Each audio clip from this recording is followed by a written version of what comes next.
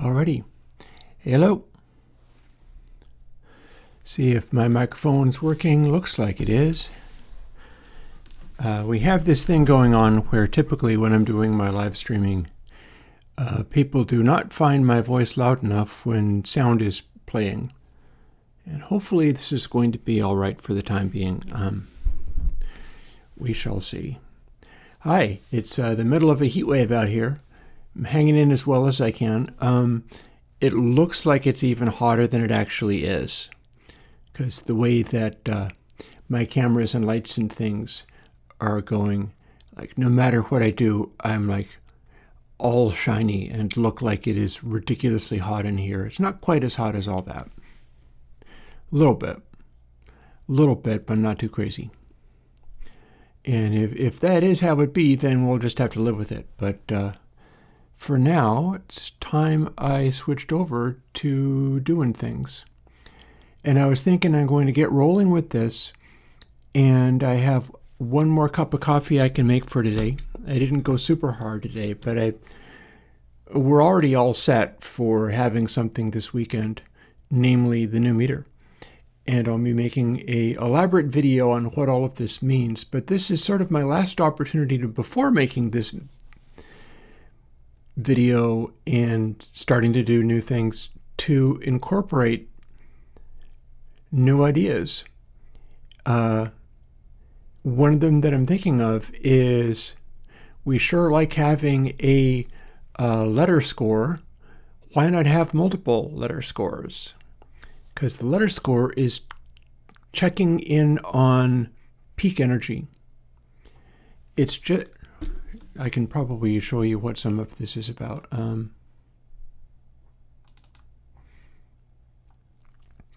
We'll fire off something typical enough, I suppose. I have not yet set, maybe I will, maybe I won't set this up to go through stream. When I set it to go through stream, it is always very loud, but I do like letting people hear it.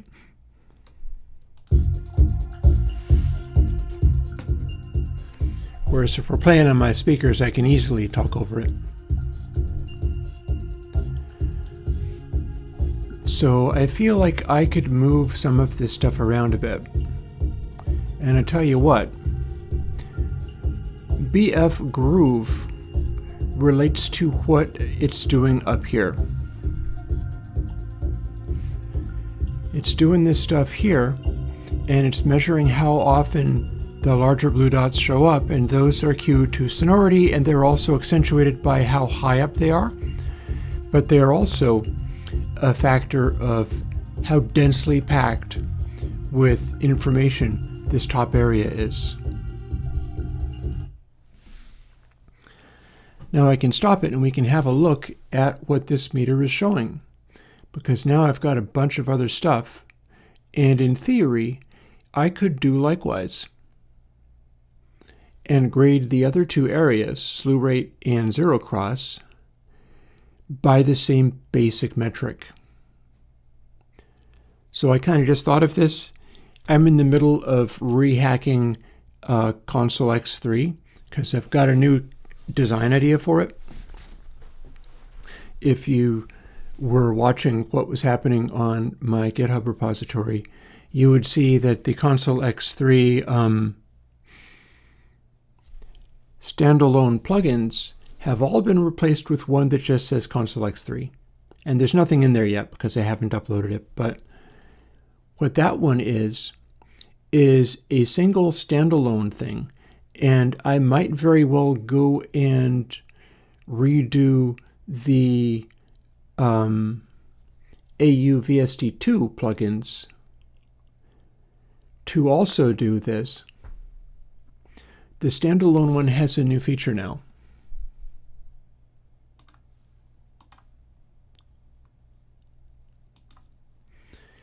See, this is it all by itself. And I'm working on thinking of some different stuff to do. And I might also redo the compressor to also be made of just sliders, but along the lines of this, where I've got a set of smaller controls for things that aren't like pan, I'm probably going to rename pan as left-right, because that's what pan is after all. But then you'll be able to see the word. I made input trim for the same reason and then put it back. So here's the thing. I can make console so that if you have it switched all the way to channel, you're doing the channel encode at the end of the plugin. I got the idea for this because every single element of it is exactly the same.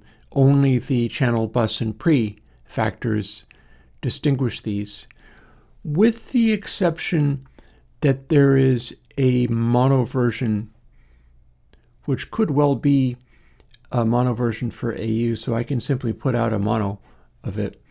But the pre version has traditionally been the mono version, and the pre version for VSTs and such is dual mono rather than linked stereo. But I mean, we don't necessarily have to care about that. So if you switch this to bus, this is now the one that you put on the bus in front of everything. Channel, bus. But where would the pre-version come from? The one that doesn't have any controls for encoding or decoding anything. That would go here.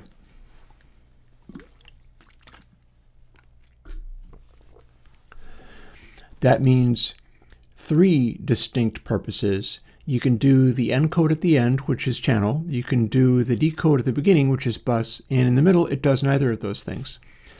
But then what happens if you go just a little bit off a full encode?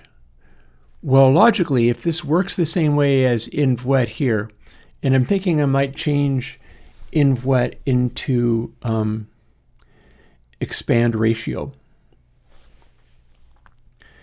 because we can have these little faders in here, and that could be a nice thing.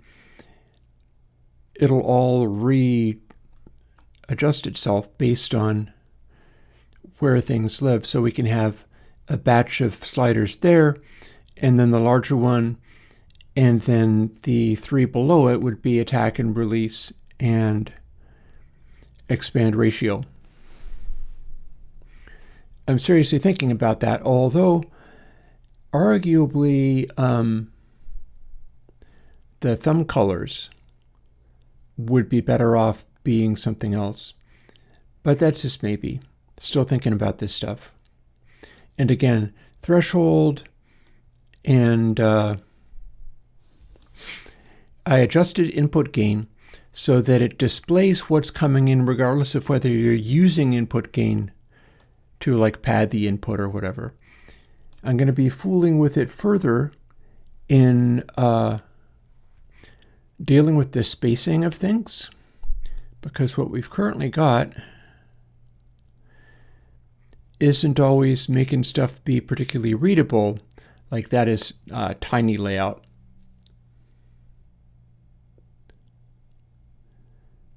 But if you're squeezing things in this way, also the smaller ones here, either you're not going to need to do as much with them, or they don't require fine detail. Like channel bus is usually going to be one extreme or the other.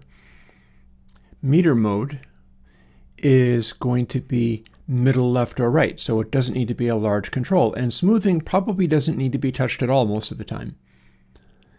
But you can make it respond more quickly, or you can make the input to controls move very slowly, like the levels of these and alterations to a bunch of different things. I think high pass and low pass also work with this smoothing, and of course the fader and the pan. And yeah, and the threshold, input gain, tape drive, and fader dots are actually lights. So it is going to be lit. It's going to be lit in 4 different places. One of the things that I tried, and I might try this again, was I had the channel bus control, also a blinking light.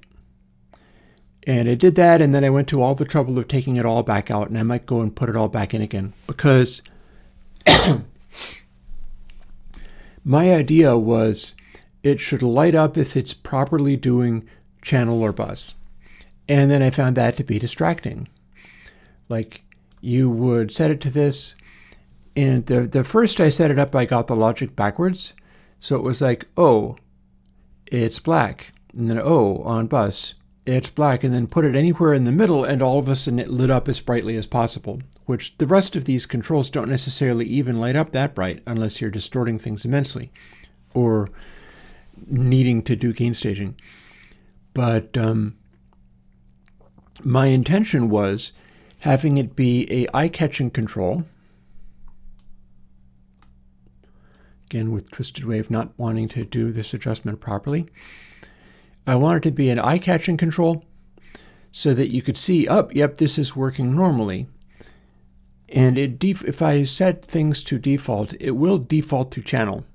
And meter mode is defaulting to peaks and so on. But then when I played sound, you see stuff engaging like tape drive not happening, compression not happening, but the input is really fairly strong. And the channel bus thing would light up real bright with whatever color you've called the LEDs to be. And I found that distracting. So what I'm thinking about is maybe I'll do it like this, where if it is set fully to channel, then it looks like this. If it's set fully to bus, and I don't have it doing this yet, it is set up like this. If you have, or maybe if it's set fully to, because I don't currently have a good way of double-clicking things and setting them to exactly 0.5. Reaper can do that sometimes. My stuff isn't, and I've been asked for it. But in these intermediate settings, like if you're doing channel or bus but you're slightly off, here's what's going to happen to the mix. If you are running a channel and everything is otherwise working normally, but then you scooch it closer to the middle where nothing is being done, what's going to happen is as it comes through the mix, it is going to peak harder and be less compressed. There will be a slight expansion added to things. Whereas if you crank it all the way to the side, it's normal, right? But then you can add a tiny bit of extra expandiness or even quite a bit. And the deal with that is it is not working properly according to channel, but it is something that somebody could understand, comprehend, and exploit. The thing to be careful about with using saturation systems and then throwing expansion in, it's similarly to this compressor I did a while back where nobody liked it because as you pushed it harder, it got more expandy and let more peak energy through. People did not respond to that the way that you would think. Instead, what happened is it would come off kind of like not being enjoyable to work with because you'd be trying to push something harder and make it go more saturated and it would fall back. If you have something on full channel and you scooch it in this direction, it'll still be basically the same thing. There'll be a little dry wet inside here, but it will step back slightly and become more dynamic, or quite a lot if you push it as hard as possible. By the same token, the bus has a countervailing effect, where if we're doing this bus processing, what that's going to do is take everything coming in and expand it to the point where there's more space in there. But what would happen if you took that and left it off? Then you would simply have a full mix done with console, so all of the individual channels are getting saturated, and then you just sum them like it was in a DAW. And what that's going to do is it will have the effect of making stuff coming forward, but also not peaking out quite as hard. And there's this sort of vaguely compressy kind of effect in its own right. So there will also be the possibility of having stuff be running on bus And if you're looking for a slightly more compressed, slightly less dynamic result, you can sneak it off of there a little bit, compensate with whatever, like if you're doing bus compression or whatever. And that will contribute to having the bus not be quite as spacious, but it's going to be a little bit more upfront. It is going to be a little bit more dynamic. And of course, you can run tape drive or whatever. This will show you your maximum level, but then you can also pull it back if the meter shows that you're clipping the final outputs and stuff. And all these things become more flexible as they go.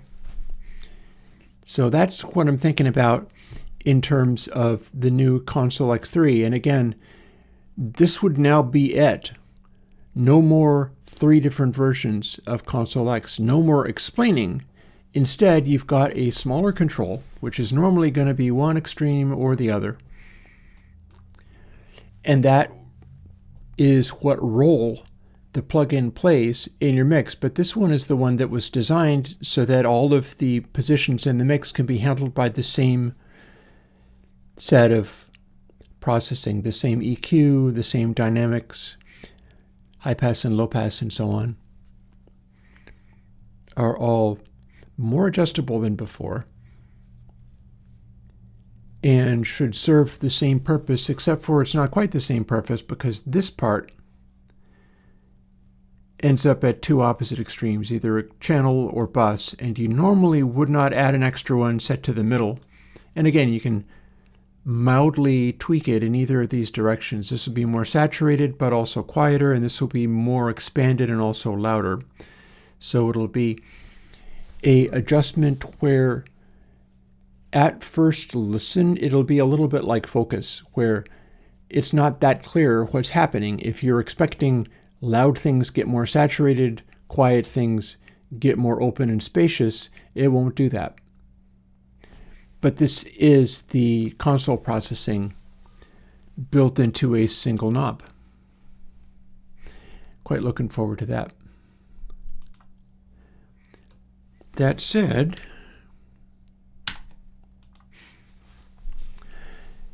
now I'm wondering what we can do with Meter, because Meter is ready to drop this weekend.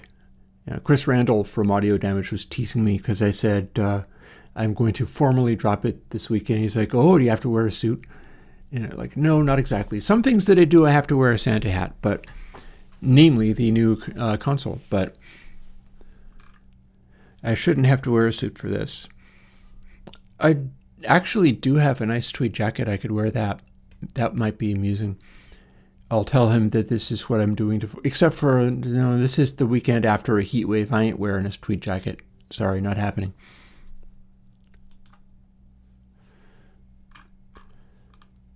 But here we have, so I can do a little cleanup on this as well. Like the first thing that comes to mind, other than I'm still thinking a little bit about how I want to run off and get my cup of coffee, the second cup of coffee for the day, is, can I, and see here, this is Airwindows UI. So a bunch of this stuff is being retained. Looks like I have peak bins. We got a bunch of, so we got peak track. So that's basically going to be what causes this stuff to work. So here's our dots. We're ending up with these various positions and the meter readings and such. Got that sorted. I'm basically happy with what that means. But then here's where stuff gets a little more complicated. And this is where we got to making a rating. And a lot of this stuff is being stored in the H file, but that's fine.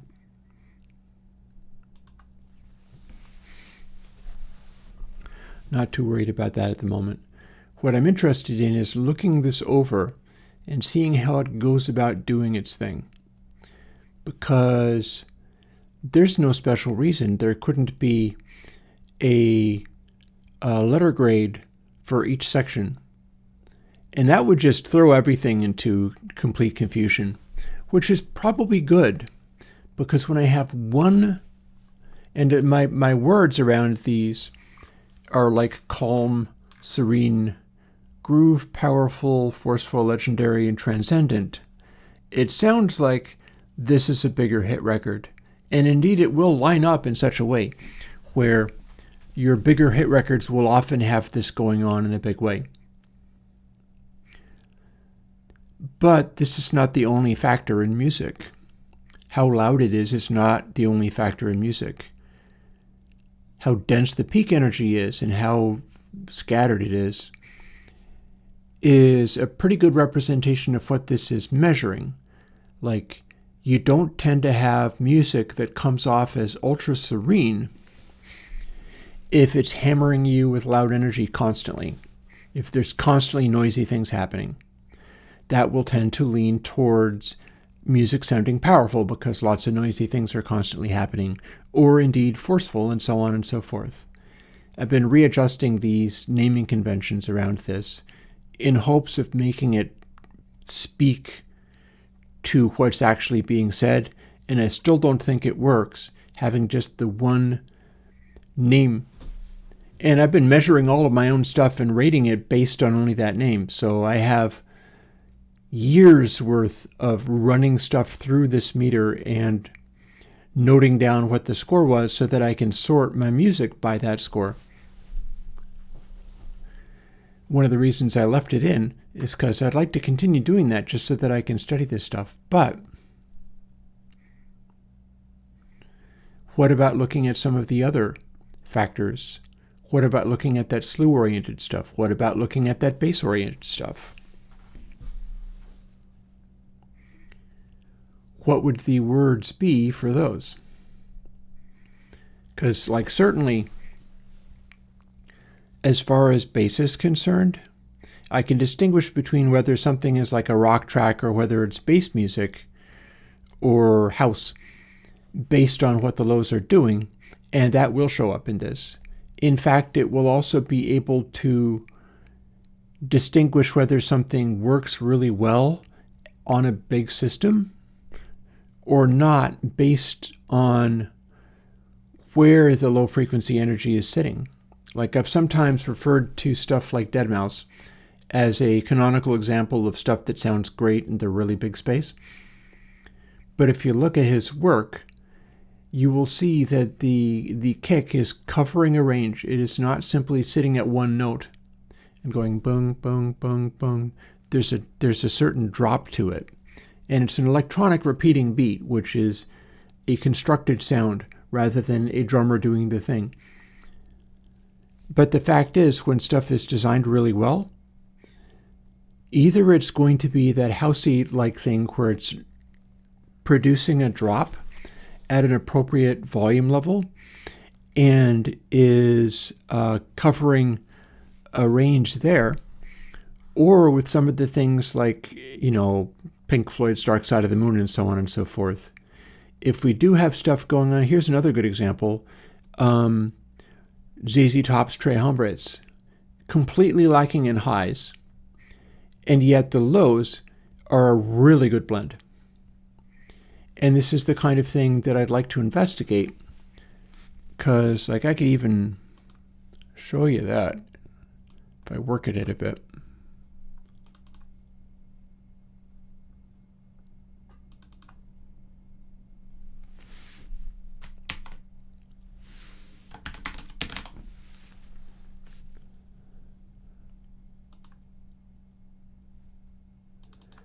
Yeah, so we have not done this one yet in videos. So it would be nice to be able to do this properly.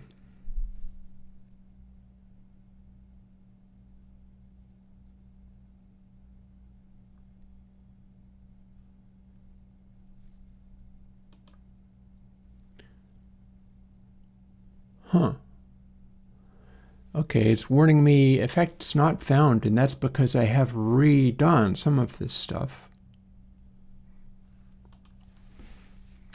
So we're going to delete that and resave it.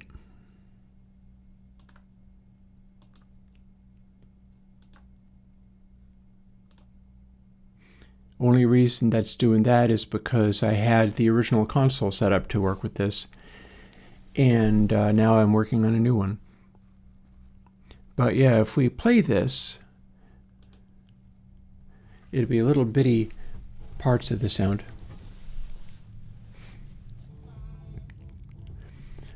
This is Lagrange up and running. As you see, ain't nothing happening in slew at all. So what I would basically be doing is, for this meter, I would be reading what was happening up here, which in this case, this would be the equivalent of quiet or serene in the peak meter, which is currently at serene because it's not making such loud noises. There's a lot of space in this track. But here's what's getting interesting. And I can probably also weight it by whether they're green or blue dots. ZZ Top in this era is filling up this space extremely well.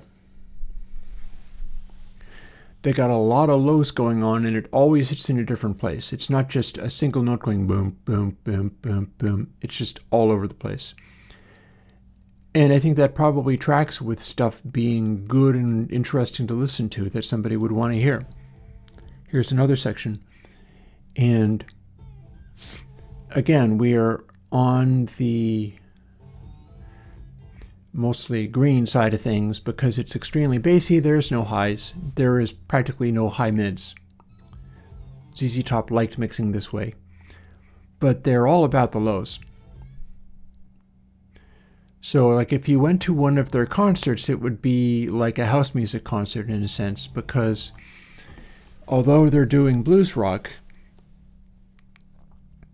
the balance of frequencies they're hitting you with is very similar to house or disco. They've got the lows really swinging around and pumping and pulsating, and that is the sound of this band. This band doesn't sound the same if it's all like tish, tish, tish, and it's like high energy 80s music. It's not like that at all. This is, I think, the band where Terry Manning mixed one of their records and sent it to be mastered. And they went, oh, hey, this is really great. Sounds sparkly and everything. It was easy to master. It did great. Congratulations. And they hadn't turned on the Dolby. This is a story that Terry told for years before he passed away. That and he would never say which one it was, but I think it's probably Deguelo. The one with like cheap sunglasses and Nationwide. And there was an album that he was involved in that was a pretty big deal, where he did the mix the way that the band wanted. Remember, the band wants this.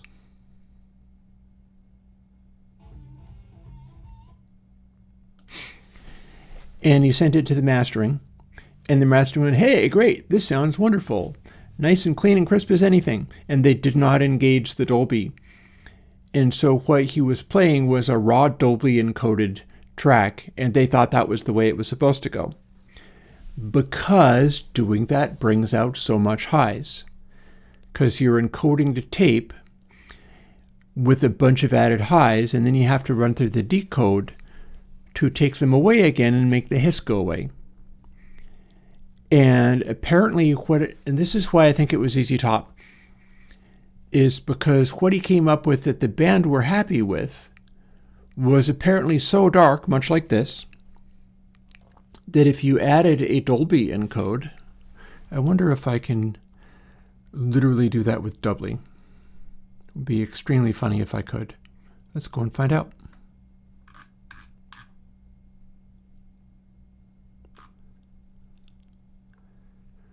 Doubly 3, probably going to be what I'm looking for.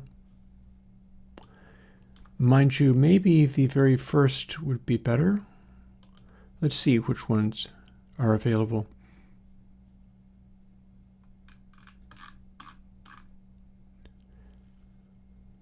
Do I have one with less parameters?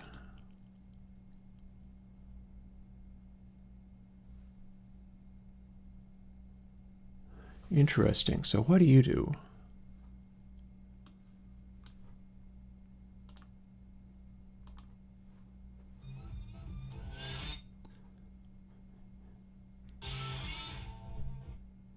Okay.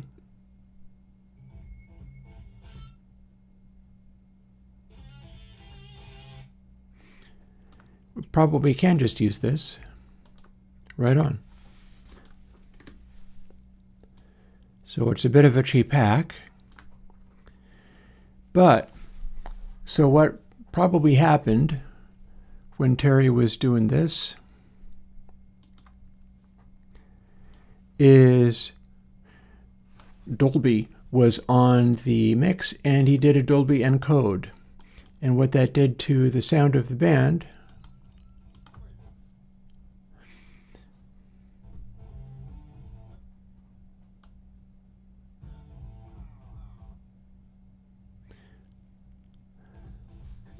boosted the high slots. And if we boost them this much, it's just kind of ridiculous. So clearly I can pull it back a hair.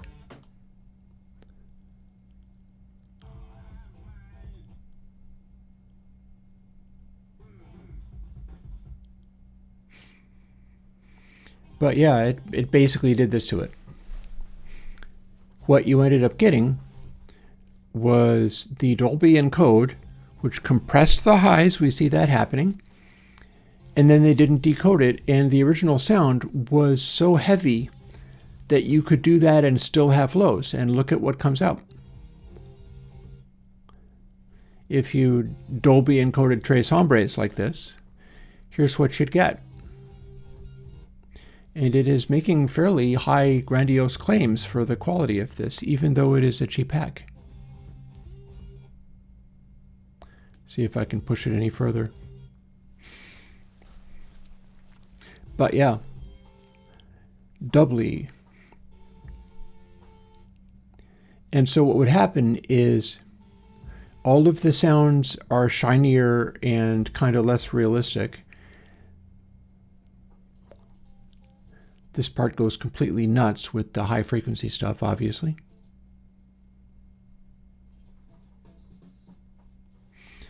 And then all the highs are really bright because it's Dolby.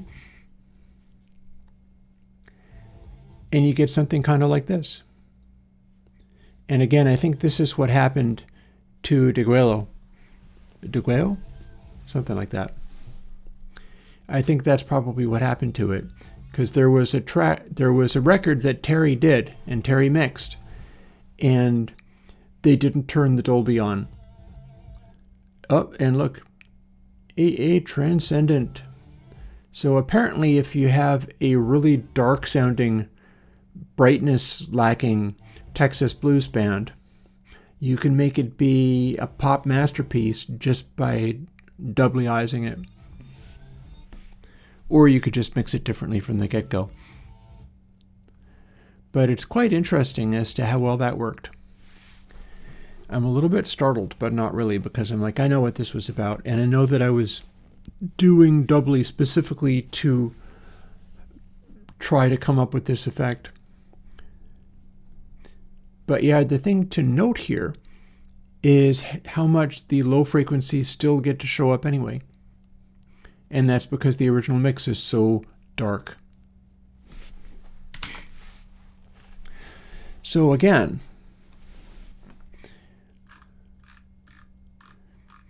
we got this stuff going on. It's probably getting on towards where I can throw on some background music, rush off, and make my cup of coffee, and then we'll just dig in really hard and see what we can make happen. But yeah, this area here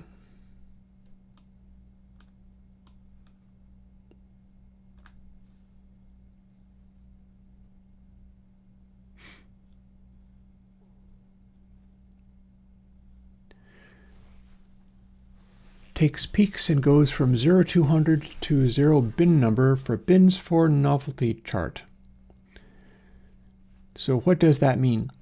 That means that this is taking all of the information coming in And it's doing this on a pixel by pixel basis as it scans across. And it is assigning this stuff to bins. I think I've got like 16 bins or whatever from bottom to top. And the idea is it wants to have more bins happening at once. I believe I also have it fallen off in a particular way. Yeah, peak track bin scale times equals fall off. So fall off 0.9438. So that is another thing that it can do. We've got a variety of things happening in here to get the peak level thing, and that is because I'm sticking to exactly the same code as I had before in order to have consistent readings. Because like what I've got here, you can see that I have taken a lot of time in going through and measuring all of this stuff. And that's what contributed to me being able to think about these things usefully and figuring out how this stuff works. And part of that is being able to produce these letters, which are a kind of peak energy variety based thing. And it really does work out in such a way that like very passive songs like Talking Heads, The Overload, really chill things like Guinevere, a bunch of Steely Dan, are on the extremely serene side of things. Funnily enough, that Marvin Gaye song is, but that's because it's also very dark. And you got some Traffic, you got some Neil Young, more Marvin Gaye. A very chill Eagles track. And then as the energy starts to ramp up, we start to see really mellow Genesis, more Steely Dan, more mellow Talking Heads. Green Shirt is actually not all that mellow, but it's incredibly quiet. So as far as a loud song battering down the doors, Green Shirt is like the opposite of that. It's very spacious, it's very empty sounding. And yeah, we kind of keep going on. The medium area, this is why I always say that the biggest hits and these spots here have to do with chart positions. So as you can see, the C area of not too loud and overwhelming, that has pop hit written all over it because it's not too exhausting. You got stuff like I Keep Forgetting, and it's not tiring to listen to. It's sort of open and comforting feeling.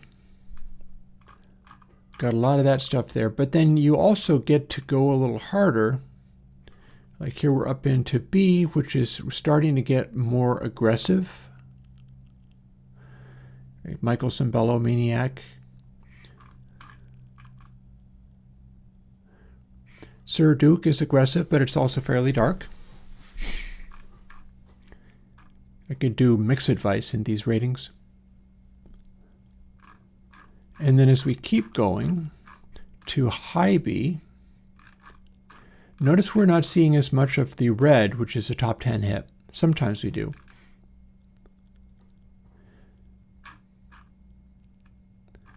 And then sometimes we are getting a bunch of top 10 hit there because BA is about as intense as you can get in terms of sound density for still having people want to put it in heavy rotation. And then we go right up to the very top. Beatles hit this AC at the very end when everything is going nuts. 4-note double vision is very busy and intense with things. I think the voice is carrying a lot of that rating. Big Time, I Was Made to Love Her, Come Sail Away. A lot happening in these tracks. And that's where this stuff kind of comes from. Here's a Beatles track, here's a Creedence track, here's Culture Club. And yeah, you can, it doesn't have to be like a rock vocalist belting away or whatever. You might have like a harmonica break or something. Culture Club has harmonica in this track. Just a bunch of stuff pops up, and it's what ends up happening with it. But this is only one reading. This is only one part of things, where I've now got 2 more meters, which I can use the same basic mechanic here, and indeed even fit that into, I can just make another, I'll do a slow track and I'll do a bass track, and we'll do that stuff with it. Hey, Peak Ted. Well, hi right back at you. And honestly, I think what I'm going to do right at the moment is a different thing. Why don't I put on something I don't usually put on? It's a 5-minute track, so we can leave this playing. I'm going to go and make my final cup of coffee for the day. It's not quite noon, so it's an appropriate time for me to do that. And we'll get back and start experimenting in the way that I've been describing. And since this is a thing where I can have it playing on stream, oh wait, let me stop for a moment and change the audio so that I can pipe this to stream. And then let's run my little program called Audio Hijack.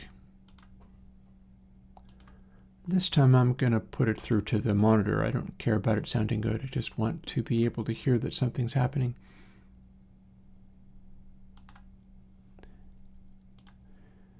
And now I'll have a little glimpse of what's going on. And I'm going to go off and make a cup of coffee for myself. We'll get back and we'll start doing this experimenting, because this plugin comes out this weekend.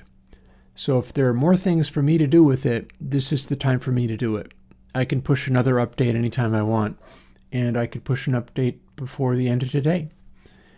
And we'll see whether that leads anywhere. This track is called Rubber Thorn, and it's just a sort of weird synthesis jam thing that I did back in the day. And it'll hold the fort for me until I am back to resume coding.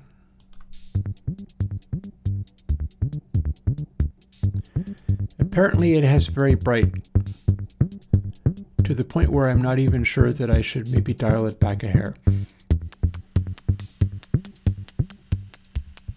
I don't know, you tell me, is this the best sounding bright that you could ever have? Oh, yeah, go ahead and prepare pizza.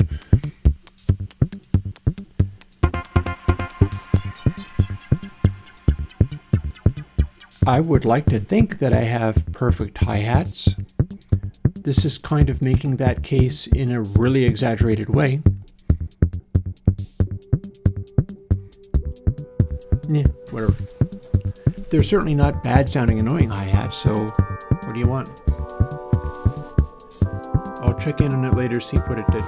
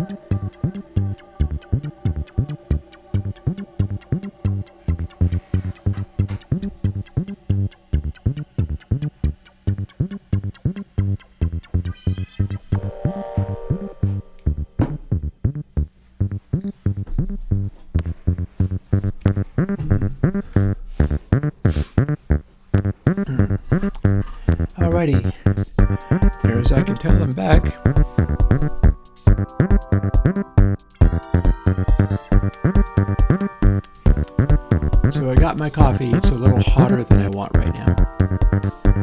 And here's the thing. In fooling with this, I think this is a real good sort of demo track to show me what I'm trying to do with all this. Because this is an okay song, but I wouldn't call it the grandest of great hits in terms of high frequency stuff. But it does sure have that glittery thing going on. And we've got that business in the very beginning where it goes completely bonkers. So let's talk our way through what some of this stuff might be about.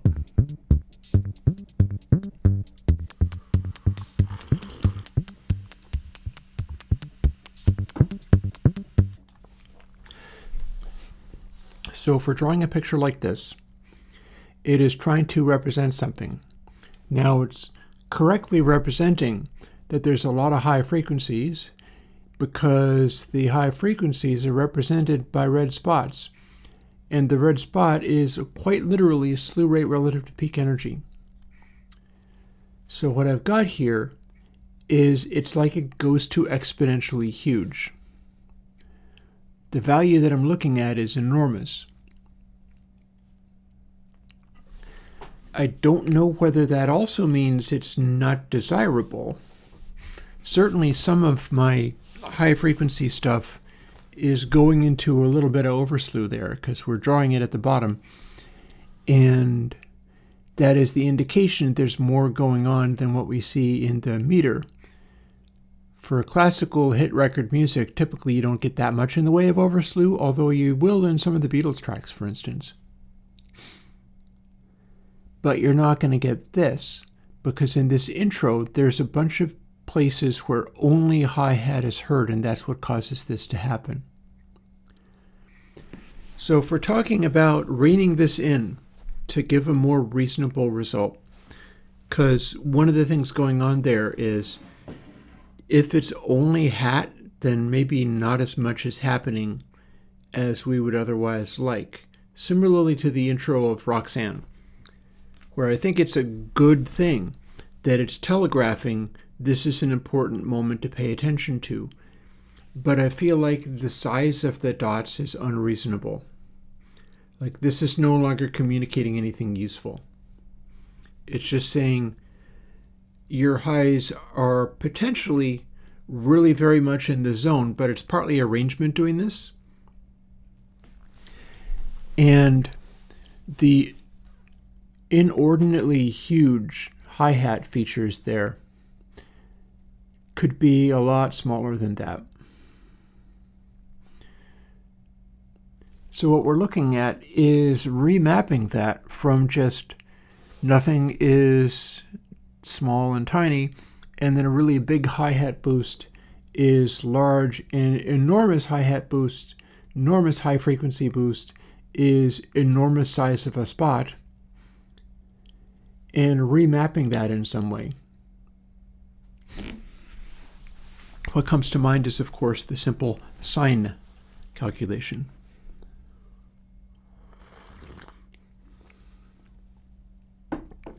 We're looking at, and there are other things that you could do, like for instance, you could take a square root, at which point the enormous sizes end up not being quite as enormous. I know, right? You don't have to put on the red dot. Those days are over. You don't have to sell your slew rate to the night.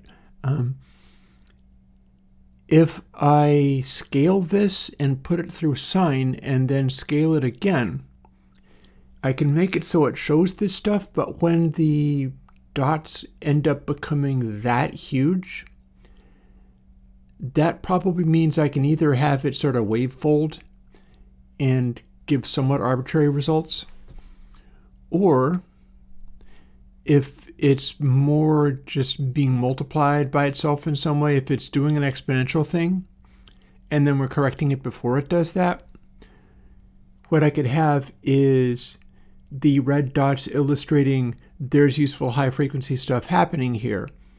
at all the various levels that it's happening. You see some of it is way high up, and then some of it is right down towards the noise floor, like very little happening at all, and yet you're still getting large dots. And that's because it's contrasted against how much energy is happening. I don't know what this is going to do with regard to the way that surface noise tends to peak out this meter. Nor is that necessarily a bad thing. It might be fine. Like if we make it delete the surface noise, then burial music will cease to light up on it. And burial music should light up on this meter because it's the kind of sound that captures people's ear. The fact that it's vinyl surface noise, which is normally considered undesirable, doesn't change that it works in this context. And yeah, the hats, what I'm looking to check is that the hats were indeed unpleasantly loud. They were very loud. I can boot back over to the normal speakers.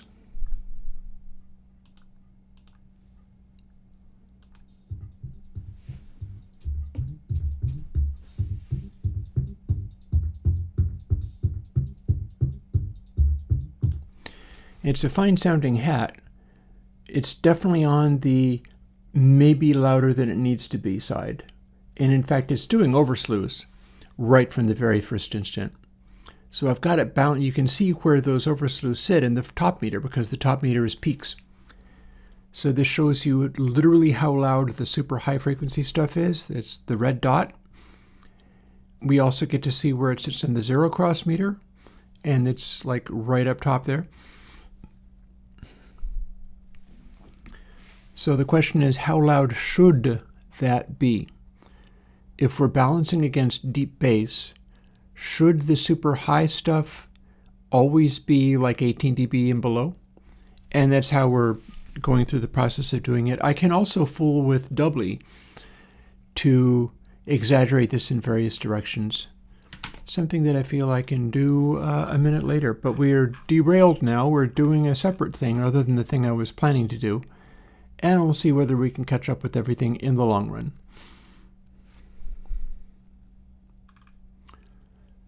For now, we've got this is going on.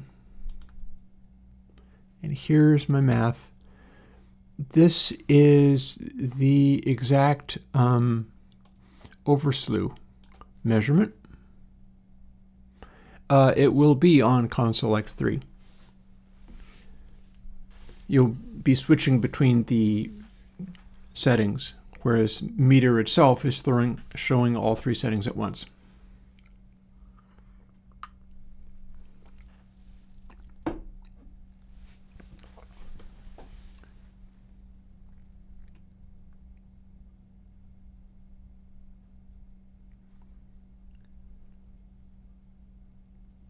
And here's our slews meter, and across here's where the position is. That stuff not getting altered in any way. This, on the other hand, here's where things start getting a little more interesting.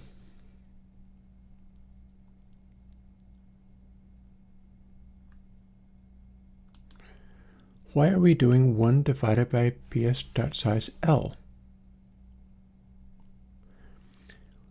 This is the width. Yeah, so ps.size L, A.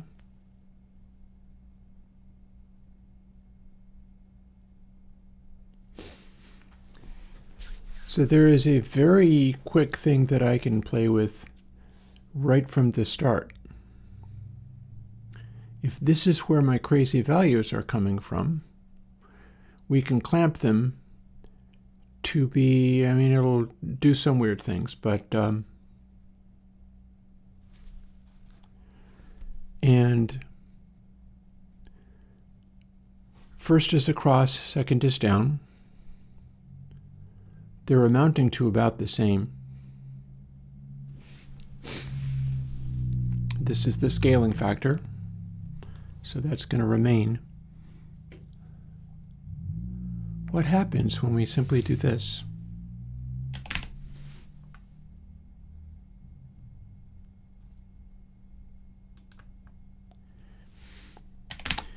We simply take a sign of that. Now it can't become an impossibly large number again. And we could start it at a smaller proportion if we want, but that will go. This is going to immediately make it not able to produce large results. At least that is my assumption. So let's find out. That is the left. This is the right. Sine.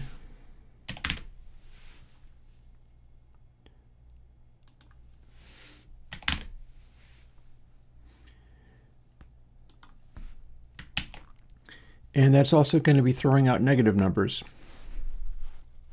unless I throw even more parentheses on all of these, which is something I could indeed do.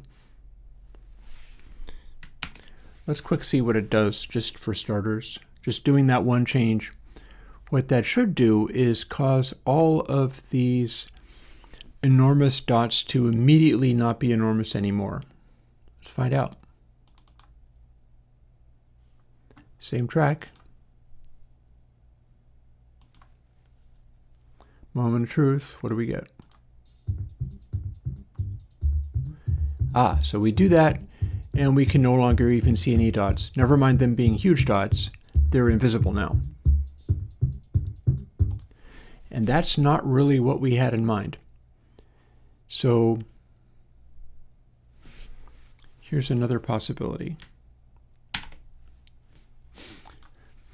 So that all happened when we applied sine to this.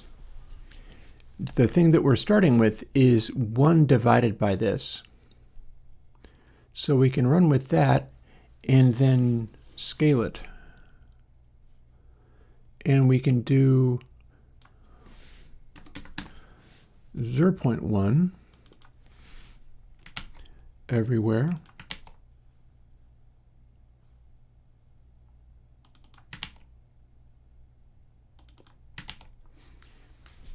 And then it's going to go into the sine much less aggressively, although dot size r will still be able to make it become enormous, like it's going way over 10.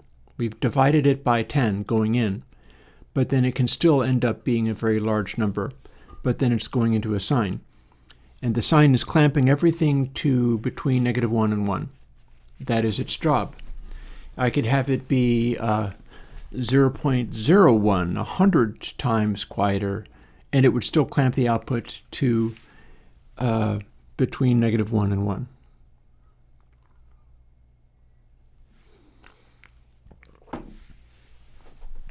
So the next thing to try is throwing more parentheses at things.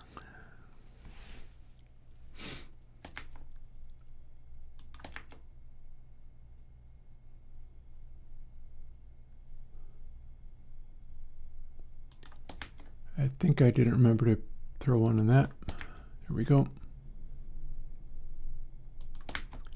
Throwing more parentheses. Some of this I could calculate in advance because I'm reusing it and it is a transcendental function. So arguably it's costly to calculate. The question is, how much is it going to cost to calculate all of this? I'm also curious as to what I would get if I was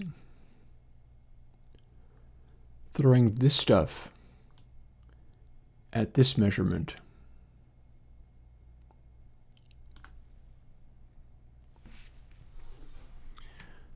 Might as well find out, because if all of that works, we can literally do all that calculation, come up with a result, and then use that result. So plus 1, 2, 1, 0 parens.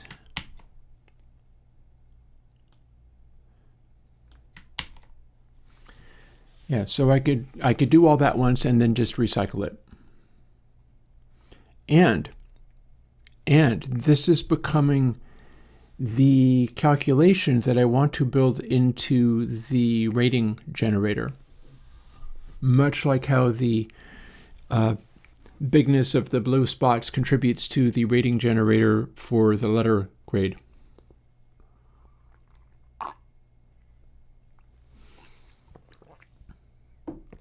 So I'm looking for two things. One of the things I'm looking for is calculating out how to make these spots work appropriately so that they highlight the stuff that I'm trying to highlight but don't go too far.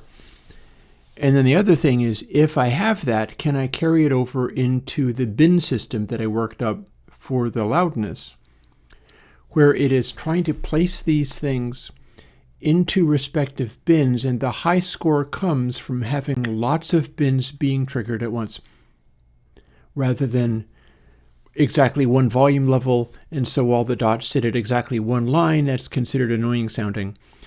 And really what you want is everything happening kind of all at once, like all the sound everywhere all the time. And that goes for the slew, and that goes for the bass tracking as well. It's just a matter of how I go about doing it.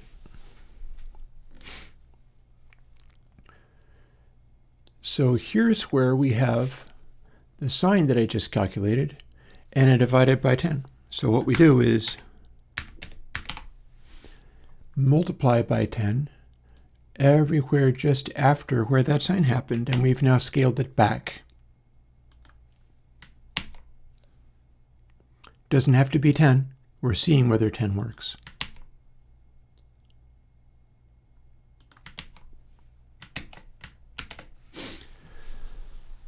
So if I do that, I should have large dots again. At least I think it is likely that's what I've got. If not, something else happened.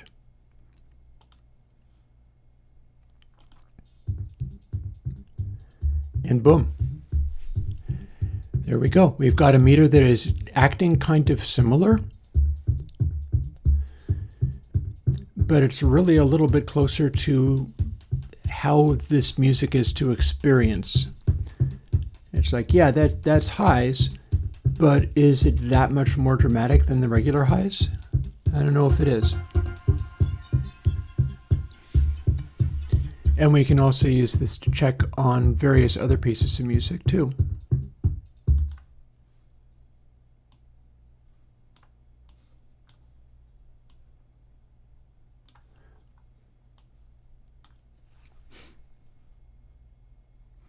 But I have to do the music killing audio thing.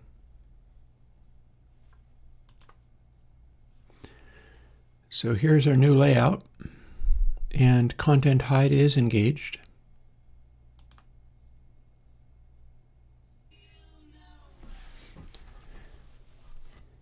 And here's what Beatles look like around the Rubber Soul era. And this is, in my best estimation, what you're looking at when you're going, do I have a musical intro that grabs people's attention and makes them listen to the radio? Is you got this. You got them singing in chorus, and it's producing this sound. And part of that is the way that the sound is being handled. Not everything will do this.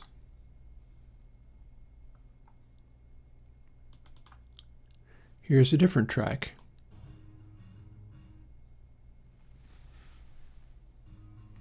Little Beastie Boys here.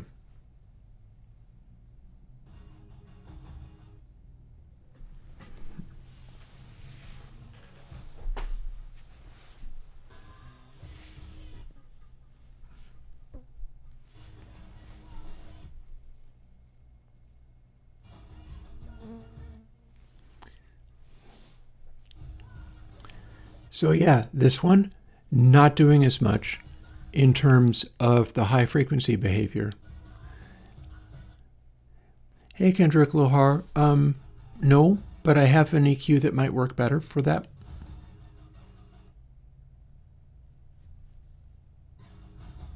I mean, you know I don't do that, right?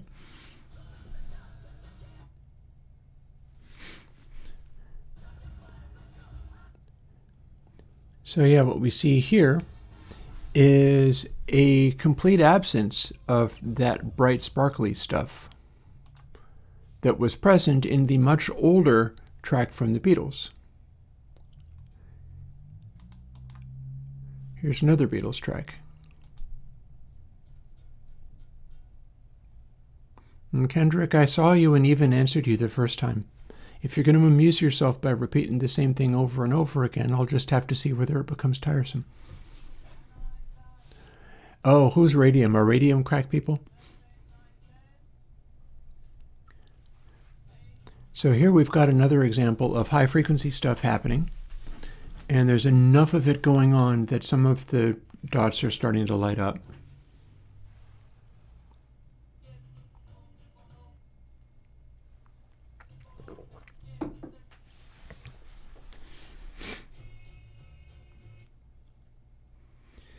I'll almost certainly make a variable for this purpose and use it to try to set this stuff up.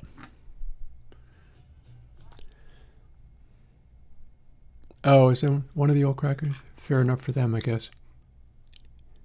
Ooh, I was mentioning the Foreigner track.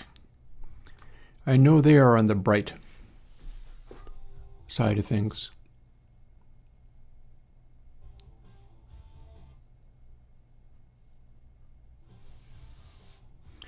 Yeah, I like doing different kinds of filters anywho, so.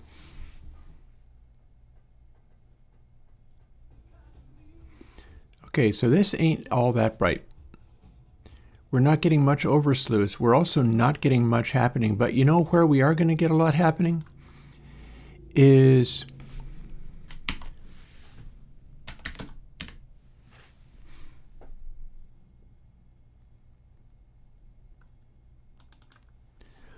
Wham, with George Michael, liked to use that technique of using Dolby encode, or Dolby encode.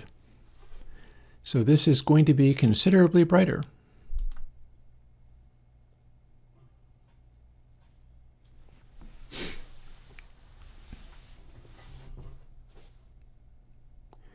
And sure enough, there is a first extremely bright spot, even though this is a vinyl record. And here's some more. Yeah, so the singing is causing that to happen.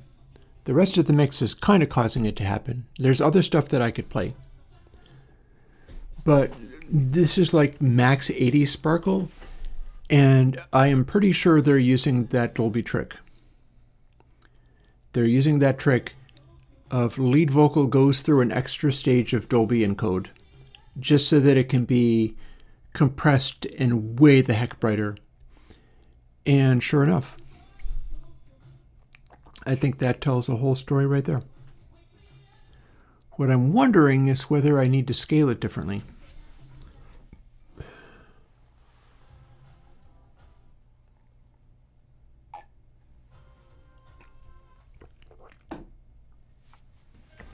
I do not have a plugin along the lines of Purist Game, but only for side channel volume. Ooh, look at there. Yeah, this is a lovely example of that thing I was talking about. I do wonder whether I could scale it relative to making those maximum dots be bigger.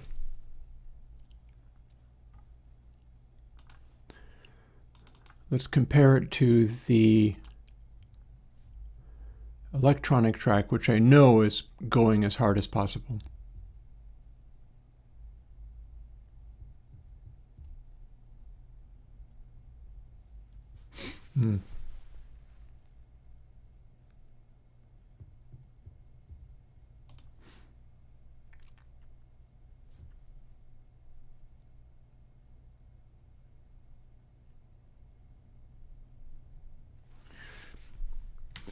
So let's talk scaling. How is the scaling on this working?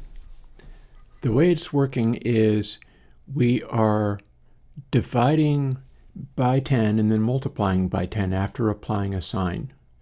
That's putting a limit on how big the dots end up able to scale.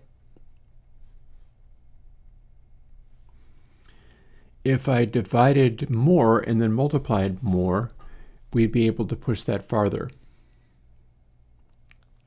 By the same token, if I divide less and then multiply less, then everything gets clamped to a small size more effectively. And what I'm now wondering is what would happen if I did something like that. So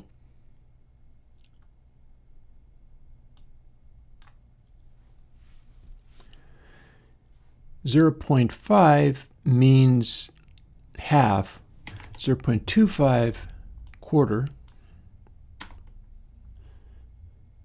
0.25 then times 4. What that's going to do is that's going to cause the really bright stuff to wrap around towards being muted again. And I want to see what that does. I want to see in these various things that I'm trying, the two examples I've discovered where I know one of them is supposed to be glittery as all hell, and then the other one is an electronic track where arguably there's too much highs on it. Because I know that stuff tracked from vinyl records was not creating dots the size of the world, whereas that track, without this adjustment, was creating dots the size of the whole world. Also, I do have the Police to refer to here as well, because I know that the beginning of Roxanne makes the meter light up like crazy. And I'm going to want that stuff to rate more than my random electronic track. So here's our revision, with everything else left the same.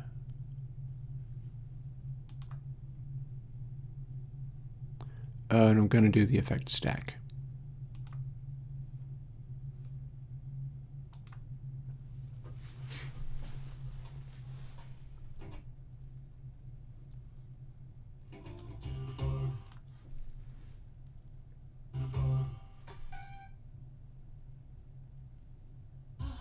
Oh, Kendrick, I make plenty of EQs. You can have EQs for me.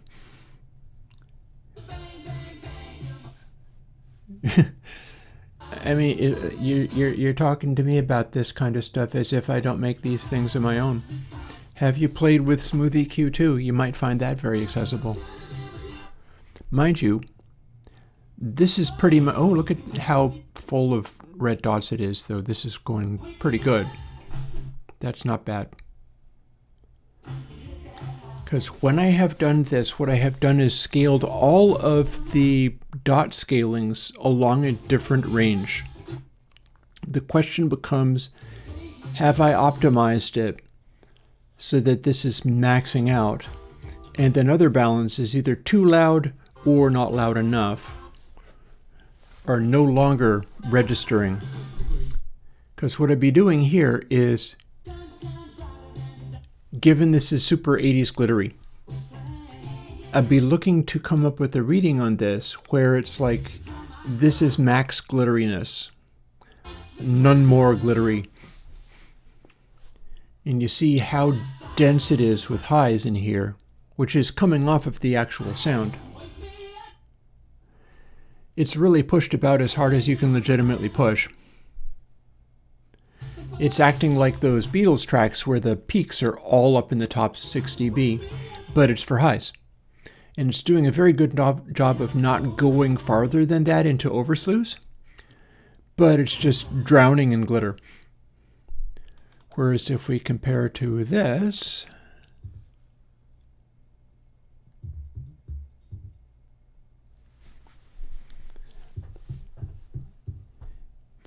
that's pretty legit, I would say.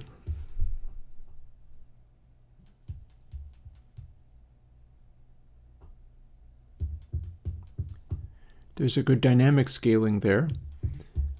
And I'm going to want it to show large dots here simply because there is a lot of bright going on. In fact, you can see it in the overslews.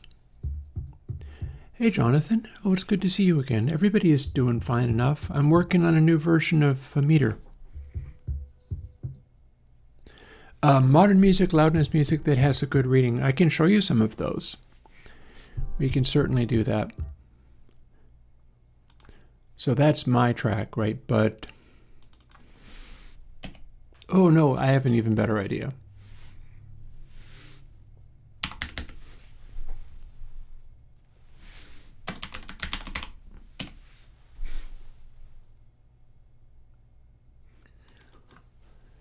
So this got a double A rating, partly because it's one of the older tracks. It is not quite as loudinated as their later stuff. And one of the letter rating currently, and this is something I'm actively working on, only talks about loudness and denseness. And that's really what this music is all about. So it's going to go as hard as it can. It's really well engineered for, and there's a reason that the Foo Fighters have become a big deal. But you'll see that it immediately blows into the top area and stays there.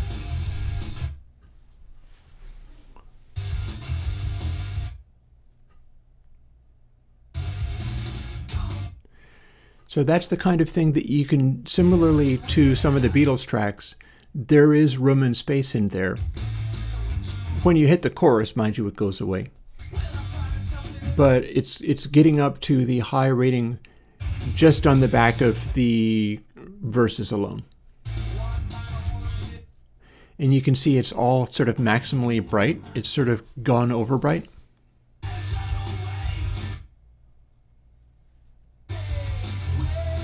And our dots here are pushing a little hard. Here's our chorus. Here's where they could have done with dialing it back a bit.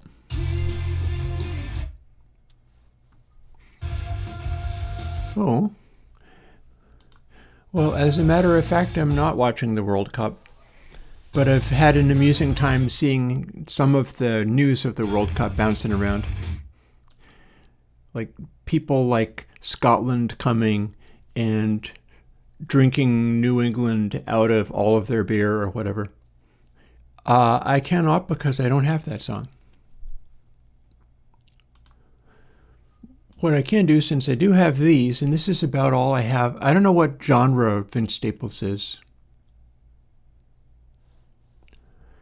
I don't think I have anything from many either. But let's see, I can... Yeah, so this is interesting. Here is a track I really enjoy, but the loudness is pushed on it very hard. So Everlong is a neat Foo Fighters track. I own a bunch of Foo Fighters CDs, so I have partly because I enjoy the music and partly because I wanted to study what they were doing. Oh, modern hip hop, fair enough. Yeah, I've got a little bit of Beasties, and that's about it, hip hop wise. But yeah, this is Everlong. This is what you're going to get with modern loudinated stuff. My whole thing is that you should dial that back. So you don't get to see what the mix is when it's just been smashed flat. And you don't honestly get that much in the way of added volume. Like you hear kind of how loud this is.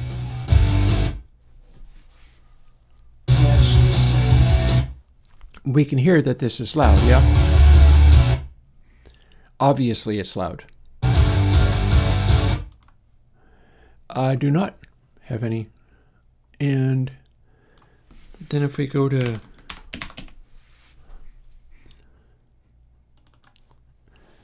Beatles, which is not loudinated.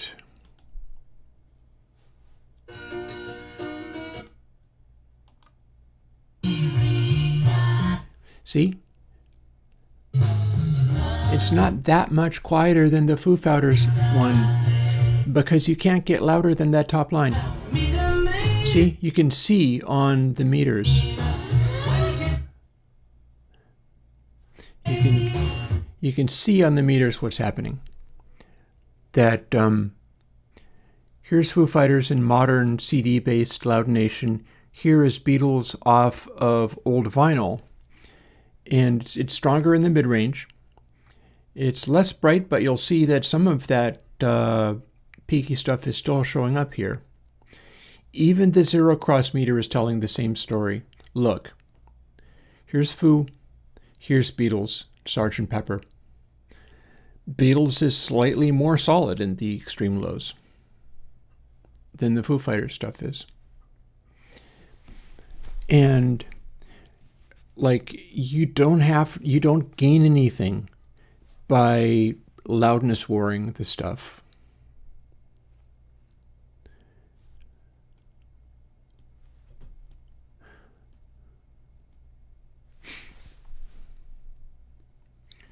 So one of the things I was in the middle of doing before being slightly derailed off at that was I was checking some of these things to see which ones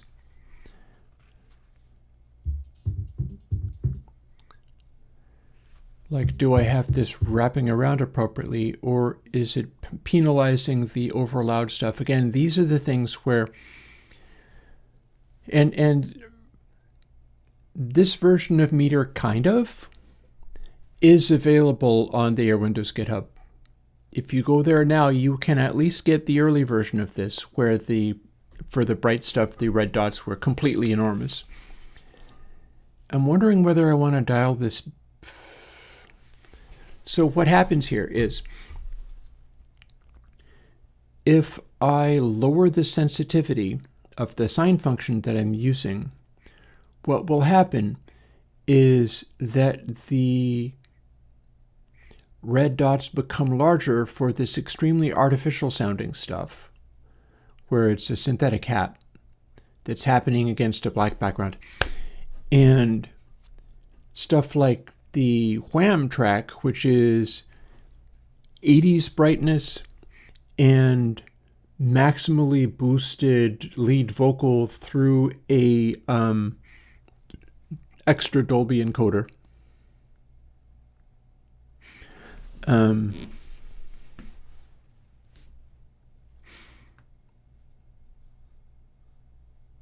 Yeah, so that's what I'm wondering. And we can fool around with that while thinking about the other things. Bear in, like,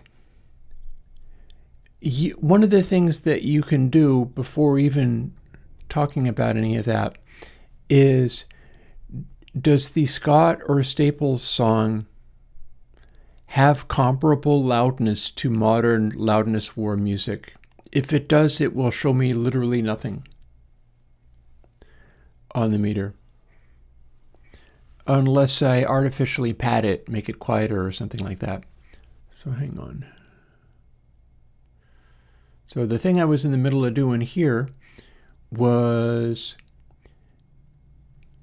I tried it with a factor of 10, and I tried it with something considerably less. This is tending to make the big dots on Rubber Thorn be all the more, they're wrapping around and becoming small again. I've got some REM. I've got the darker album that Driver 8 is on, if that helps. I don't know. Let's quickly try this. 1, 2, 5, and 8. 1, 2, 5, and 8. And where's the other one? Here we go.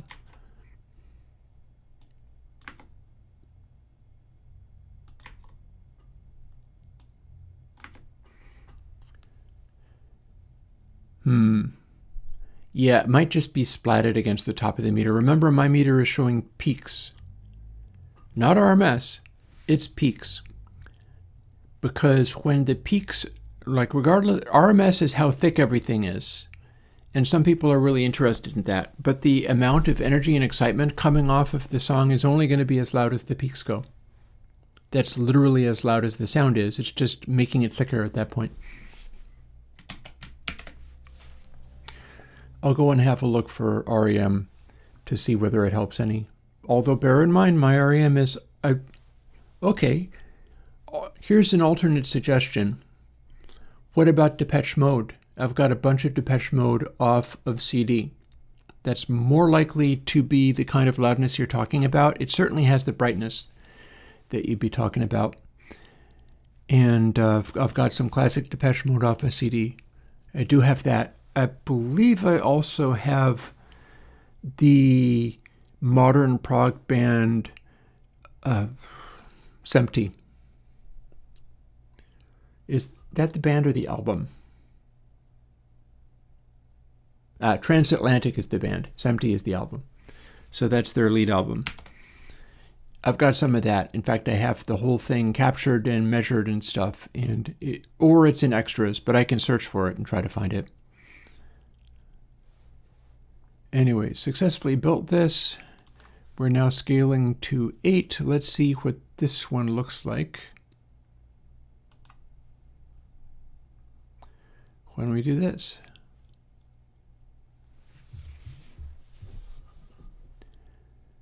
Maybe that's a little closer to how it should be.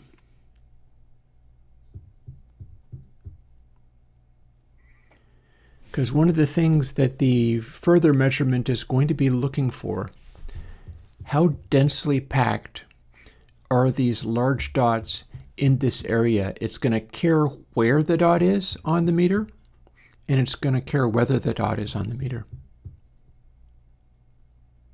Oh, I will play that for you in a moment as soon as I do a little more dialing this in, maybe.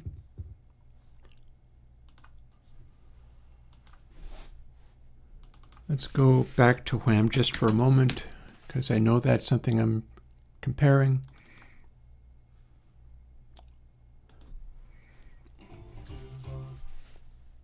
I know on this one the highs are just maximum glossy, but I'm also going to play It's All Too Much by the Beatles for you, but also because it's a good example of this kind of thing.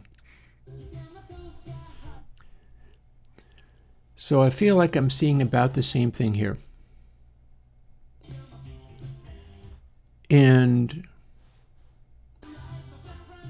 it's maximizing that part. So what's going on? Like, look at what you see on the screen here. I'm pretty sure what I'm seeing is that the spots down here that weren't there before, but now are a little bit larger, and everything is a little bit larger here. This is part of the overslew. Actually, no, it's part of the zero. That doesn't. But it's also part of extremely intense high frequency information down at this level. And I'm pretty sure that's the part that could wrap. And when I had it at ×4 rather than ×8, which this is, it went a little farther in terms of muting this stuff while allowing these ones to be more exaggerated. And what that tells me is maybe I have an adjustment to make that we can start playing with the old golden ratio again. Because if I multiply by 6.18, that's between 8 and 4. So it's going to be 1 divided by 6.18.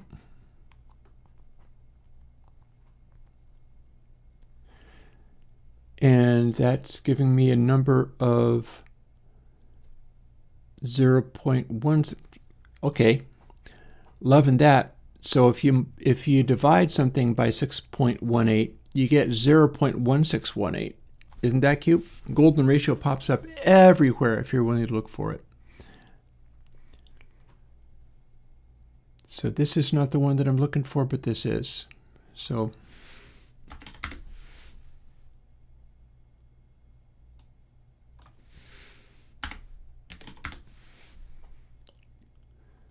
I think that's adorable that the number keeps popping up.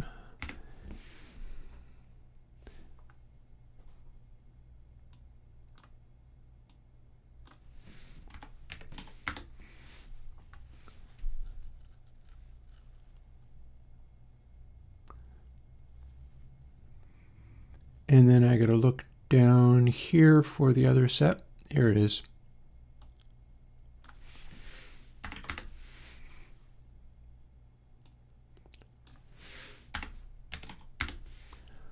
6.18, and then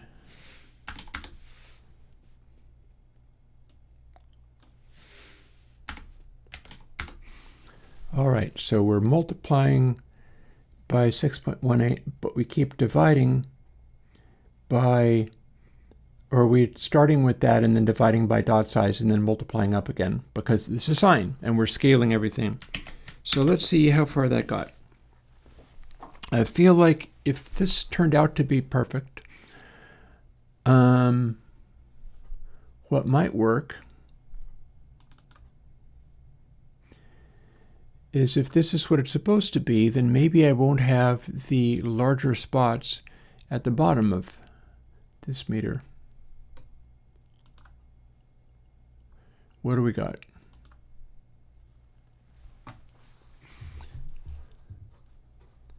Okay, so I like some things about this. The way this is now scaling, it is actually throwing dots that tell the story of glittery stuff is happening, but the ones down here aren't actually scaling up to where they go beyond this line between the 2 meters. I like that part. It's arguably a little bit accidental, but no matter. Back over to the WHAM. And that's going to start firing up vocals all the time.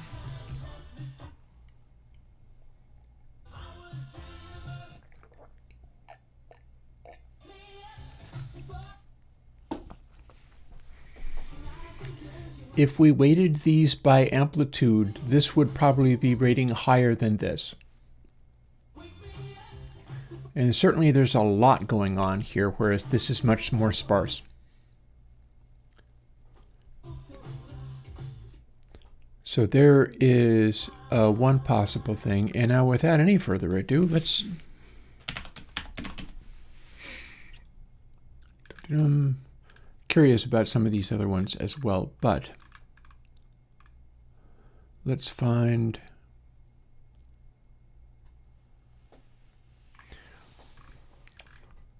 There we go. No, open it. There we go.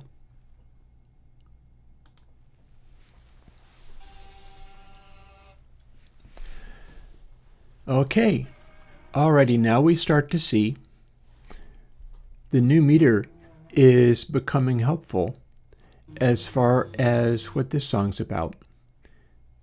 Because it threw a lot of loud, it's hitting a high score for that. But what we'll see is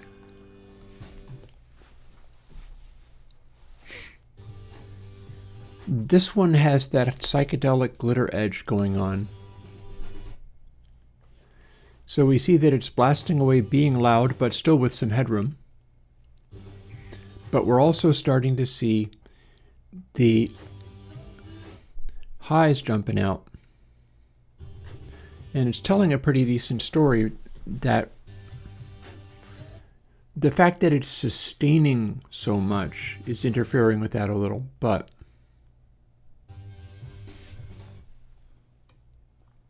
here, let me scooch this out of the way of the chat so I can see what people are saying.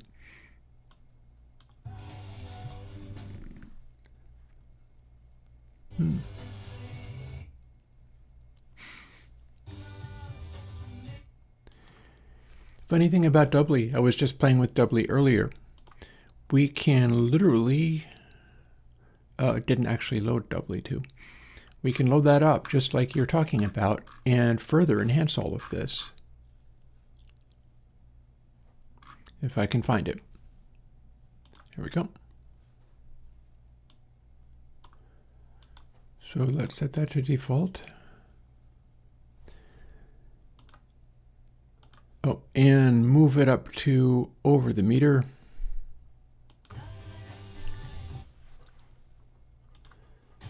So in default, we're not actually doing all that much, but we do get to pull back.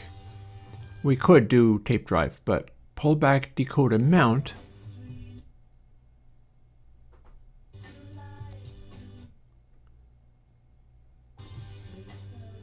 Next thing you know,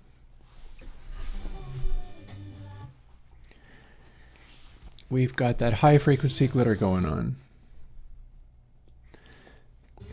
So if we were measuring the red dots for glitter quality, this would immediately make that score even higher than it already did.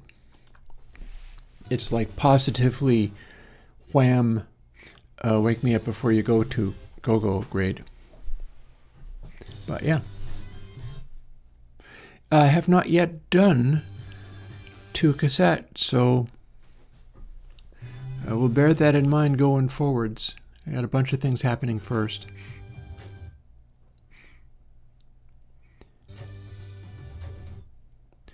I think what is stepping on the highs for this track is, first of all, the age of the record, and the fact that they haven't really technically got as far as they would later. Like, I'm hearing the compression on their drums and things, but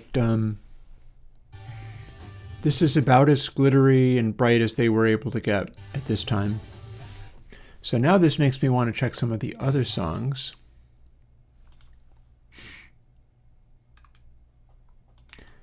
Here's one off a Revolver. Ha. Ha. Immediately. Thought so. So Revolver goes hard as far as having high frequency information just right up and in your face. Revolver is very saturated and compressed. It has a lot of slam. I guess the answer to that would be yes.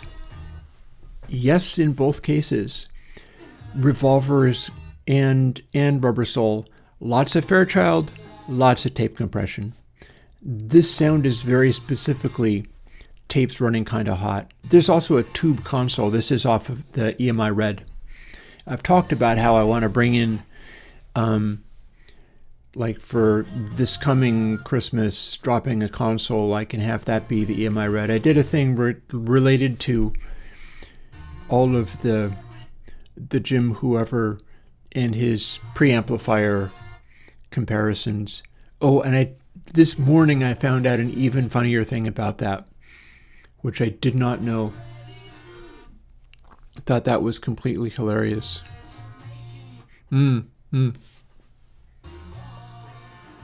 Yeah.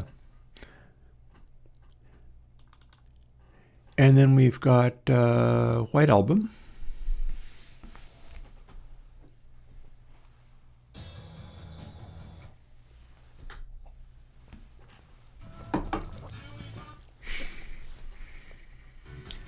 Another really good example.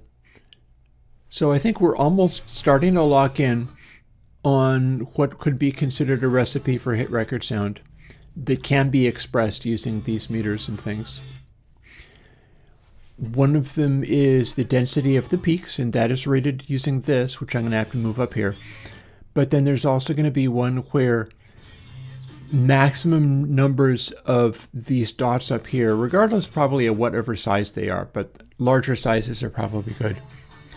You should be able to hit a high score with this as well.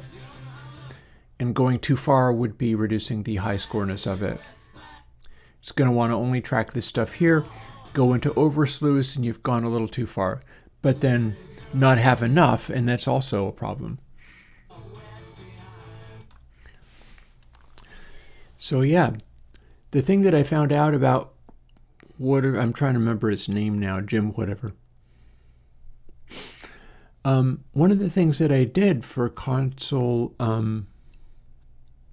X3 is it's using Dynamics 3, and Dynamics 3 is the compressor where I started bringing in variable ratio vibe. So that's out. You have Dynamics 3 now. I'll show you how to use it, but I can't show you it on this because we don't get to listen to it. Meanwhile, the thing that I was talking about with Jim there, also, why did I close that? I don't want to close that. I want that to continue to be open so that I can refer to things. There we go.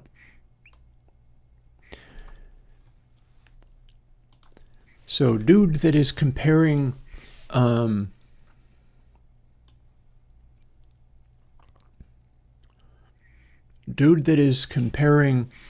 Focusrite Scarlett with classic Neve, which is really the Ocean Way brand of Neve, and that is a brand of Neve which is not using transformer balancing on the output like the 1073 did. Instead, it is using electronic balancing, which is going to make it lean more towards DAW-like cleanness. I know, right? So we already know that Jim there, anybody wants to remind me of his last name, I would appreciate it, because I feel excessively scornful not saying his last name, but I've forgotten it. Jim shooting things out against this Neve that is a much more recent Neve with electronically balanced outputs is one thing. Turns out, and I didn't watch his video, so I missed this part, he hacked into the Focusrite so that he could run the output from just only the preamp into like Apollo converters so that it would be on an even footing with the Neve that he had. Jim Lowe, thank you. Thank you, because I want to remember his name. I'm like, man, I'm being even more scornful than I normally feel because I'm just being so salty at this guy. I've done things like that. I've hacked into gear that I owned in order to try to get better sound quality out of it. You can go into a Focusrite Scarlett or whatever. If you know where to look, if you know how to do it, you can tap into that circuit and take the output of just the preamplifier and go into like really, like for me it would be Lavery, but for him apparently it was Apollos. And he was running the Apollos for comparing both the Focusrite pre and also the not actually 1073 Neve pre. He's just upgraded the Focusrite drastically. I don't know exactly what it costs to get a set of Apollo pre's like he was using, which he is using for the purpose of having it be fair, I guess. But people aren't going to be experiencing just only the really perfectly decent and fine and okay pre in the Focusrite into Apollo converters. That's not how people are normally going to be using the Focusrite Scarlett. They're going to be using it with its built-in converters, which are also fine. They're also fine. There's nothing so wrong with this relatively modern Focusrite. They got perfectly okay. Oh no. Okay. I'm getting real salty at Jim Little now. Unless you mean JJ Blair. Because I'm guessing JJ Blair, I think that's an older fellow, closer to my age if I'm not mistaken, so he would know perfectly well about the Beatles. But if Jim Lill, oh dear, Giles Martin remixes? Seriously? Yeah, no, I will get you the Beatles sound. For those of you who want it, I will get you the Beatles sound. And I'll do it by making a console RD. And that's going to be not Rainbow Dash, but EMI Red. And it's going to be doing some of my console stuff and then doing a lot more in the way of the compressors act all like very mu, and there's a bunch of saturation and everything runs into like longhand for overdrive. I met Jim Lowe. Yeah. Okay, I respect him a little bit less if he's taking Giles Martin things seriously. Meantime, just for fun, let's take a moment and see what Skrillex does on the Nimeter.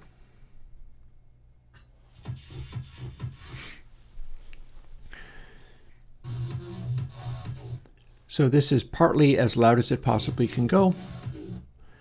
I don't think this is a bassy section, so we're not seeing any bass there. And then here is the guts of the song where there's lows happening. So we're maximally cranked here. Our highs are so cranked that nothing's registering at all. So this would be like too much highs and loud. Funnily enough, we technically still have W2 here hanging around being available. And if we don't do any tape drive, it should pass through, meaning that we get to pad it. Let's find out.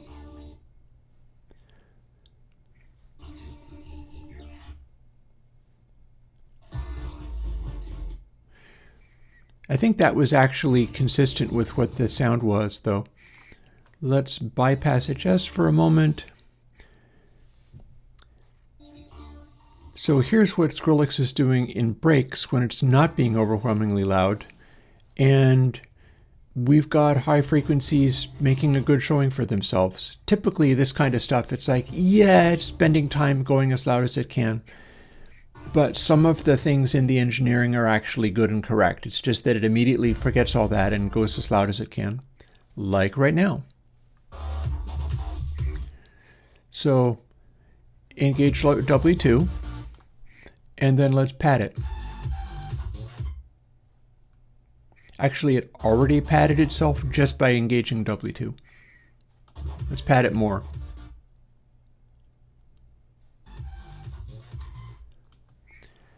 So if you're playing it much quieter, this is the range of high frequency stuff you'd have going.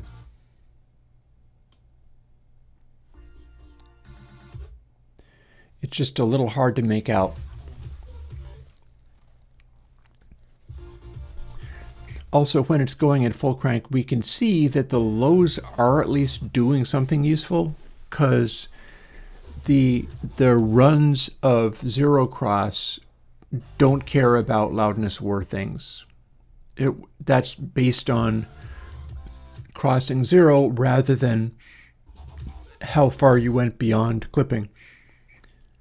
But yeah, this is a picture of a very heavily padded Skrillex. And here's what the highs are doing. So most of your variety in this music is coming from variations in the highs. They're all far louder than you need them to be, as is everything else. But it's kind of like that's what you get, is we've got some variety happening. And then here's our medium part. This would be not unbearably clipped. Bring it up a hair.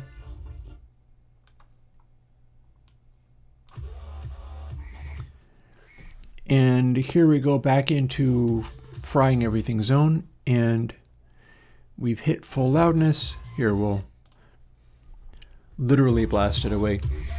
So this is what it does on modern loudinated Skrillex. And we can see we still do have some low frequencies peeking through. Yeah, I mean, it's bro step. So this is what bro step gives you. And some of the interspersing noises are made to sound good. I would say that that is a moment where it sounded neat and then it immediately went back to blasting again. But the idea is some of your low frequency stuff is fairly closely matched to, it goes down to about 45 hertz. Up to about 60 here. And then the depth of it is restricted by how loud it is made to go. But zero cross still registers for this style of music. So you're getting some stuff happening. We are getting some lows out of all this, even though it is as loud as it is.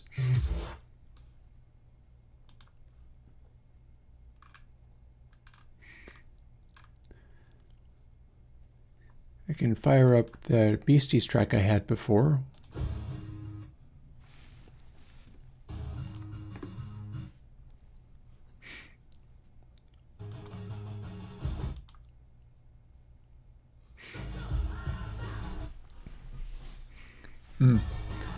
Again, I ended up with the Dead Mouse collection. I do have Burial, yeah. That's a good idea. Let's go and look at that. Because some of this stuff, I want to see how the new meter is handling it. I'm dialing in the appropriate setting for it. Oh, okay, so this is an alternate modern Skrillex. This is a Noisia remix.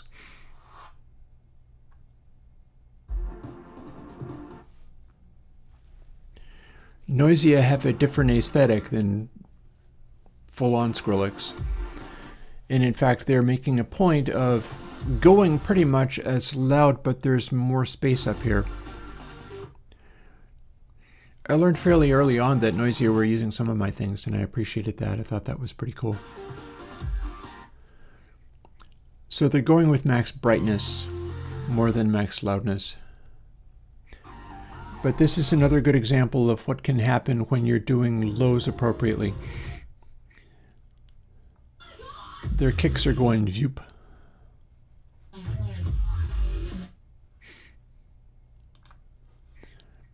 So a little glimpse of Noisia.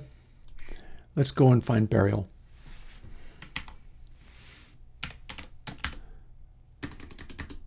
I've got a good Burial collection because you can buy it on Bandcamp, and so I've bought a bunch of his stuff on Bandcamp. Shout out songs. I have many opportunities for many different songs.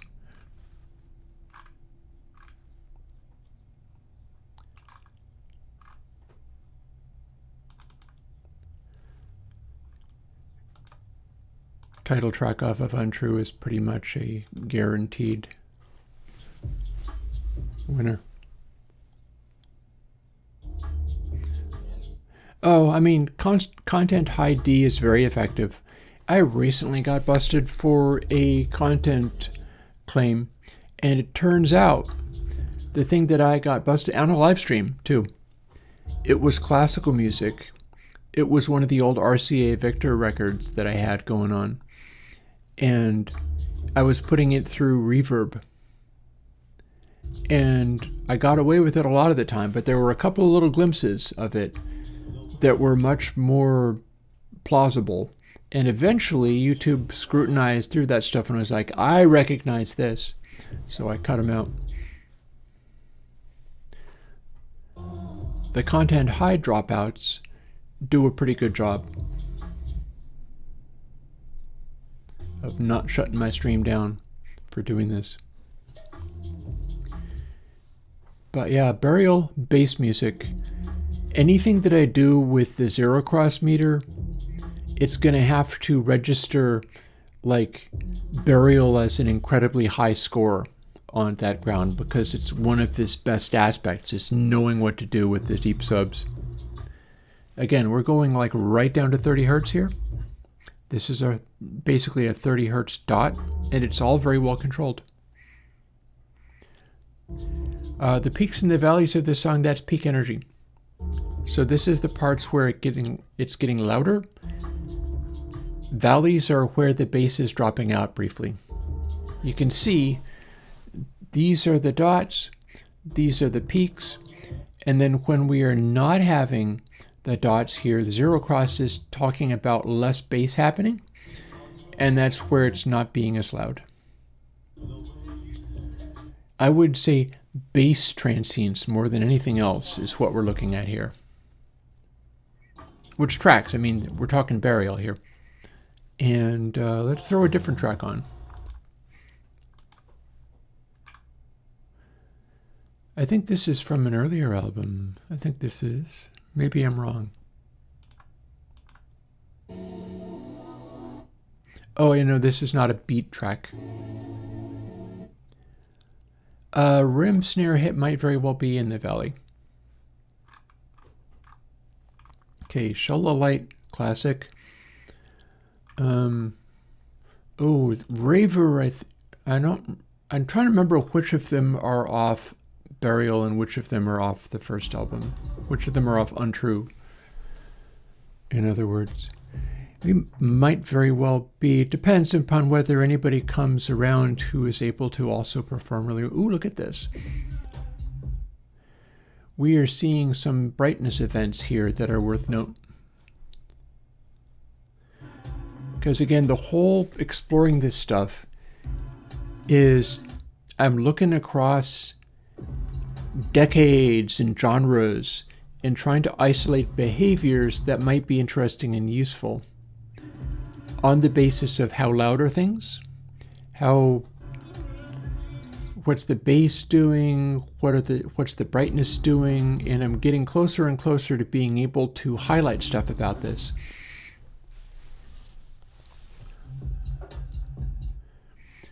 So one of the things that I could do with the peak energy area is be measuring things based on how high up on the meter they are.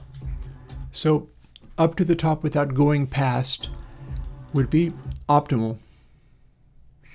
And this stuff down here, this meter would be ignoring. Because bass frequencies, you see the matching color here. Bass frequencies will show up on a slew meter, but they don't go very far.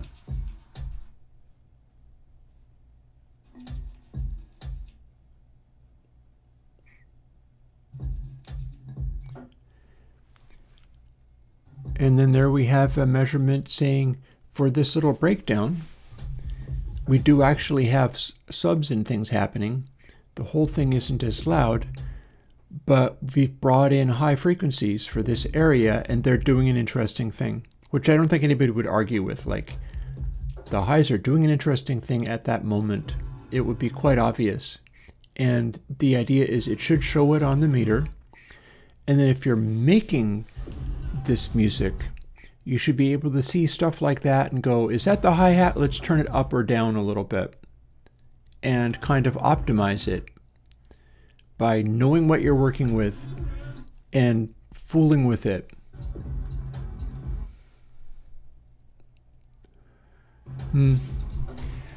Jonathan, I agree with that analysis quite a lot. Why I keep trying to make stuff be better. Here is a considerably older track. Ends up getting quite a high score.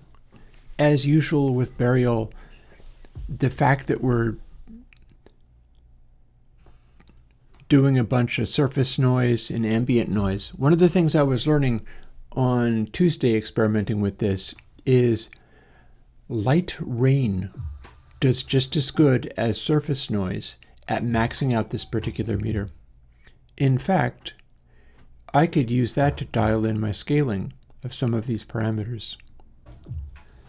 But this is the kind of thing we want to see for a track like this where everybody knows it starts with this like vibey, surface noisy, your ear immediately pays attention kind of thing. And of course this is Pirates, so this is also using his like ammo shells and found objects for high percussion. And I think that's showing up in the mix.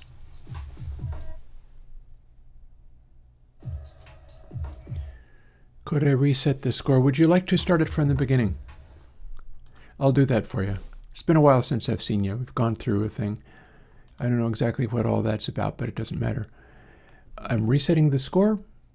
I'm resetting the track. I'm assuming that Pirates, you're fine with hearing and seeing Pirates.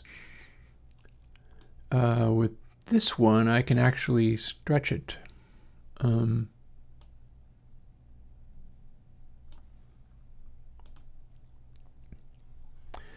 So, score reset.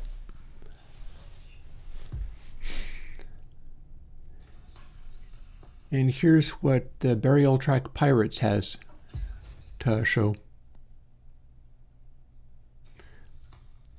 Then I'll get back to tinkering with the stuff more. I think my scaling stuff to golden ratio has the advantage of it's produced a nice balance. I think this is doing the correct things. Because again, too much and it scales one way, too little and it scales another.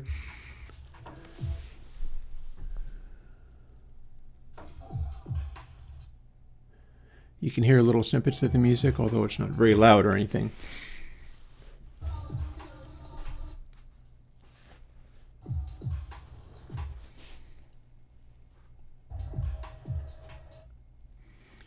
And yeah, you currently, unless I am to upload the state of this immediately, which I could do.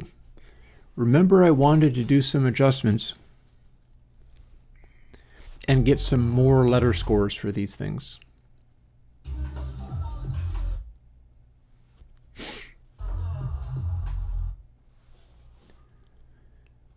So one of the choices I'm going to have to make is,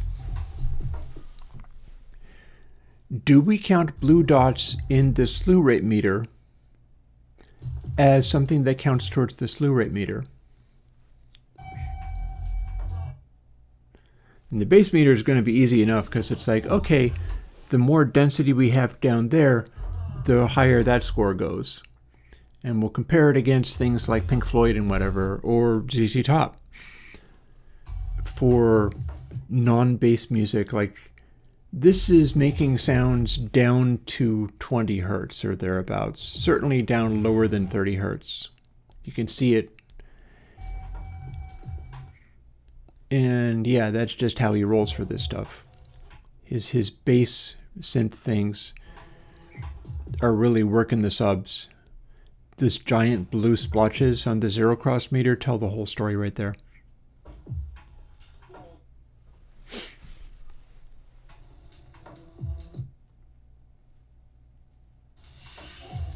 Oh, I'm enjoying what the hats are doing there.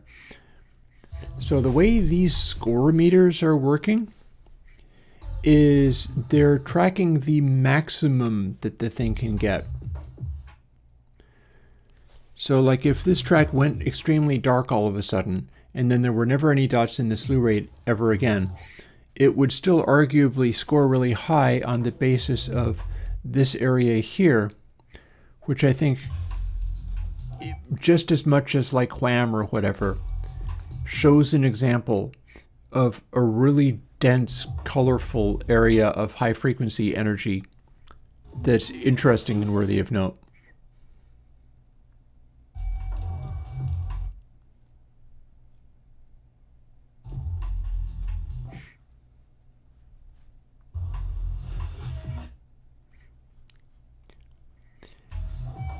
And here we're doing the subsonic rumbles again.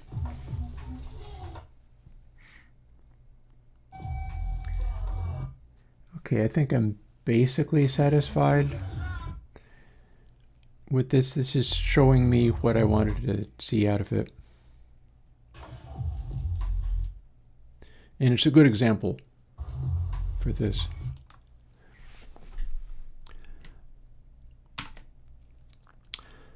Let's step away from this for the moment, and I think my high frequency red dots, one further thing. As long as, if I'm saying I think my high frequency red dots are all set,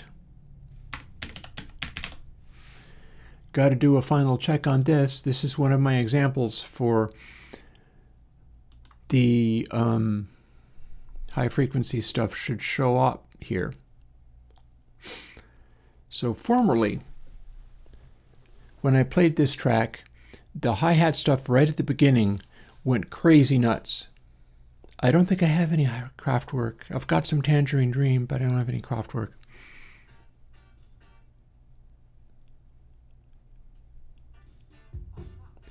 And I think that's a good showing. The idea here is, here's a hit song that the Police hit with. And what's going on at this point is it's a sparse groove, but if you look at high frequency content, that's not sparse at all. It's anything but. Just like if you have a song and it's blasting and super loud and dense and stuff, and so the peak energy meter is just crammed with stuff in the top 6 dB, and all of the blue dots are as big and thick as possible, that gives you a high score on this reading.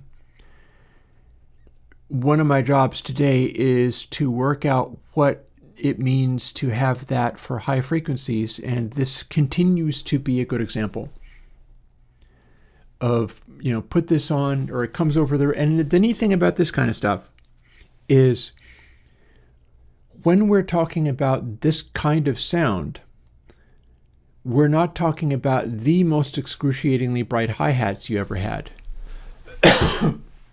I've got music which is like that, but this is not that. This is the first Police album, and although we have like heroically awesome hi-hat playing by Stuart Copeland, and it's carrying the song, it's not the brightest noise. None of it is going over 12 dB in volume, but it's also not the brightest sound either. And what that translates to is this massive cloud of energy, always optimal, constantly happening. And that's what I'm developing this kind of stuff to measure. The energy in these clouds, I can keep it going if you want, is hi-hats. It's not even drums, it's hi-hats. But that spot is voice. That's voice, unless it's this hi-hat sting.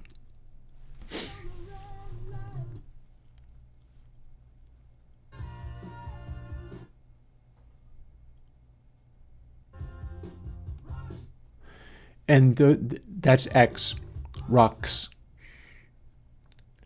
So you can see where the sibilance hits, and you can also see how loud they mixed it, because it shows up here. You could mix the volume of that on slew rate.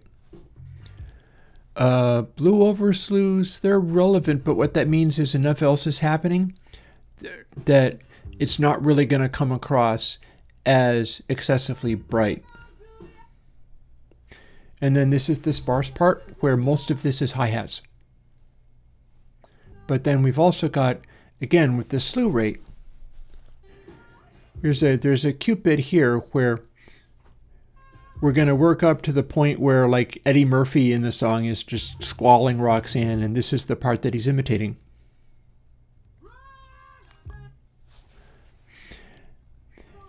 And those dots are voice alone. And then this is X and also symbols. So all these things mixed together. You can have some of the busyness in here is Telecaster, because Andy Summers' Telecaster, for that beginning part, there's a sharpness to it. There's a brightness to it. And then they're going on the way out. Oh yeah, people have been miking each individual drum part since like 1972. That's one of the stories out of the Elton John band trying to go to Jamaica like the Rolling Stones did to record an album, and they had to flee out of there because they went to the wrong studio or didn't earn the respect of the people or something like that, and just had a horrible time. They ended up going to the Chateau in France and having a much better time. But on the classic album's video on Goodbye Yellow Brick Road, like Nigel Olsson, the drummer, talks about his experience with all of that, how they had a hard time in Jamaica. They had to get out of there. They thought they were going to get killed. And even despite having a hard time, they were already running into trouble, because they would go, let's set up the drums. And they'd go, okay, Carlton, get the microphone. And Olsen is like, we were putting a microphone on each drum even in those days, man. So we knew we were in big trouble then. And you can minimally mic drums and get a really good result. You can do that. You can minimally mic drums and get freaking When the Levee Breaks. There's plenty of stuff you can do. That band weren't doing those things at that time. Yeah, well, I mean, funnily enough, and they all have much more choral with Paul Simon. Funnily enough, there is a Train Records episode of M, who did pop music. He did literally that thing. He went to Africa to steal African music before Paul Simon did. and he did a really bad job of it, and it did not become a hit. But I had no idea that was happening. And yeah. And yeah, that story is in Jeff Emmerich's book on his experience engineering the Beatles. Yeah, it's a lucky thing that they didn't know who Paul was, so they didn't hurt him. He had to give up his money. But some of those places that people were going, the Rolling Stones were able to go to places like that because they were kind of hard cases. And if Led Zeppelin wanted to go to places like that, they would also have been able to do it because their management were hard cases. Wings, not so much hard cases. The Elton John band, oh gosh, not hard cases at all. So yeah, looks like I've got a lock on the tuning of what my high frequency peaks look like. That looks pretty much perfect for what I'm trying to do with it. I'm also going to be expanding. I'm going to be going by the sizes of the dots, and that should help with regard to accentuating this stuff and not getting too distracted by these things. I'm trying to remember. Okay, so I know they had like Sam Cutler. I feel like almost the greatest book on the Rolling Stones from that era, or any era really, is the book by Stanley Booth. Stanley Booth just about became the journalist that joined that band. And he suffered greatly for it, but Stanley Booth's book on the Rolling Stones is a great book that he never really saw anything from, because everything all went horribly wrong for him. But it is still, and he tells pretty much all of those stories and shows you how that kind of thing unfolds. Like, it was kind of a crap show in the Rolling Stones tour, because the people that they had doing everything weren't necessarily competent people. They were just like whoever was able to get power in that social situation, or make stuff happen, or bully the money out of promoters, because it's not a, easy thing to be working in the rock and roll industry at that time. That's not necessarily a well-behaved system. At one point, Booth is talking about how various people are going through different things, and the entourage is basically all fighting with each other all the time. And Bill Wyman passes by going, I'm playing fine, and then Keith keeps looking at me as if I'm playing a wrong note or something, and I'm not. And another person said, this is the scariest band ever, the Rolling Stones. They're all like deathly terrified that they're doing something wrong or going to be held accountable or whatever. And Stanley Booth was like, it's weird, I suddenly realized that we are touring across America with not one grown-up person in the entourage. That's kind of how things be. It's no different these days. It's the human condition, and you get to see it real up close.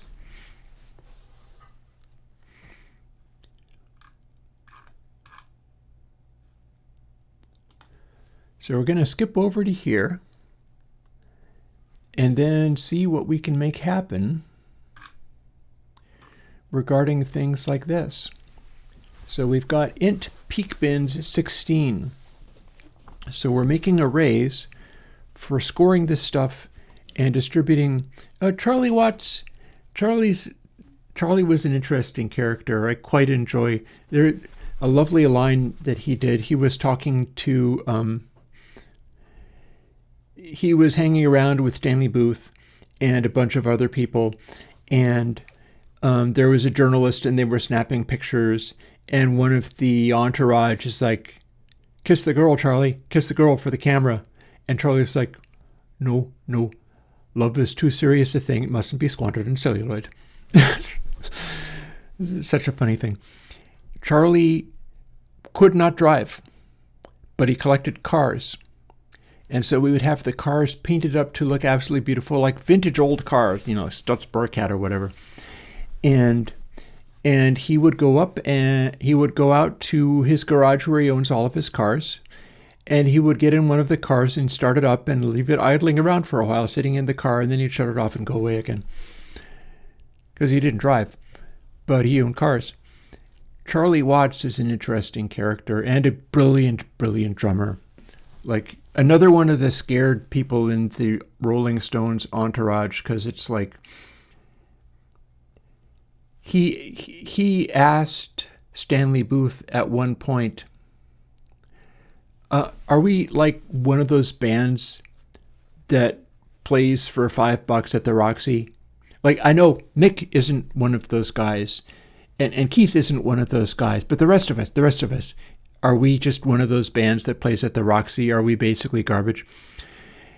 And Stanley Booth was like, no, you're better than that. And he's right, they are. But that shows you where those guys are at. Like you can hear on albums like Exile on Main Street, there is that looseness to them where they're doing their level best, but they do not like you compare Exile on Main Street with like Toto 4, where all the musicians are beyond competent. Toto 4 is the album, and I need to record a copy of it so that I can compare the audio and check the metering and stuff on it. But it's the one where they have like Rosanna. Rosanna, I can take you all the way. If you listen to the drum part on Rosanna, it is mind-bogglingly good in every imaginable way. Everything about it is like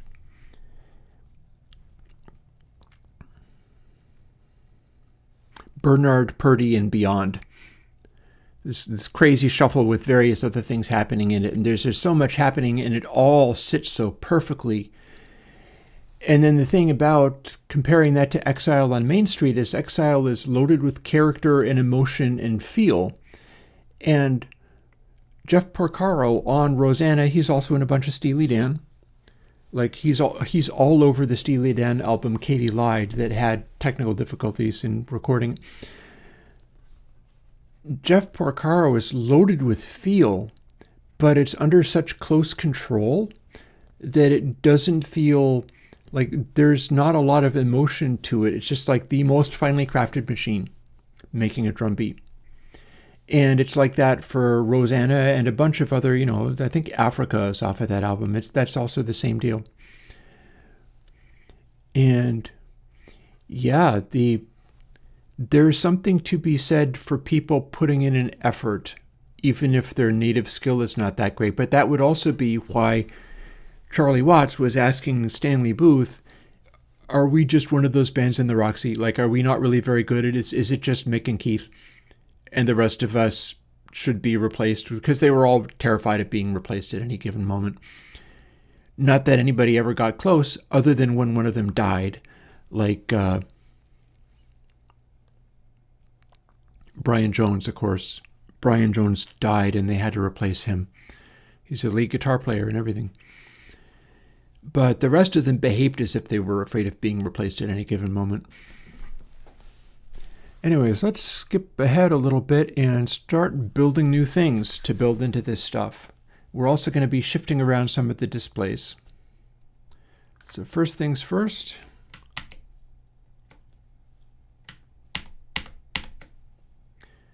We're going to do an array.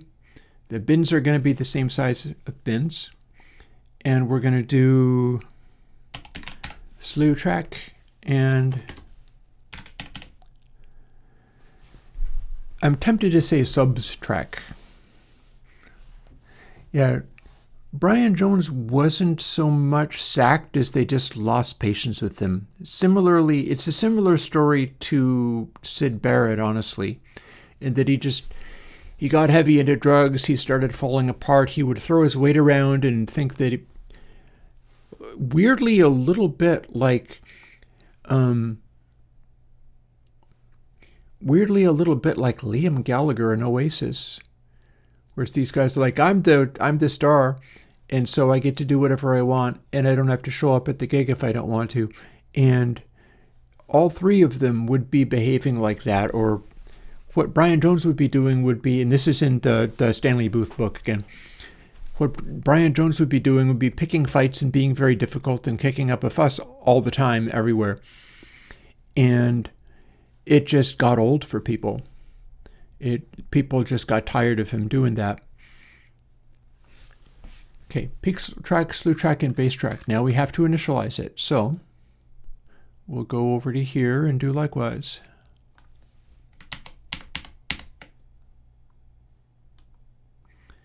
Again, I was thinking of calling it subs track, but we'll try to remember that I called it bass track. Weird how I've defaulted everything to 10. It must be for some good reason. We shall see. If I didn't get it right, I'll find out soon enough.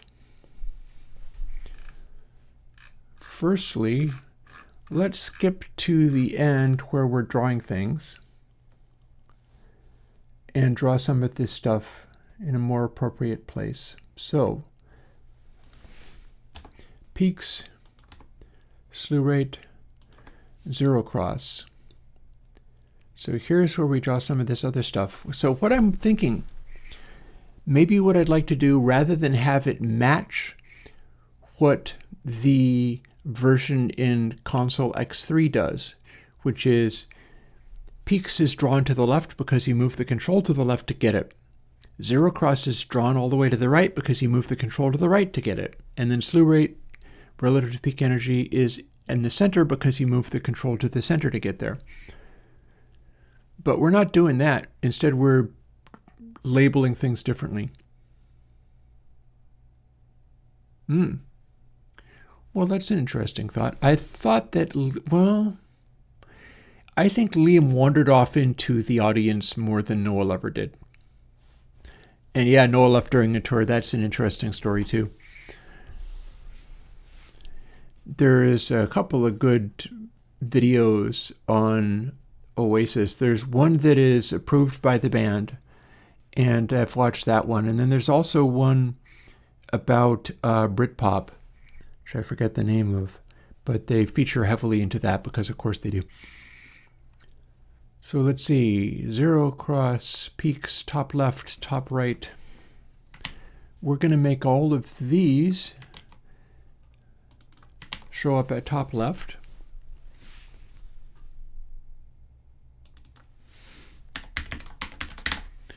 We're going to make that show up as top right. And then probably just immediately check it to see if it looks any good.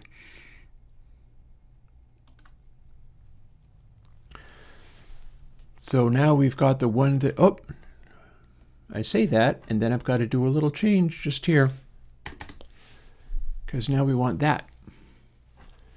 So what we'll do is we'll draw that in 3 places, simply because I'm going to replace it out with a new string momentarily when we have one.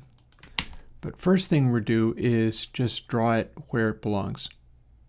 So 204, it's going to draw the same thing. 404, it's going to draw the same thing. We'll see what that looks like.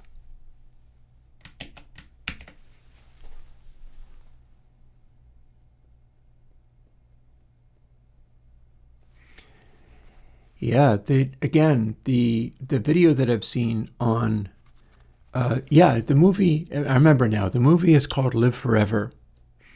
And it's a pretty cool movie. It is the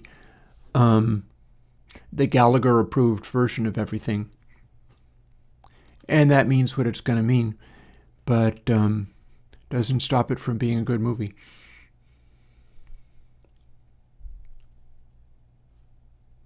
Okay.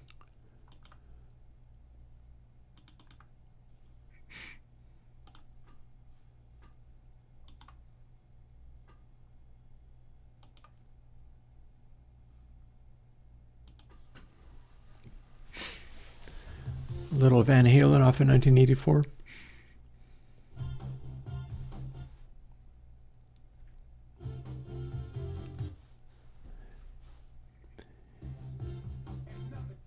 And I think this is telling a pretty good story also, that it's not overwhelmingly loudinated, but being a 1980s record, it looks like it's doing the right thing as far as brightness is concerned. And the words get covered over a little bit by the dots, but as long as you can read what is important, I think that's the main thing.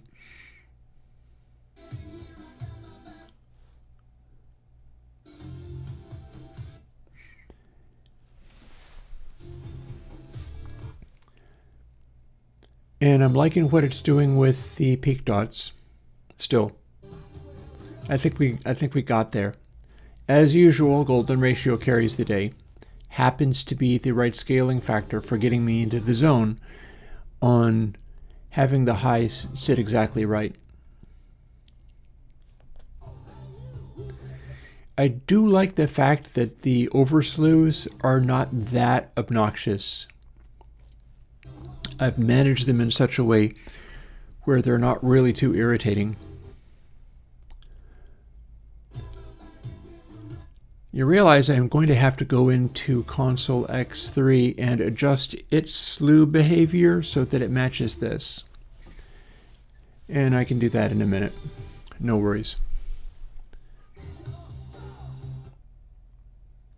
Definitely going to be wanting to switch over to where you can see this behavior and tune the high frequencies to best represent what this is supposed to do. I do think that a guitar solo, let's see what the guitar solo does with brightness. Also, this is a good time for me to go and check out eruption on this new adjustment for the meter.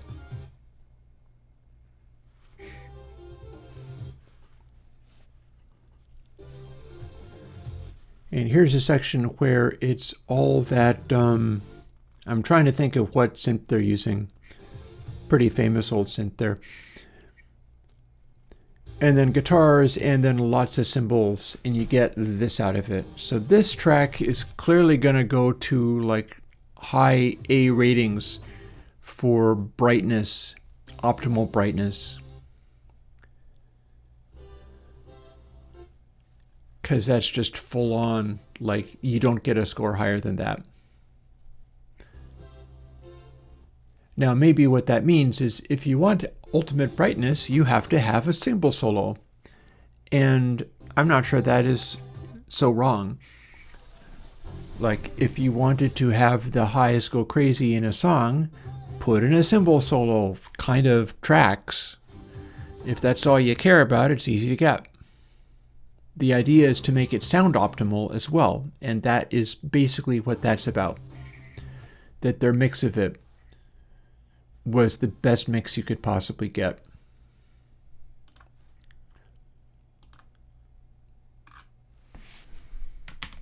Okay.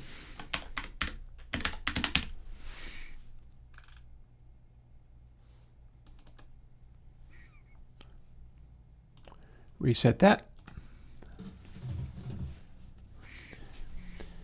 So formerly, Eruption did a really good job of highlighting the meter for the brightness stuff. And I would say that it looks like it's still doing a pretty good job there. In particular, this section should go crazy with your red dots.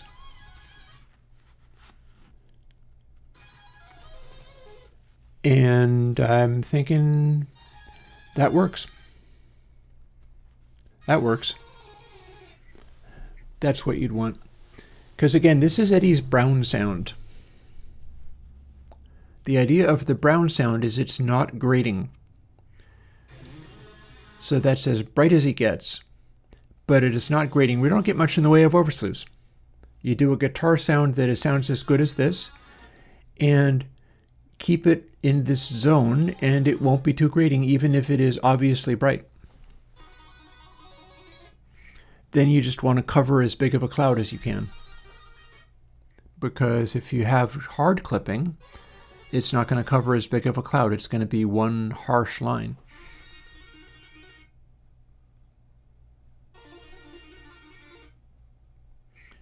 Interesting side note, Before, it was set up in such a way that the hammer-on section was falling back a little bit in interest. But what I'm seeing here with the new scaling of all of this is that all of the guitar solo-y stuff is doing a great job of showing up in the slew rate area. But then the hammer-on section there, the really fast hammer-on section there, is actually taking it up a notch. It's arguably even a little more impressive than the previous sections, and so I think that's a good sign. I don't think people would recognize the hammer-on section as being this is when the energy went down. And a lot of what I'm trying to do here is bring synesthetic things to this so that if you're dealing with the sounds of them and mixing them and adjusting them and wanting to get particular results, you should be able to dial them in by looking at what these meters tell you and going, okay, I want this to be optimal. It's a very bright noise and it's going into overslew a lot. So maybe I can just nudge that back until it's sitting in more of a good balance. And then have a sound where it's like, here's our guitar stuff. We can also do other.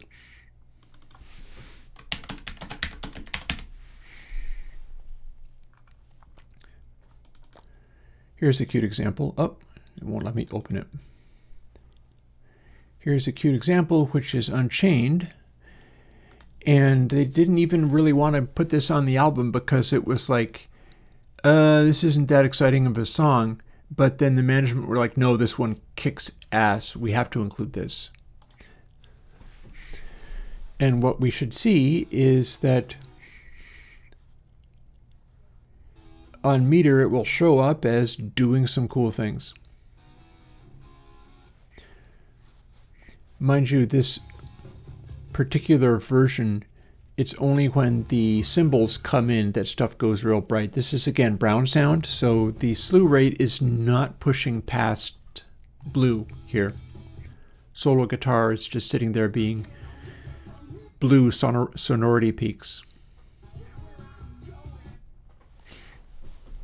I've also done things where I was studying stuff and found that the brightness meter was completely dark except for that stuff would pop up sometimes, and it was a notable moment in the song.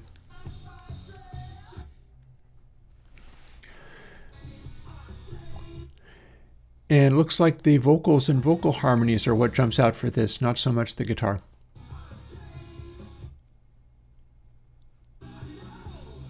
I am curious as to what happens when the solo comes in.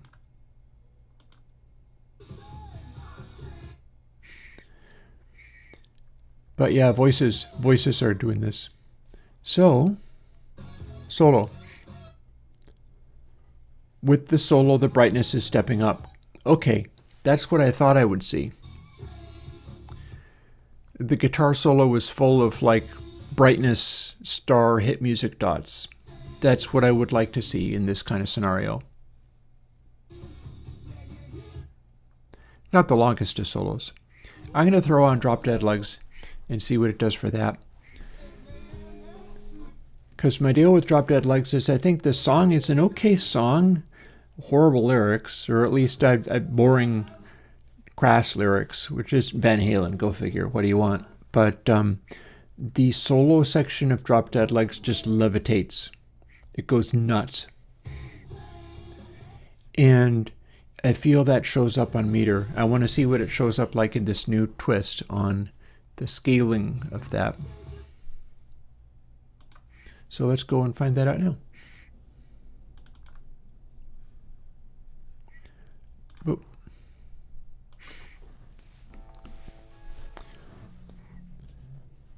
This intro is quiet and soft, although it's this one's 1984 rather than Fair Warning, so we get to see the brightness flare up.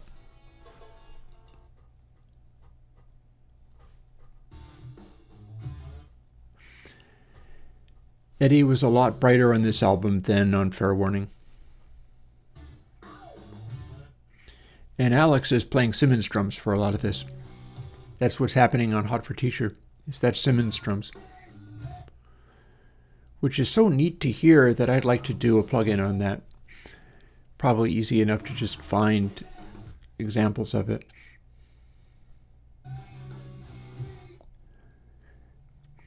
But yeah, this is the 1984 album, all right, in that it is just 80s glossy to the max and is just optimized. It happens to be a heavy rock album, but all the same.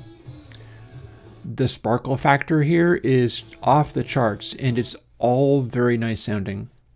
And that's because the sparkle that we've got here is all very well contained. It's doing the thing like Beatles' peaks, where it's just sitting, always having something happening in this region.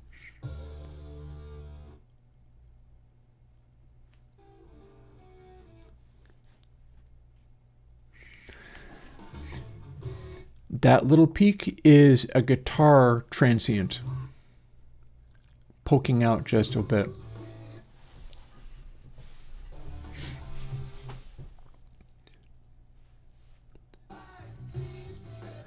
Oh, notice also in the zero cross meter, the lows he's getting out of those Simmons don't really go any lower than 100 hertz, or whatever that is, 100 something, 120, 110. It's being covered up by the spot.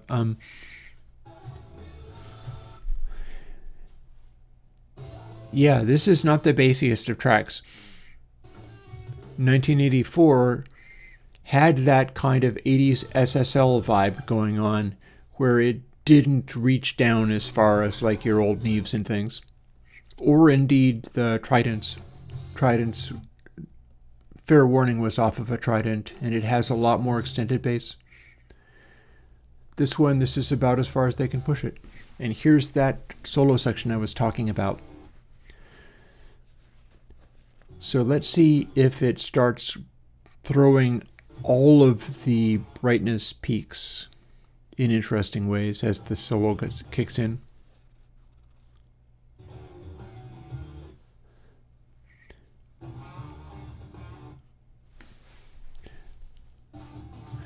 There's a particular point where it goes to a high note and it kind of scrunches, and I think that's going to make a really cool peak in the slew rate. Yep, and there we go. There we go, it's starting to kick off. It's looking just like the main bulk of the song. See, this is why he could do guitar solos and carry the day, is because you've got this happening.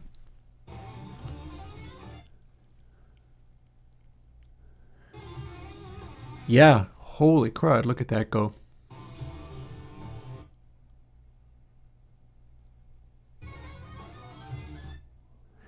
And there's the scrunch. See that little spot there? That's when he goes to a high note and just goes. It's a really captivating noise. Yeah. Van Halen 1984, the closing guitar solo that really carries this song. And this is a picture of what it looks like for the sound of a guitar solo to just carry the day. If I do things where there's like distorted guitar solos or something going on, I will know to try to dial it in such a way that I've got stuff happening up there that's in the zone. And it's covering up all the letters so you can't see a bit of what's being actually shown there, and oh well.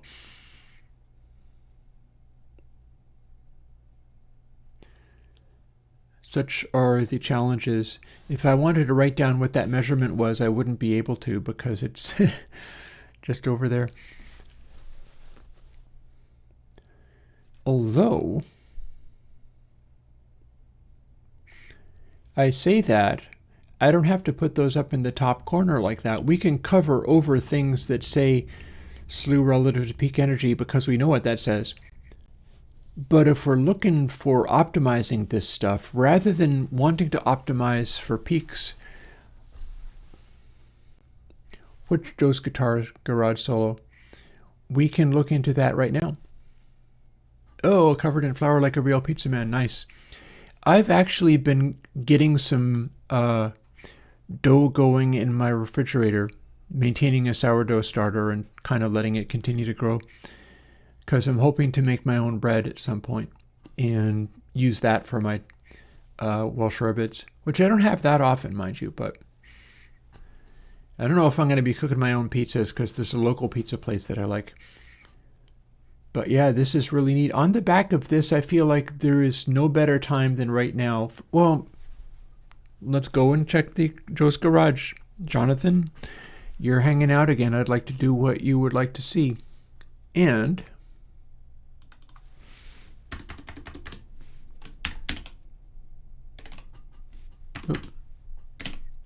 that's a semicolon. So which solo are you looking for? One off of Act 1 or one off of Acts 2 and 3? I have not edited this down into songs yet, but I bet you I can find whichever one you like. I do have all of those recorded, so we do have that.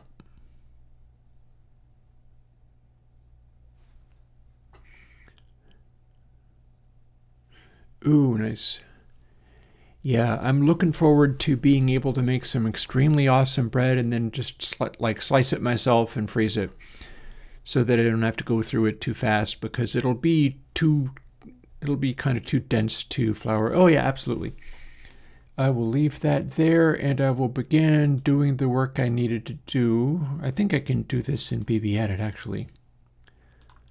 So what we're going to want to do here is make the console X3 stuff match what we have here. And I believe all of my alterations were in C. Airwindows UI C.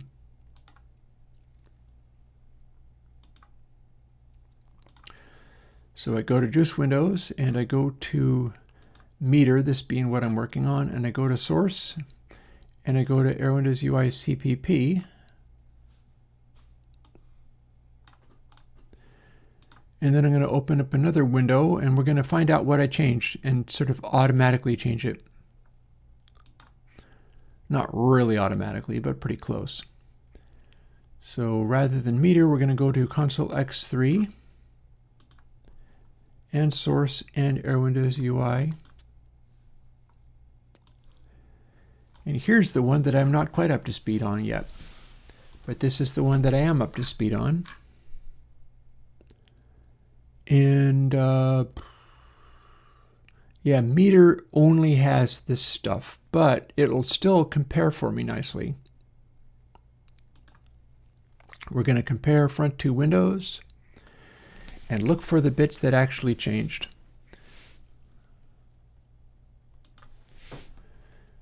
That's all stuff in X3 that doesn't exist elsewhere. That's a change having to do with the display height being 600 rather than 200. A comment, additional markings, the dot size stuff, that's the same. But we're going to get up to, so that says float PS dot size L, but it is already declared.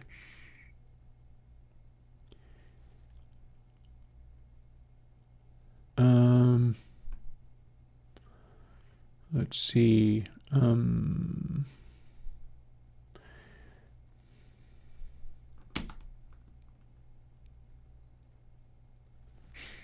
So line 179. So setting the color.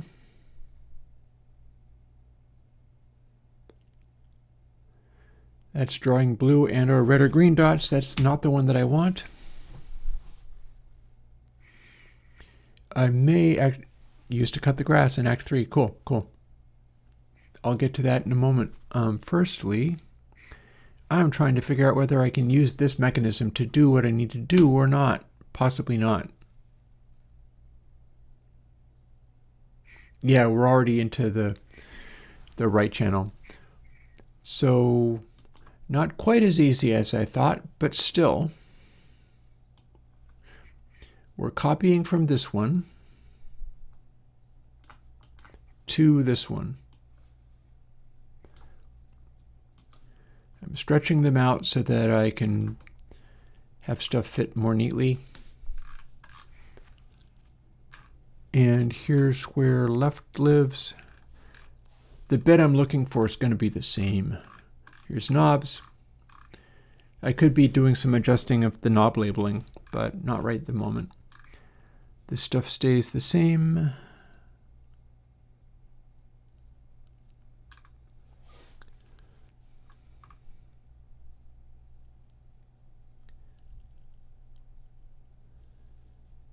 We could compress this together, but I won't need to, because you see here where it says 1 divided by PS dot size L plus 0.5, here's the line. So we're going to do the left version. It's literally in here. And it's this line.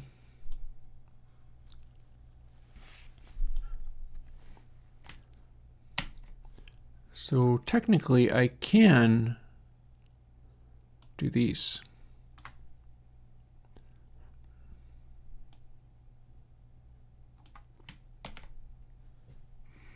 That counts because it's a simple if statement. There's only one line each time.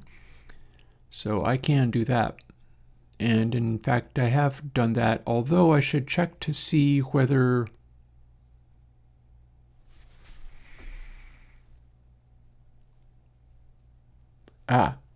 one small change. You can probably see it as well as I can. I'm copying from something that's offset from 400, but we need to do 200 instead. And then so all I got to do is the same deal from here for the right channel.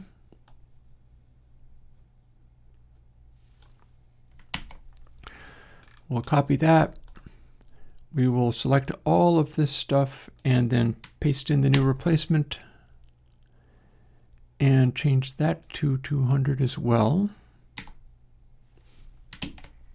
And hit save, and then we should be good. I think a little quick checking to make sure.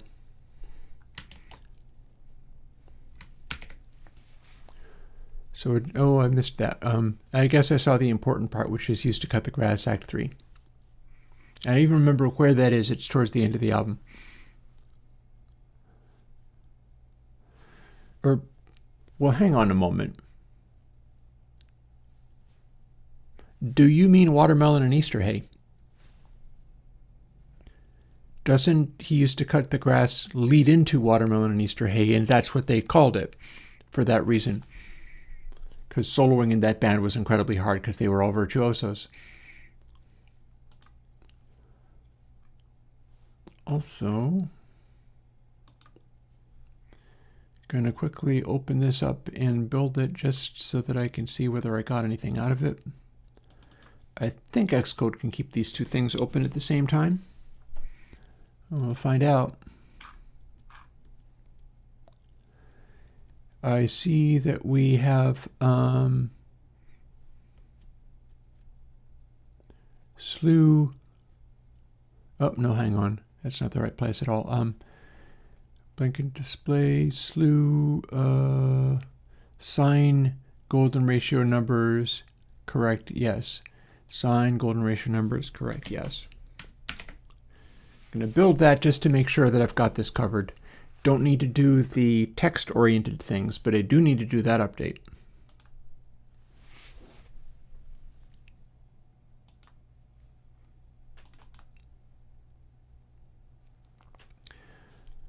I'm going to have to normalize it a little bit, but that's fine.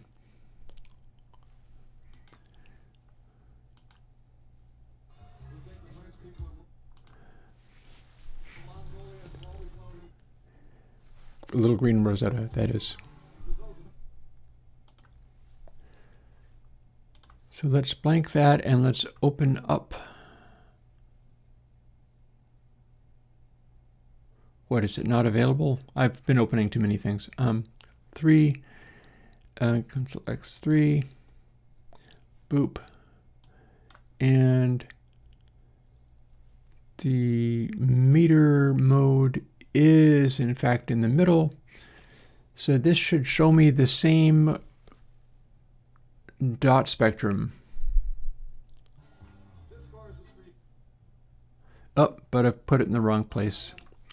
Forgive me for derping around so much. I will put this back. You need to move to up over here for the time being, and now it'll show both of them.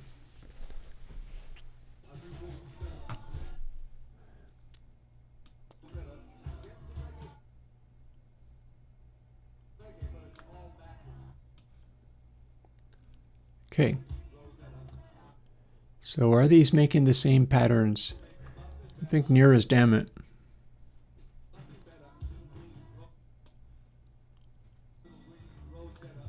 Yeah. Size is a tiny bit different there. Yeah, match the size, and I do believe that that's got things to be about the same.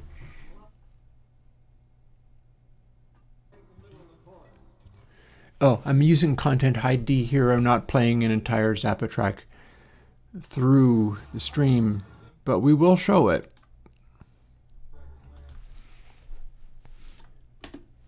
So got that much figured out. Here's the last great imaginary guitar solo. I'm assuming that's the one you're talking about. So I'm gonna remember not to save this. Also, hang on a moment.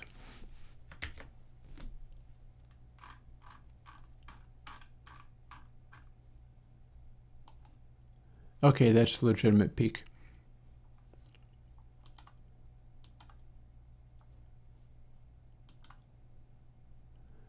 We're gonna normalize it, reset, and I mean, my apologies for not being able to play this on stream.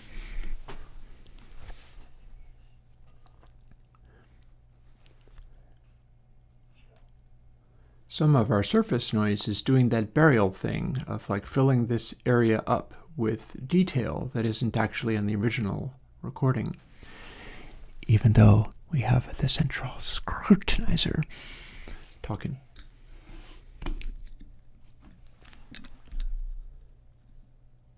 I bet some of that stuff is central scrutinizer.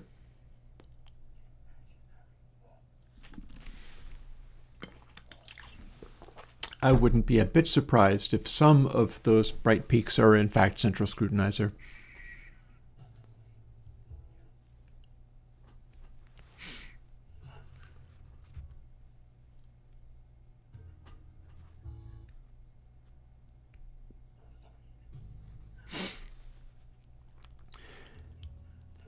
And yeah, what we can do after that is like figure out how to move some of these labeling things. Maybe even the Hertz labeling can go over to this side.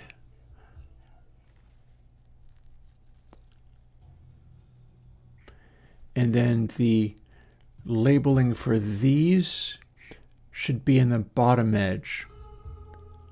Because when you're trying to maximize this kind of thing and are interested in that, you're probably going to have it filling up all the space, and then this bottom area is going to be blank, and this bottom area is going to be blank, and this bottom area is going to be completely filled with bass if that's what you're shooting for.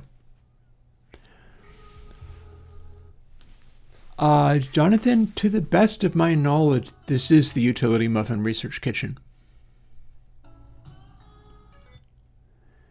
I'm pretty sure that we're talking Utility Muffin Research Kitchen here. If you want, I can check. And not even by looking up a book. Let's go and find out.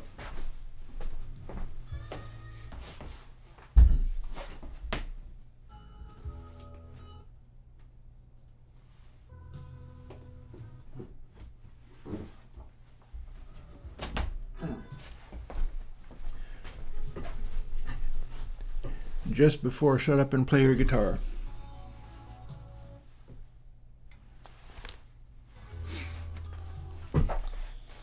I'm gonna look it up for you.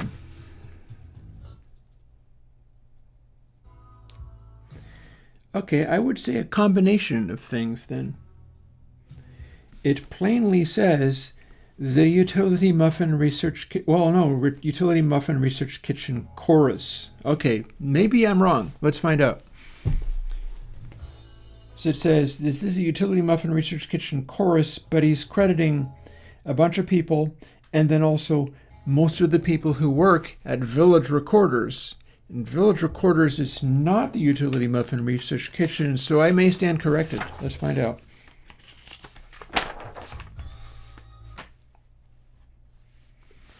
I don't see technical credits on the libretto. Libretto is art related rather than tech related. I don't see technical credits on the sleeve.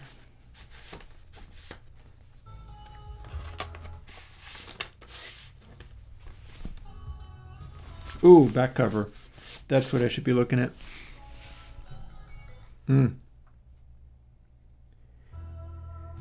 Yep, I was wrong. You're correct.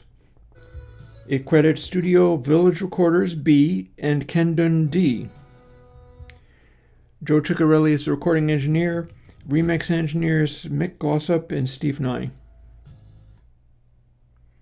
There's some assistants and stuff. Mastered at JVC. Buddy boom. So yeah, in 1979, this is. So yeah, Village Recorders, you're correct.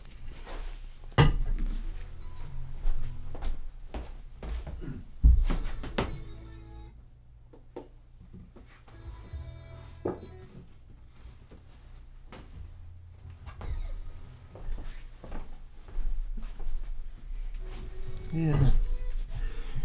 Funny thing about the sound of this album is I find it like arguably too glossy. And it's kind of showing up here in the, like, there is something to it where, much like on the album cover for One Size Fits All, where one of the stars is too much air, this one sometimes feels to me like too much air on this album. It's definitely a big studio sound. It's just glossy. Although it's not glossy in the sense of it's giving me oversluice and excessive brightness, but it's that 1979 big studio sound, sure enough.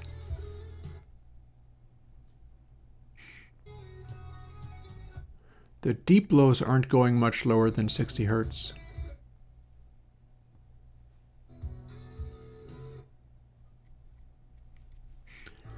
Well, if he means Zappa by that, I'm not sure that he counts.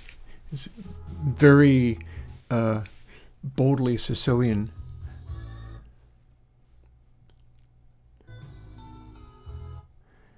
Probably these peaks here showing up in red are in fact Frank in his guitar. I've wondered sometimes whether this sound is like a Strat going into a green ringer.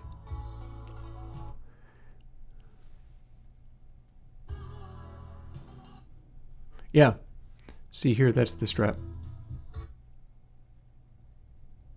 You don't always know what he's using.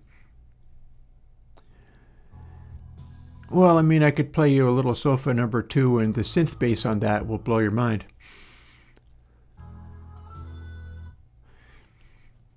But yeah, this later Zappa simply doesn't produce bass that is that low.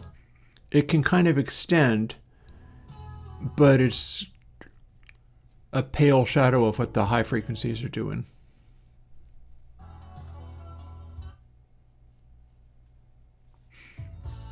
But yeah, this is giving me interesting analogies with like Trevor Horn productions. It's like the high frequency equivalent of a Trevor Horn production, where there's just this spectacular added peak energy that's constantly in use. In this case, he's got spectacular added brightness that is constantly in use, but it's sporadic compared to like Wham, where it's constantly in your face. Indeed.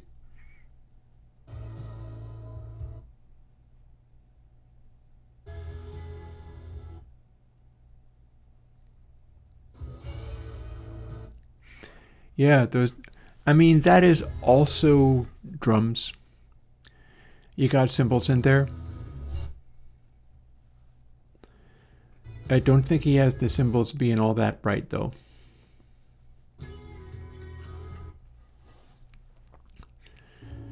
But yeah, for something that is as open as this is, and see, we do have base entering the picture here, it's just not going down much lower than 60.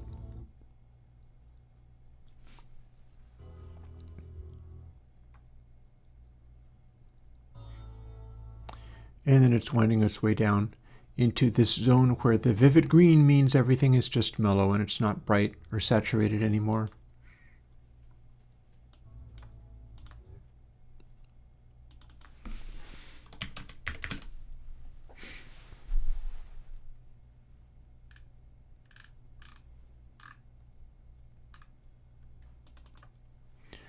I mentioned another track.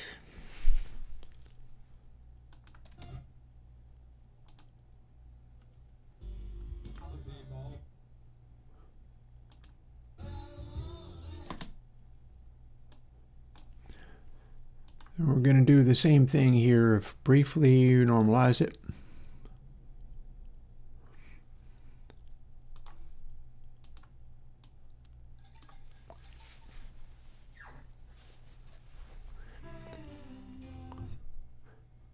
So we do get some good heavy bass, although I will note I had this album pegged as super deep bass,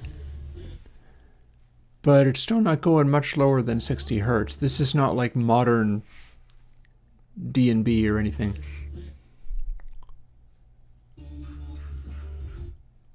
This is also one of your brighter albums, and this is showing exactly what I'd expect to see from that.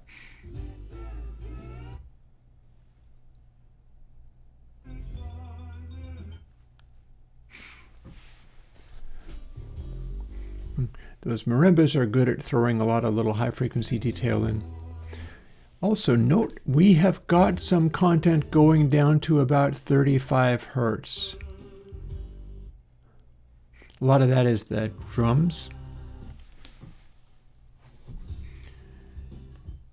And this is conducive to the thing that I'm thinking about as far as designing how this stuff works, designing how the labels will talk.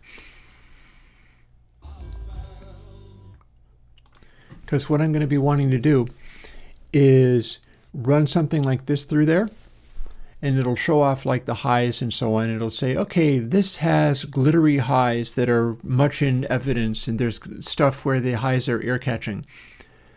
But then it's also going to look for stuff like this, and it's going to look for sonic events like this, where the zero cross meter doing this means that there's bass stuff that is showing off. And it'll need to get to about this density. Now, whether it's spread all over, because what I'm also going to be looking for is dense stuff that is covering a wide range, and that's why the making more arrays for inspecting all of this in like 16 regions matters. But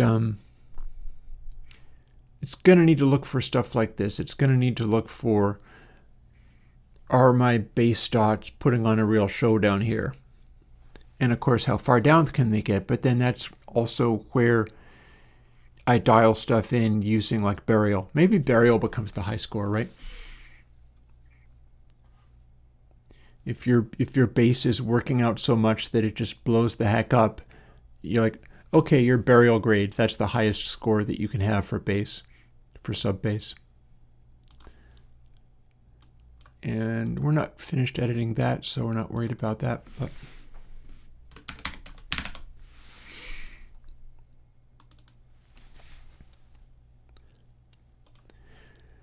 this is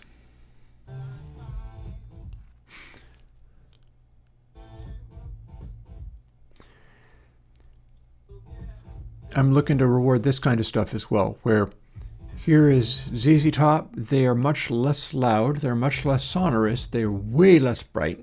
Brightness is completely missing in action.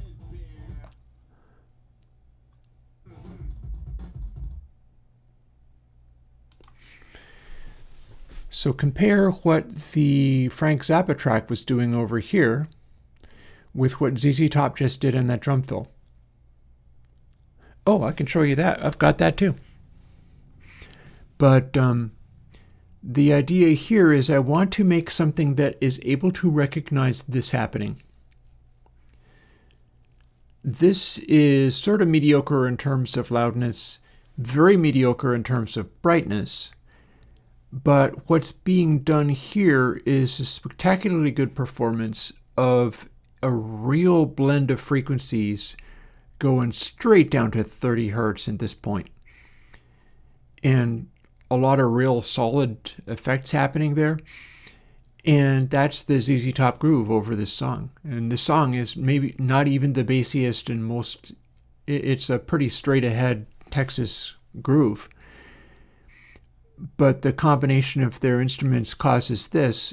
And when I look for point clouds to define what makes good sounding music, this is the kind of thing I'm talking about, where the distribution is very even. You don't have big spot down here, or the kick drum always makes a big spot that is in exactly this location. And the modern electronic stuff that scores well for this makes little diagonal stripes because the frequency of the kick tends to drop as it goes. So yeah, let's quickly look at that, and then I will have to get back to actual work. But this also is kind of like work, and I am curious myself.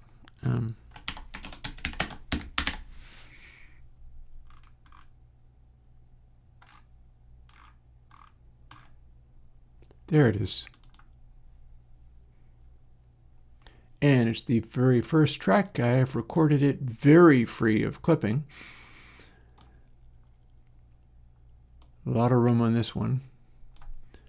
So we'll just normalize this bed and go from there.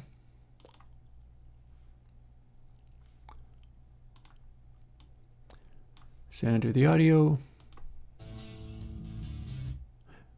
Oh no, wait, that's not Brain Police. That's the first Hungry Freaks Daddy. Sorry, Brain Police is the second one, I think. Yeah. Oh, third.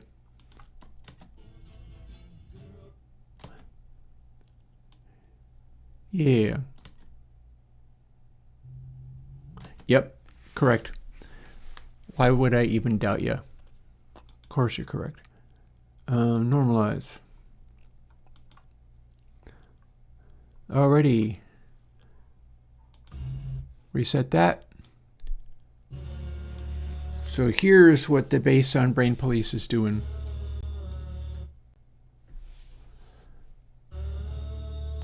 Well, one thing that we saw was the very beginning of that is a low frequency rumble. Okay. The low note is making a splotch down there and going up. So that's how the bass on Brain Police looks.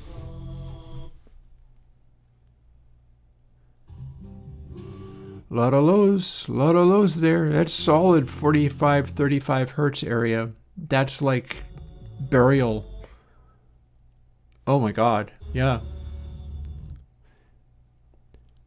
Oh my gosh. Okay. Gotta love this old Verve recordings. That's kind of amazing.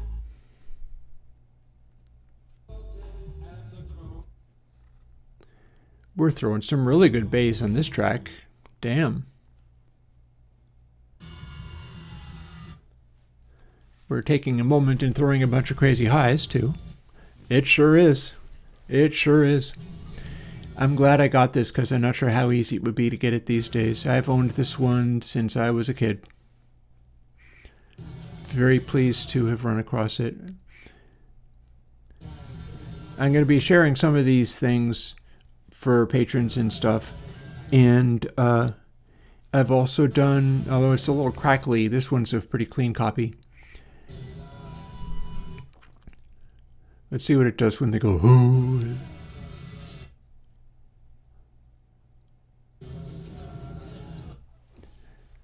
Big change coming up. Ah, there we go. Okay, that wasn't as big of a texture change as I thought. But yeah, I have absolutely free. Got lumpy gravy. I went through a whole thing of just this last year I've spent a lot of time capturing stuff to my computer, and this is what we're looking at right now.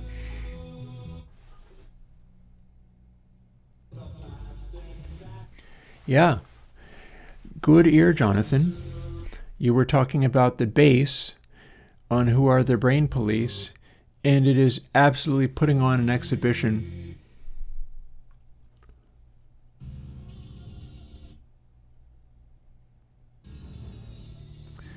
Is it because it's so buried in reverb that it's doing the thing?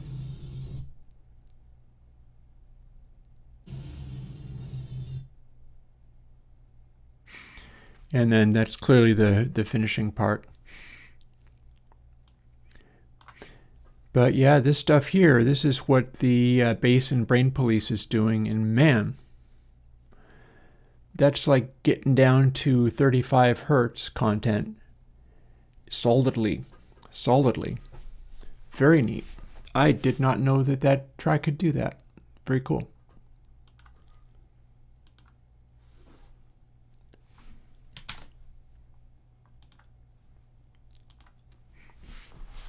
Okay, so now we also have the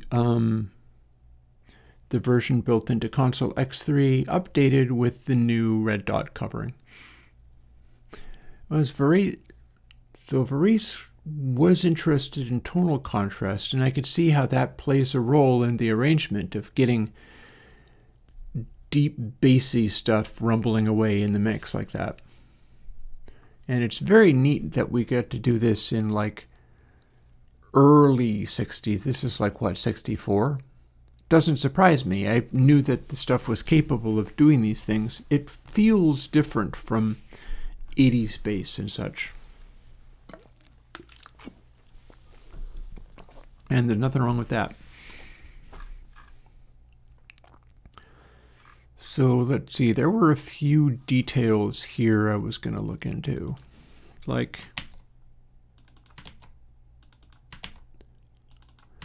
let's see how this works if we scooch all of these over.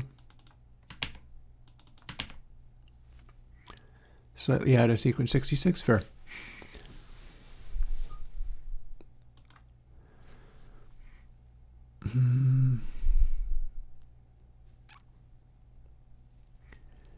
And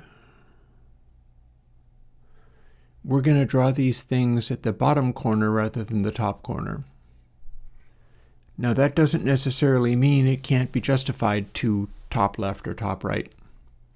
Honestly though, if we're setting it on a bottom corner, we might as well justify it to that. So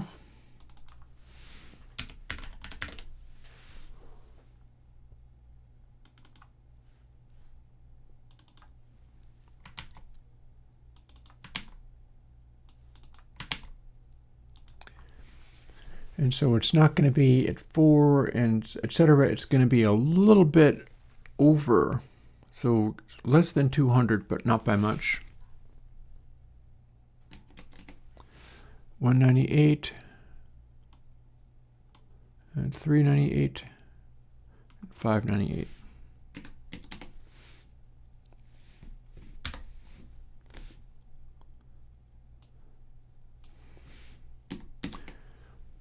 And we'll see whether we're in the zone for that. We can but try, as always.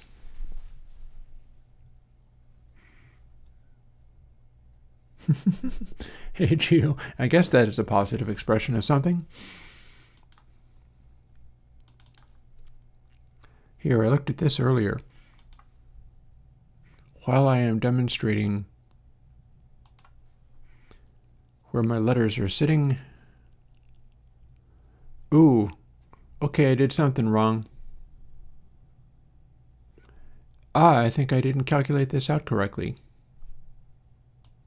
It should still work, though.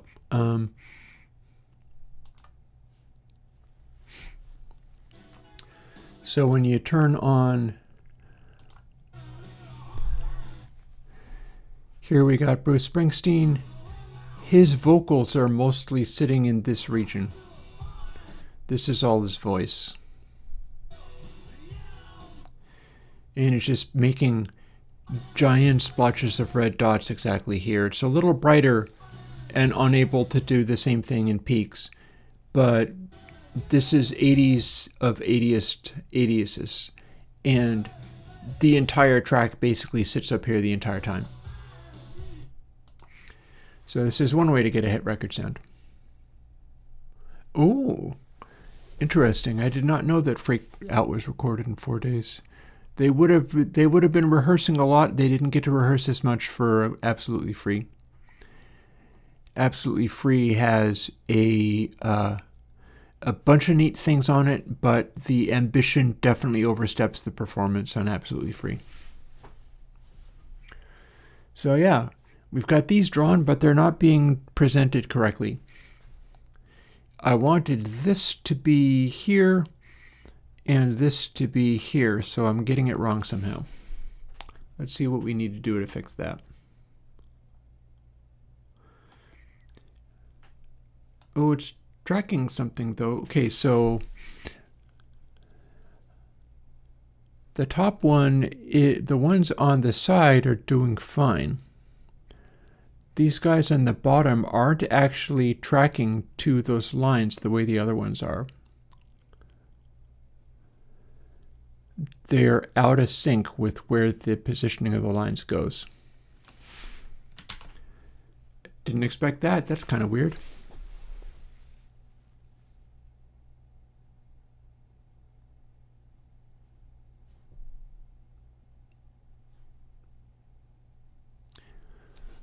Oh, I bet I know why. Yeah, I bet I know why.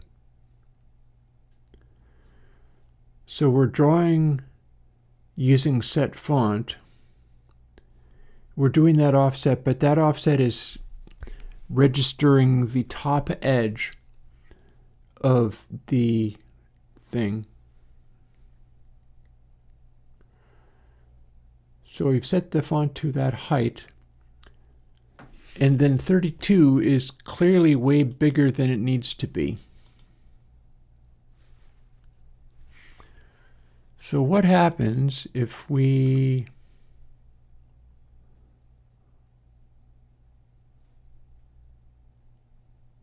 hang on? Maybe it just should be justified as top right after all. Because we're drawing this, it's going across position. Oh, see you another day. Across position is 7. Down position is 198 times VS, which turns out to be too much. And width is display width minus 20, which is enough to fit. And then height of the area in which we are printing the text is 32. 32, by the way, that is not being scaled by VS. So if we use a bottom right justification, something's being scaled by VS, but it is not the way this is being located.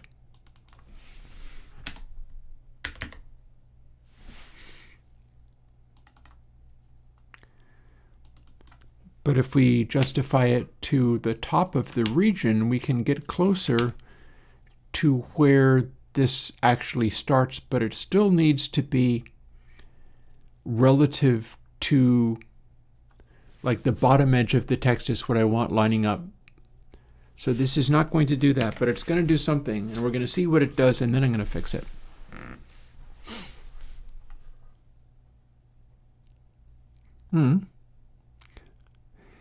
Yeah, console X3 is not actually out. It's being worked on locally. I'm kind of bound and determined to release the newest Purist console first, because there's somebody out there who wants it, who shows up at streams. I will file you down for eager to see console X3 show up too.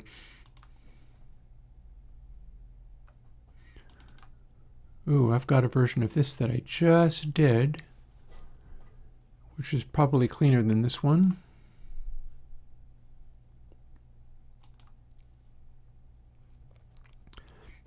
And now we've got FF Calm, and if we adjust the size of this, it is in fact stuck to the line that it's near. What I need to do is make it be not at that line, but just above it, at which point I'll also see the one in the bottom.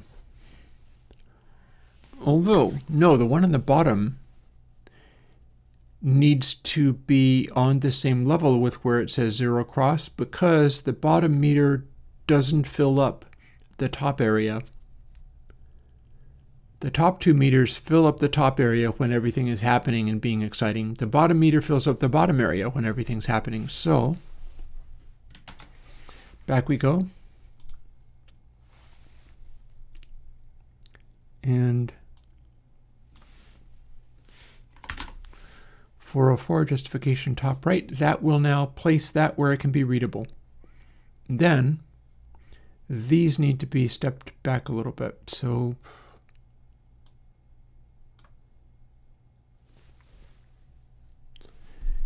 I can kind of guesstimate this and get it into the zone. 170, that's 30 shy of.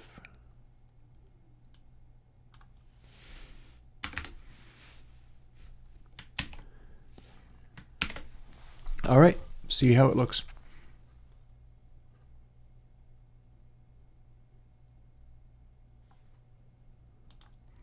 Building. Didn't end up actually playing this at all. Boop. Got there. Okay, that's in the right place. These can move down a hair. Oh, although when you squish them, they actually stop having room to move down a hair. Okay, that's interesting. Oh, also my other stuff isn't lining up with the lines as well as I'd like. It's eyed, but I'm not that thrilled.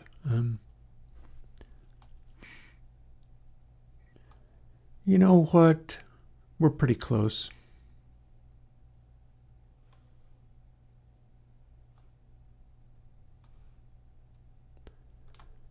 Not really as close as I'd like, but pretty close.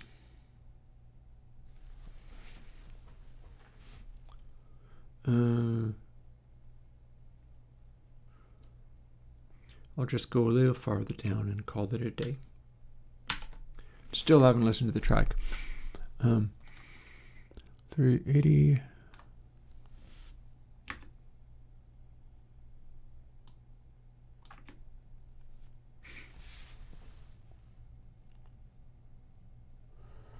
And I'm trying to think of whether I should add or subtract if I wanted to fiddle with it just the tiniest bit. Let's find out. Build it again and we see how it acts. See, further adjustment.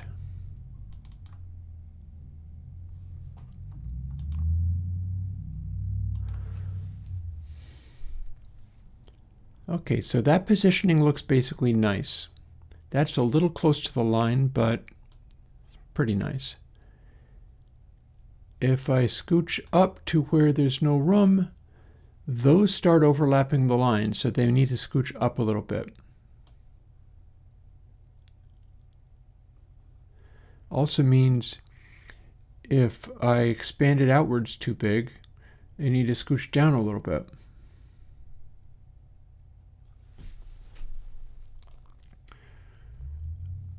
So logically, what that means, if expanding it this much means it's not gone far enough,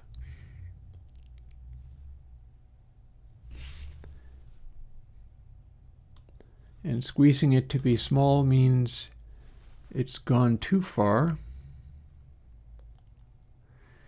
what I can do is make this multiplying factor go a little bit harder and then use a fixed offset that I will be subtracting. And we still haven't listened to that track.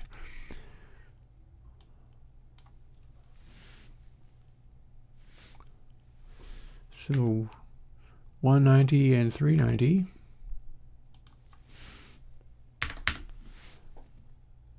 minus 20 and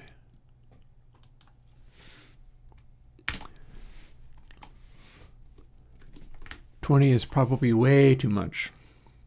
In fact, I'm so sure 20 is probably too much that I'm going to make it be 10. And see if that's enough.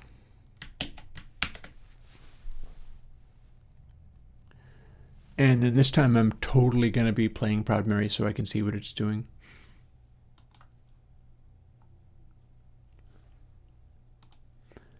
In fact, I'm going to go and look up the one that I had just done.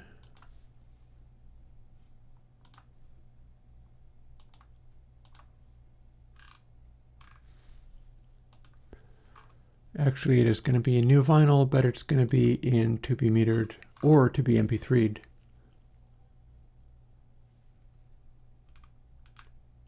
Oh, or did we already get that one? Nope.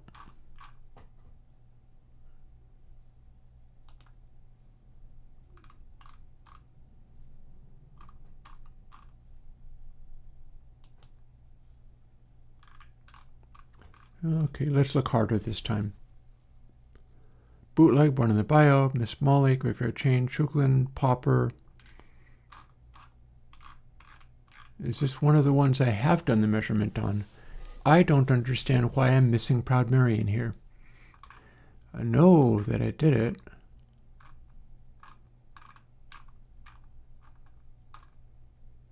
I feel like I did it and I measured it.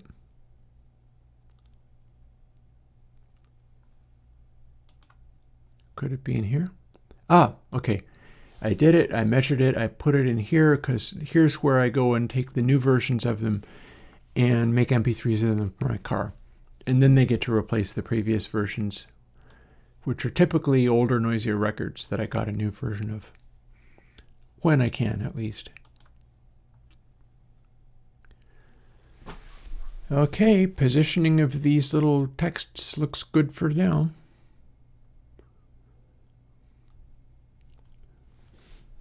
Okay, my adjusting looks pretty good and centered no matter where I place things.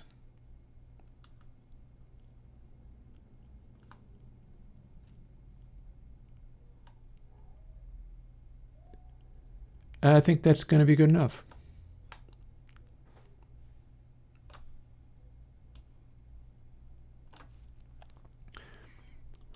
So now I'm going to see what this does on the new meter. This is not a bright track, so it's not going to be lighting up the brights very much.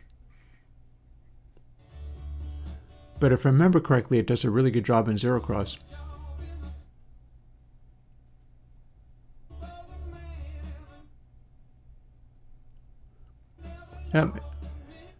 What am I saying? The voice is doing just fine.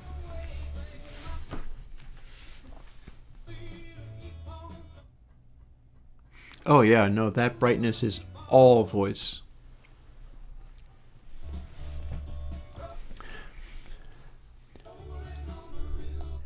Okay, so yeah, the argument is you can use stuff like meter to dial in hit record sounds, and these things constitute hit record sounds. Well, John vocally was a hit lead vocalist, and here we are. It's sitting exactly in the place that it would need to sit for maximizing this. We do also get little peaks of oversleep from time to time.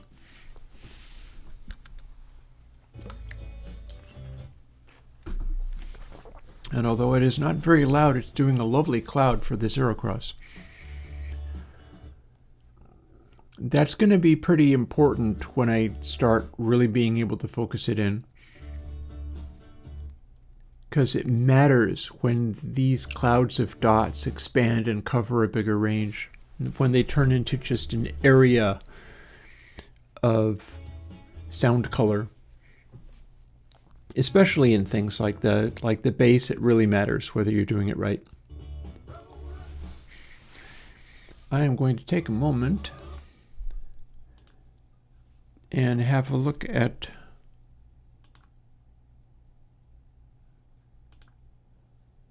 something. Wait, it was new file I want to be in. Hang on. Don't mind me confusing myself needlessly.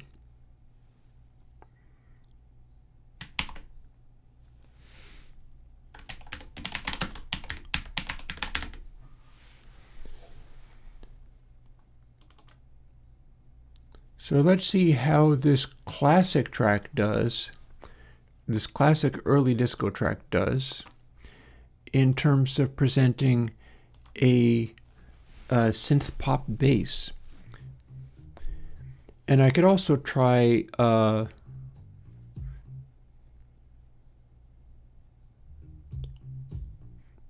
is another thing I can try.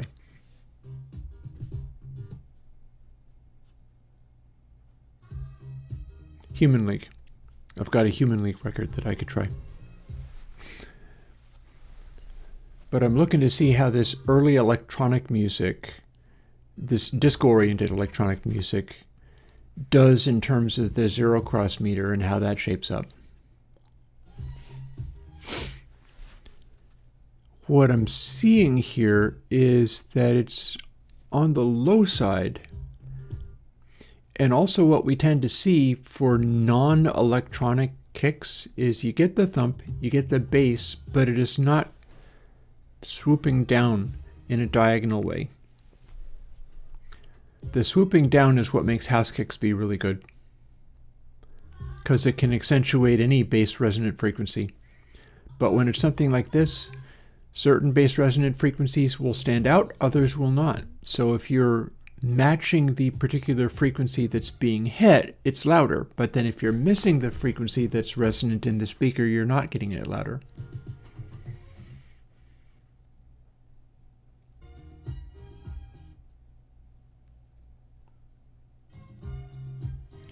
This also doesn't have the consistency that I would expect out of more modern electronic stuff. It's basically early electronic disco. Speaking of disco,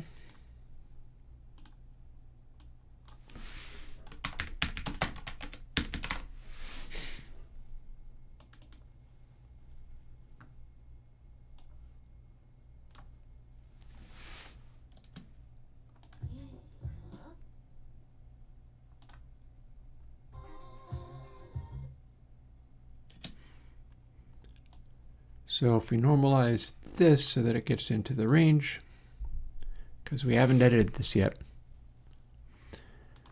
and then give it a play.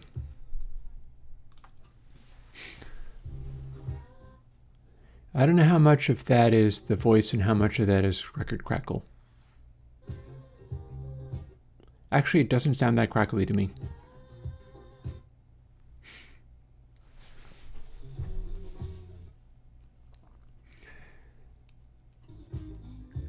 Okay, so Donna Summer, star quality executed through having a really bright microphone. The breathy, she leans very heavily into the breathy quality of this because the whole thing is basically a musical orgasm extended outwards to however many minutes it took.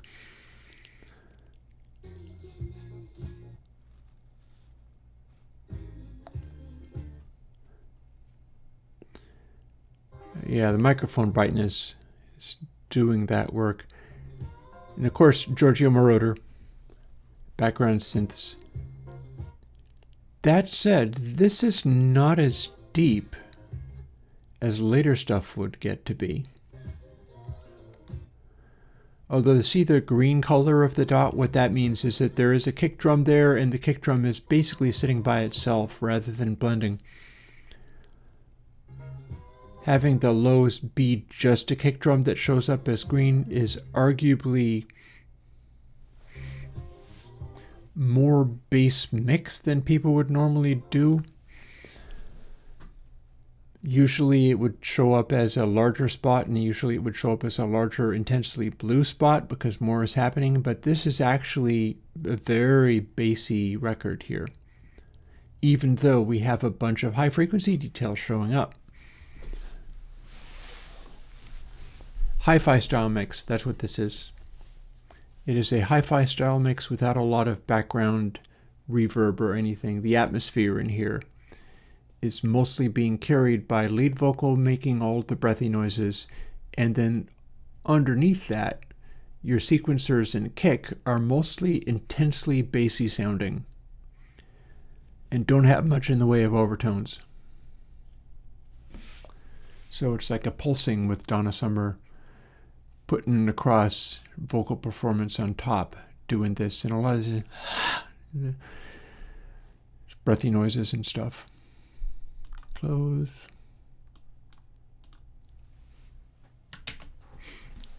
Neat.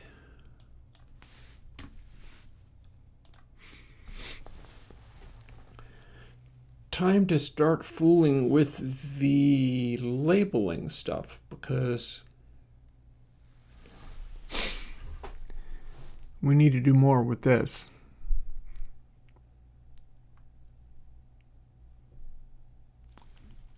Are we using this for anything? One way to find out.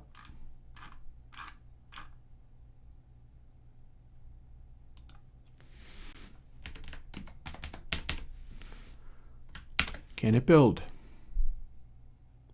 If it can't, we know that something was being used by that. Nope, that wasn't being used for a thing. How many other of these things are not in use?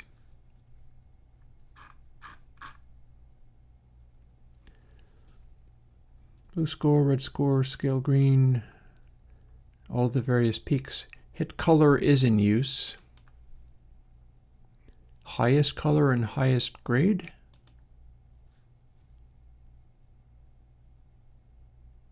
Highest grade is in use. I don't think highest color is.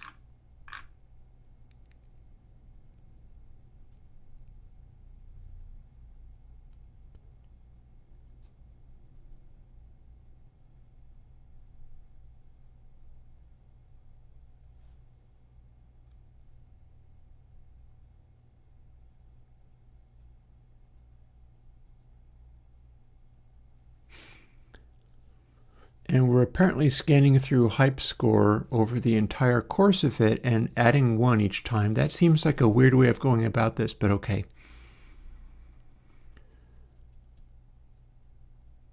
What that is doing is simply creating a maximum that doesn't accelerate, doesn't go beyond a certain point. Do we reset highest grade in here?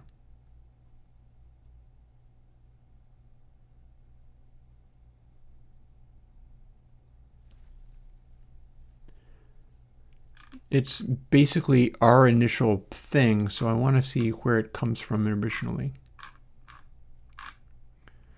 We don't center it here. We don't reset it here.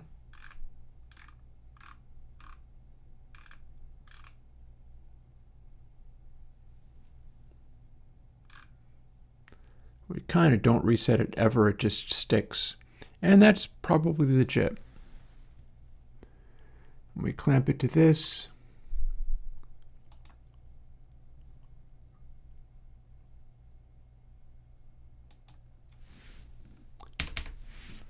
So I feel like maybe we can do that. Also, do we have multiple?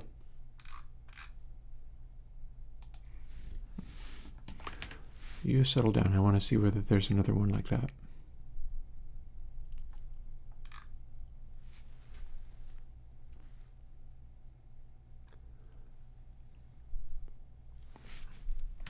I guess I try to build it and see what I get.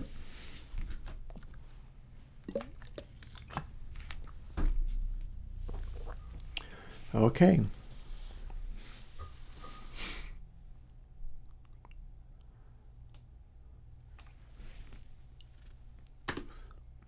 We can lose these things.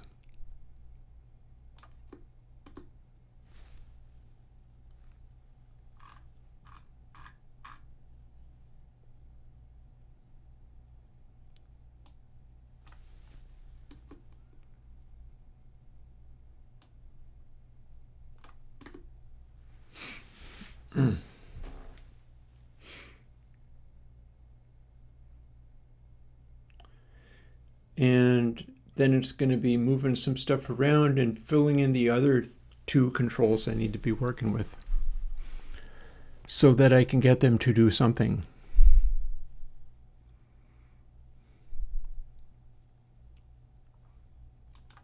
And again, what's with this hit color? It comes from here. Where do we reset it? Oh, we don't. It falls off.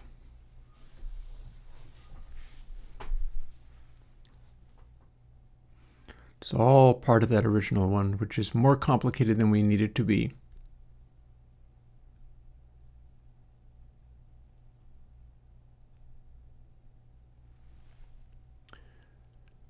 So there was something else I wanted to do with this. A couple of things really, but here's one. We've got this going on, but we would like to define a few more things that we can work with in the metering.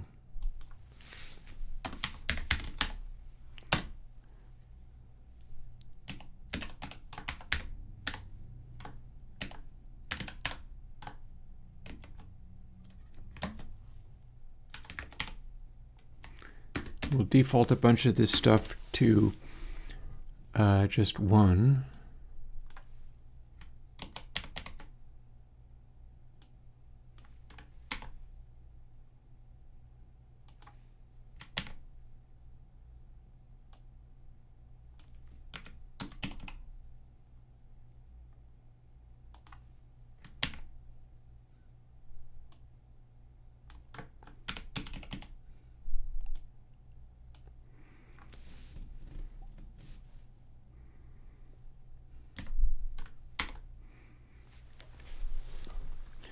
And so now we can work with these things and start to find ways of making them function.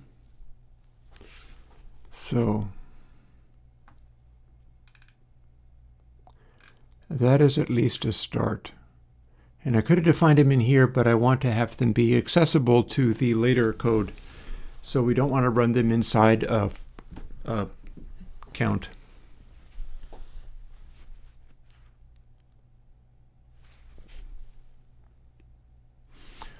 Or do we?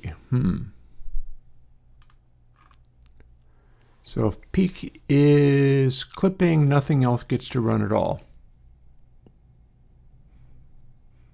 That's a little weird, but okay.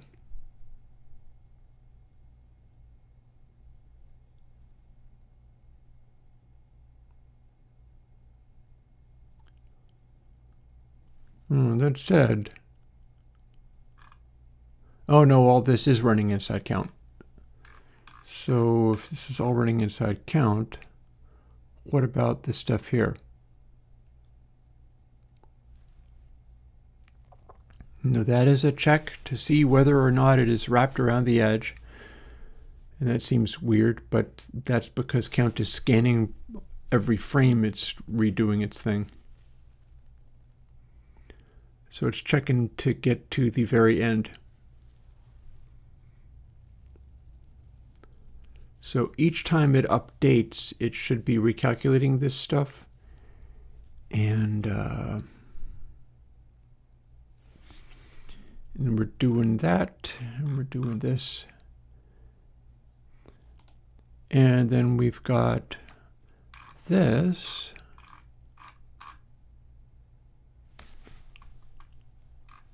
Hang on.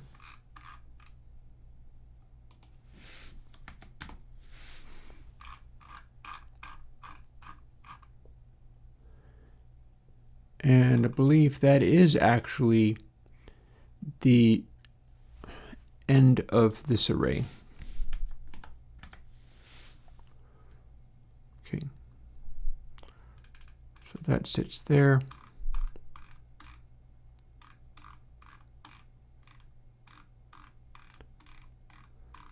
We're doing the strings, and that sits there. So it looks like it runs through this quite constantly. But this, on the other hand,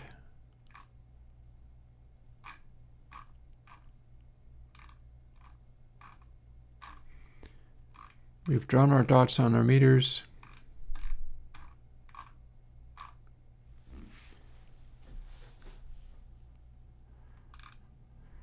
We're doing these updates once it's finished scanning through each time. And then it looks like it's doing all of these, arguably more than it needs to. Let's do a cheeky little update.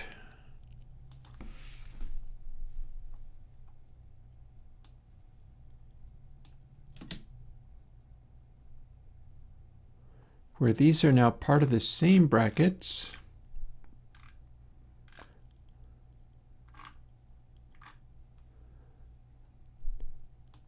And then we stick another bracket.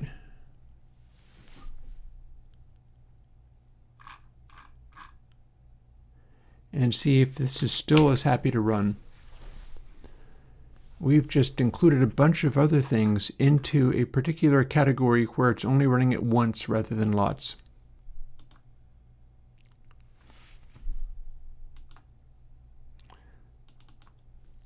Fun ensues.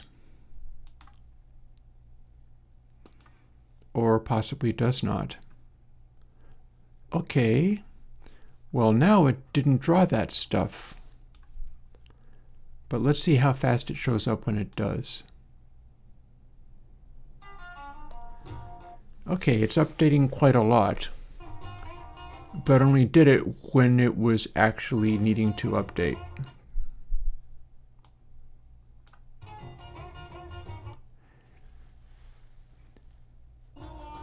I think that's acceptable. I think we only need to run this stuff, not every single frame, but every time the sweep goes through and gets to the end. What that means is we are running this calculation less than we were.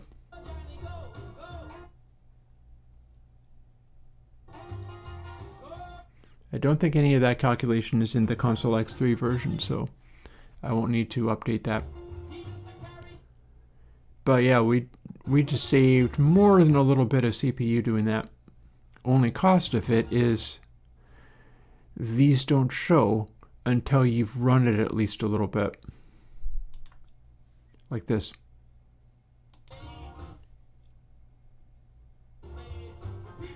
Run it and it starts to update, but we don't get it right away. And here's our reset, so we're going to want to reset some of these things appropriately. And yeah, Johnny Be Good is a super duper hit record in its own right. Let's see what that button even is. What is that button even is? Reset button. Set bounds.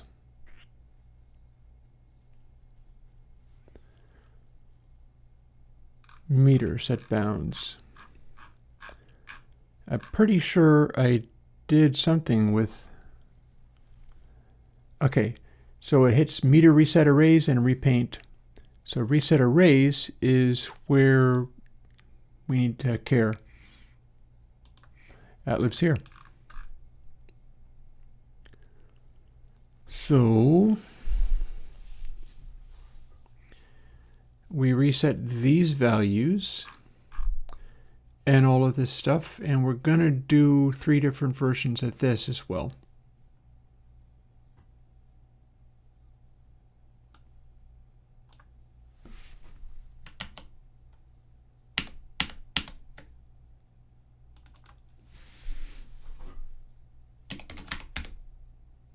Sparkle, not Twilight Sparkle, but Audio Sparkle, and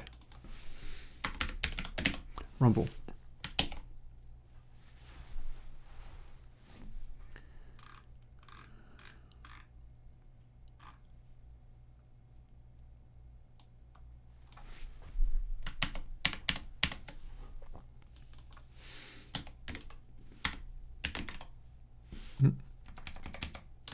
Sparkle. And that's the name of our new labels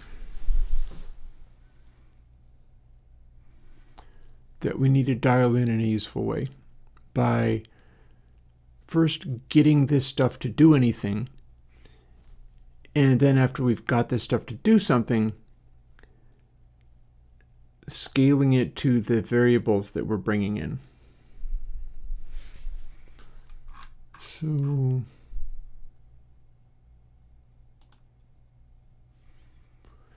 we got a highest grade that's running. We've got this stuff going. Might be a fine time to bring in this slew.sizeL and base.sizeL because that's pretty relevant to what we're trying to do. Here's part of it.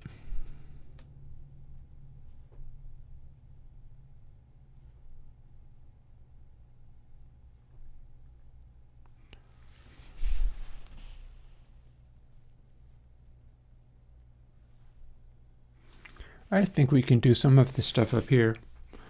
I think that we're not lacking anything so much. It does need to be based off of ps.sizeL minus slew.l, but we've got those things already. We're just drawing pictures relative to them. So in theory,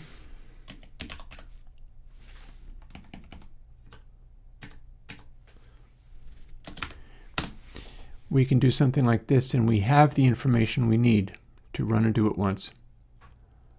It's getting confused. No matter.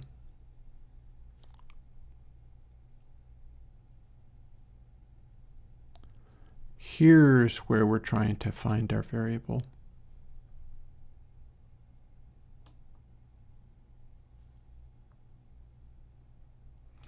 This is what it becomes.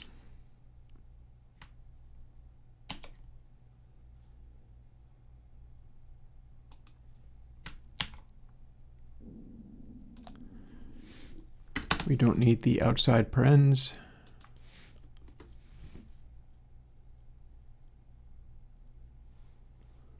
Or do we?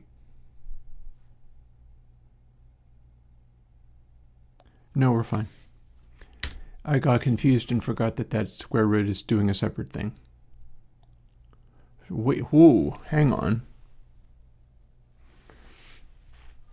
Okay, that's not right. But it's everything that was in this location.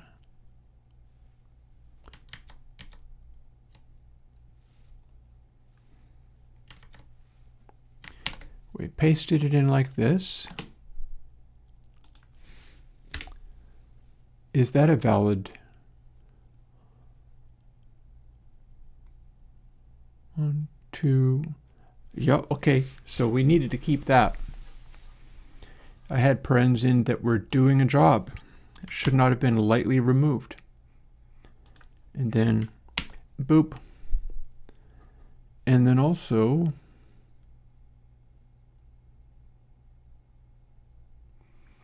let's replicate what was there. So, 1 paren to the side of this sign, and then 1 paren to the side of the 1618F.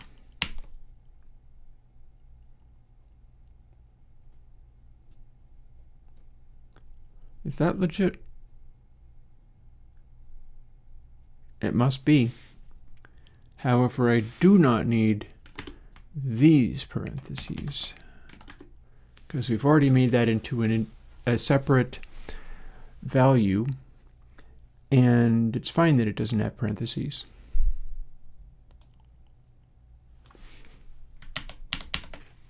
And then right.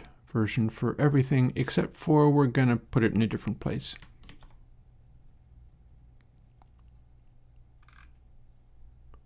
Or are we? ps.sizeL. We're looking for ps.sizeR. There it is. Got there.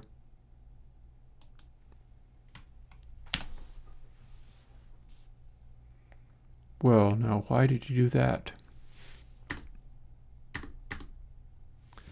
Thank you.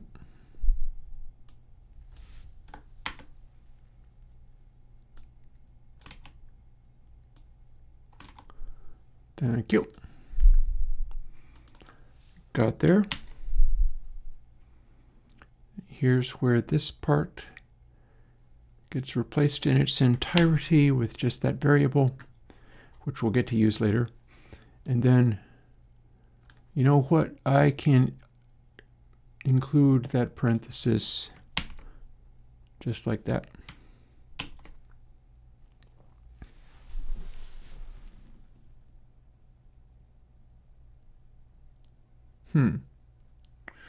Would I like to make these balance? We got subs. It's across and then down. Across is slightly wider than down.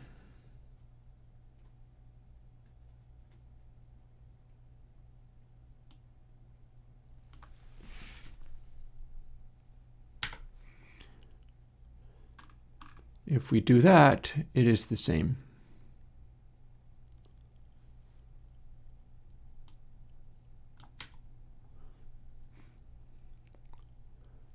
I think we can. Ooh, we've got an F max in there. Well,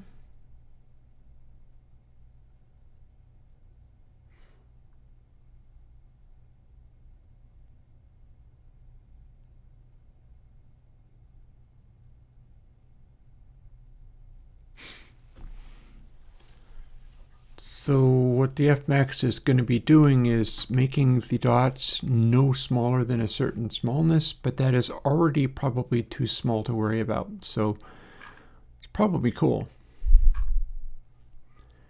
If I'm talking nonsense, it's because I'm talking my way through all of this.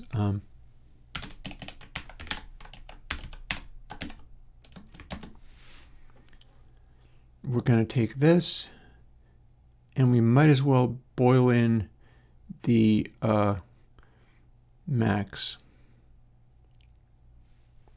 because then we don't have to multiply it again and again, or then we don't have to execute it again and again. And it should still work fine with what we're going to do with it later. Bada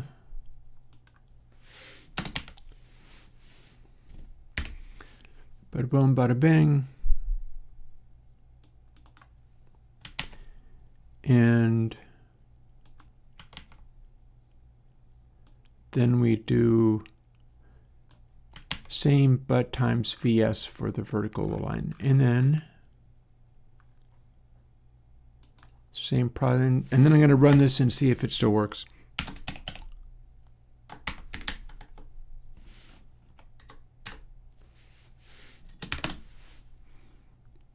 It'll be high time to run it and see if it still works. Plowing through a whole pile of little stuff here.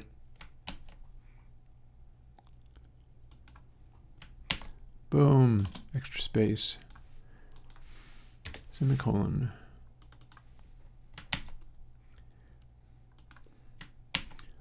But if this does work, then I can start wrestling these additional text meters into shape. And it's all the better that I've got the text processing stuff running less often. I'm impressed at how often it runs and is fine. It's nice that I'm able to do that and it got there.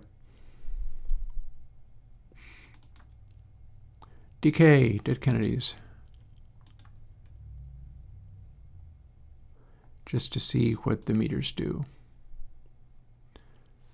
Okay, and now the ratings will only show up when I actually play it and do something. Here they are.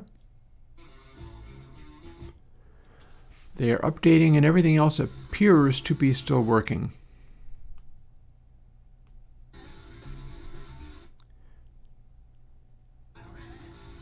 I think that is legitimately what this band is doing.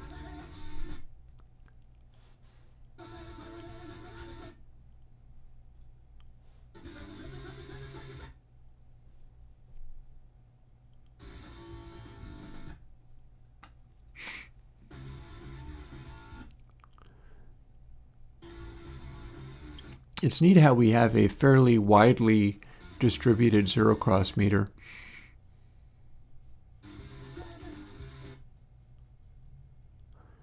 Here's the chorus.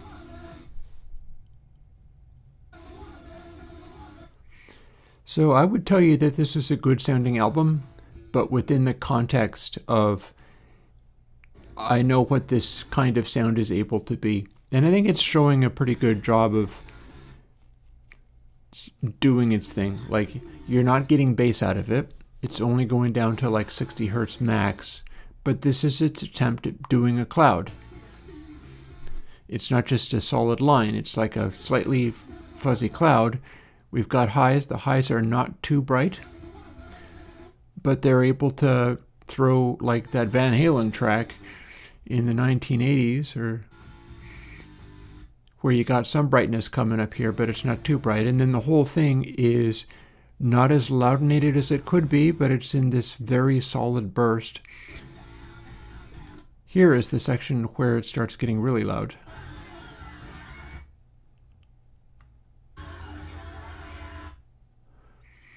It's a party that is getting gassed by chemical warfare. That's the point of the song.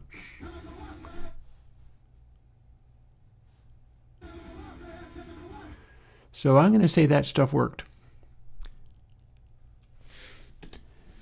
That the meters are still functioning even though I replaced those bits. Although I could go back and look at a track that I looked at before to make sure that it does the same thing.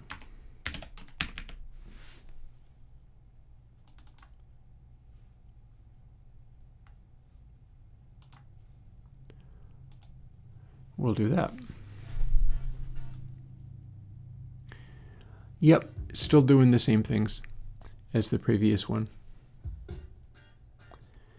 So the next order of business, and it's about 45 minutes before I even have to defrost food, so we're making pretty good time here, is start tracking things other than just dynamics. All of these are echoes of this reading, but this one needs to talk about this going on, and this one needs to talk about this going on.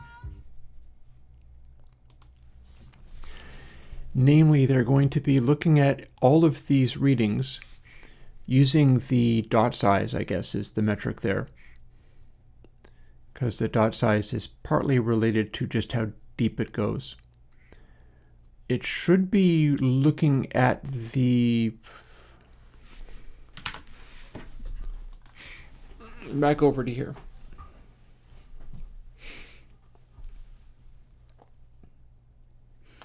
And if I flame out with this, it's fine. It's just a matter of figuring out what the next bits need to do. I've been walking through it okay so far. We've now got slew.sizeR and base.sizeR. And we have this running only every time it updates rather than every damn pixel. It's all within the if count equals data position -1. So as the scan line draws the entire thing, it only needs to draw it once every frame, rather than recalculating the string every scan line that it goes through, which was not great, and yet we got by with it just fine somehow. But now we know better.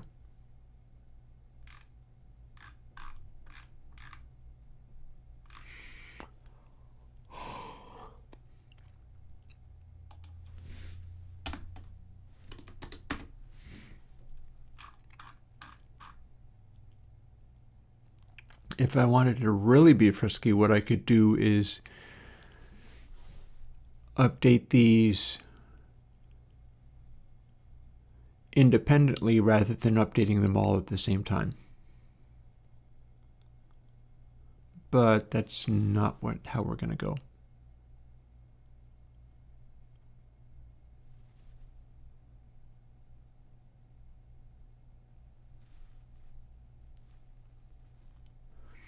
I'm a little puzzled as to how I'm getting hype score count here. This feels wrong.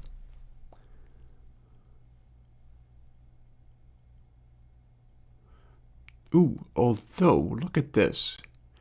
We're walking through this stuff. Do we need some of these?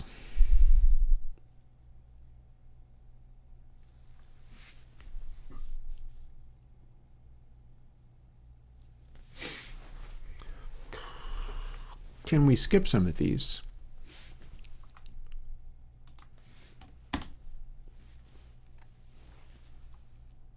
We're going to want fall off.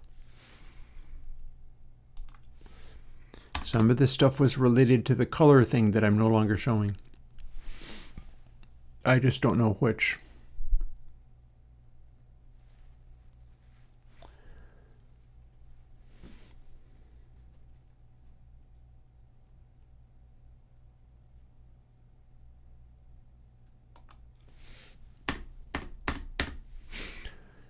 Let's figure out which bits of this. So we're doing hype score count, but guess what? Count is always data position -1 when we're here. That means we probably don't need even an array for that.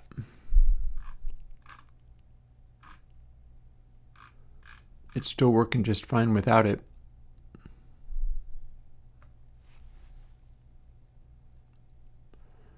And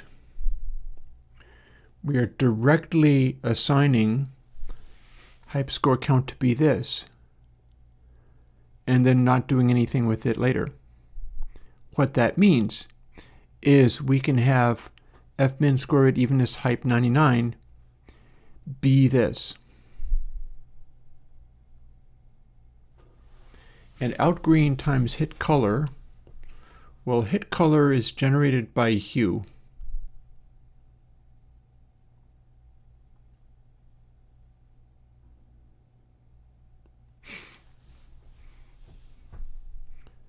So I'm just working out which of these things are doing anything, because this is all out of a earlier condition in which it was doing a visual display for drawing colors and meters and lines and things, a lot of which are not happening anymore. I do, however, think that this peak tracker stuff matters. So evenness, novelty, peak track, bin scale. Bin scale is counting through all of these. It has a little explanation of what does what.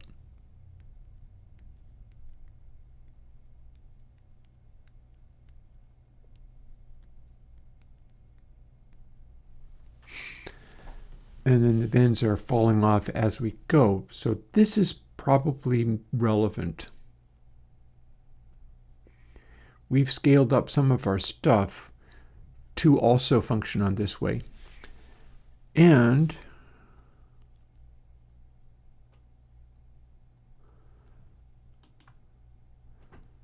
this is about converting it to 0/bin number, meaning we get to take peak L and peak R and directly use them for what this does.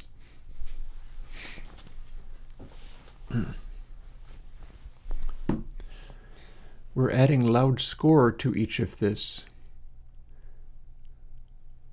But all of this, it's a bunch of this stuff. Look at this. If count equals data position -1, it's only doing it once every time we scan through this whole deal. Meaning, count is literally always data position -1.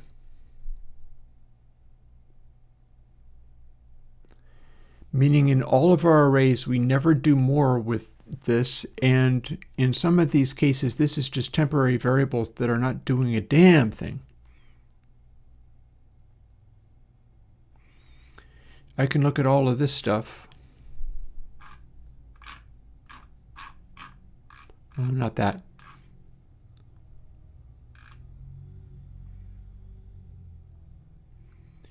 I can look at a bunch of this stuff.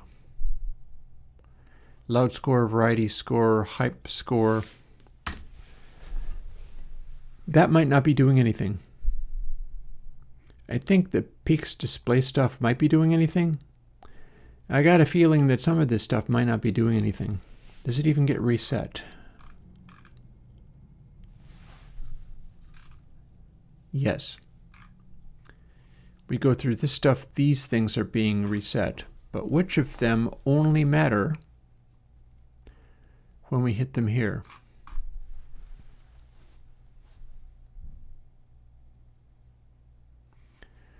I see we're doing data here. Like brackets count is the bit that I'm interested in right now. Can it show all of the things that match this? Maybe not. Ah. Okay. I see a matching thing.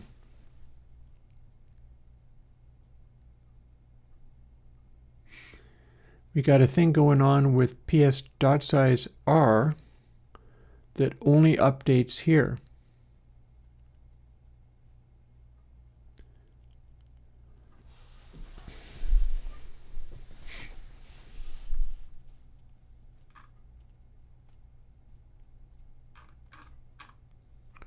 Why is this here rather than lower down? Does it have to be there rather than lower down? It's only happening once out of all of these iterations of count. So rather than checking it multiple times, what if we delete? And then let's put it here and see if it acts exactly the same. Because you realize if this part works, then I get to move all of these into that other if statement. It's wild riding herd and all of this nonsense. Of course, it's possible that it won't, but then that's why we're doing this experiment this way.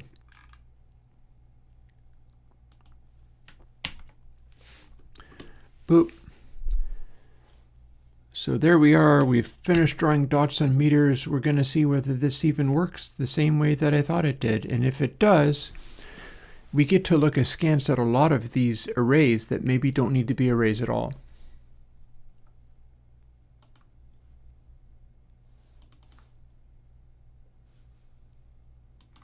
It'd be nice if they didn't have to be arrays at all.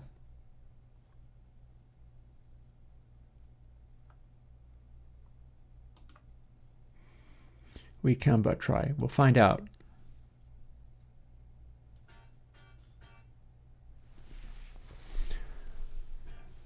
Looks to me like it's still working.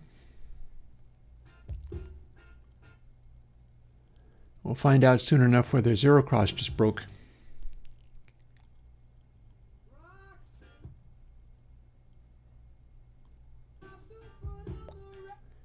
Peaks looks the same. Slew definitely looks okay. I don't remember whether zero cross is meant to look like this. Although I like the fact that it's going down into the deep bass. But then that might also be a problem.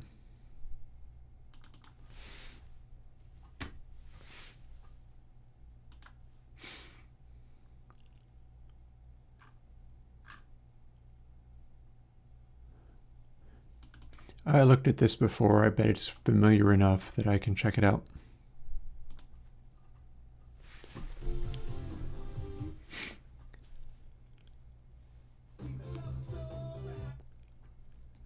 So here we are. We got this sort of thing going on, but this is known to not produce much in deep bass.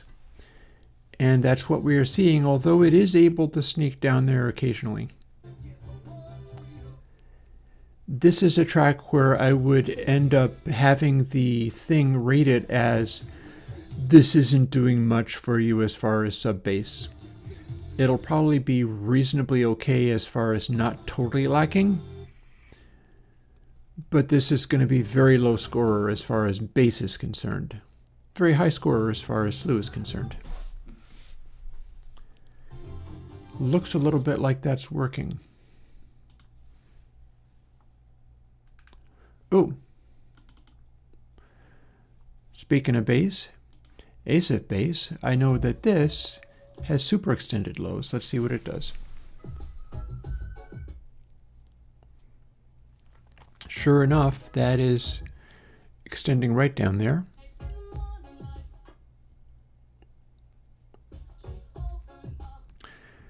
Like 35. My deepest bass coming off of this one has red dots on it, which means that it's throwing highs at the same time. The subs are hitting more like 60 hertz, 45 hertz, thereabouts is where the kick is hitting. Hello, Game Boise. And again, we have a spectacular performance in the bright sparkly verse. And then our overslews are partly covering up this line of text, but you know what? That's probably fine.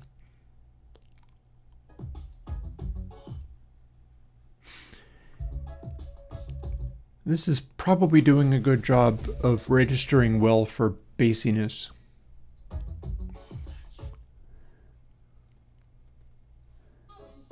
And the rest of it still seems to be working. So that's cool. We just discovered that we can roll some of these things into one place. This if statement is exactly the same as what we have here. So as long as they are up at the top, it's all the same to the code. Code is fine. What that means is all of these arrays are a waste.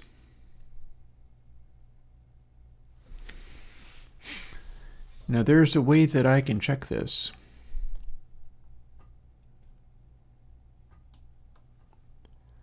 If count is data position -1.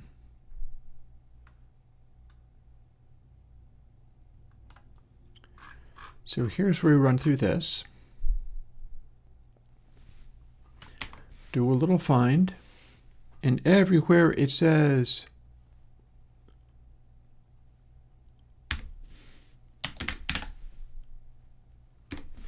count. Let's do a replace. And let's replace it with '23, magic number indicating the Robert Anton Wilson Illuminati novels, where everything is about the number 23. But if this continues to work, what this means is none of these need to be arrays at all. And I get to save a lot on running them, because we can save a lot of excess space, except for we got to all in selection.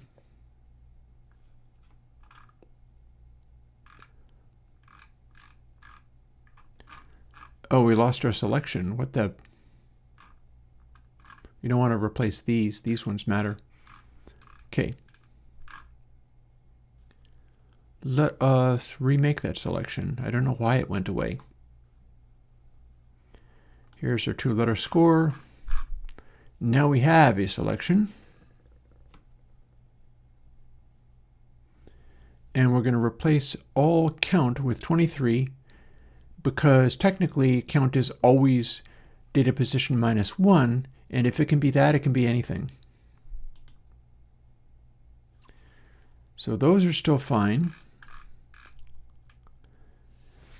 But we zoom down here and we see that all these different things are saying 23 instead. Does it still work?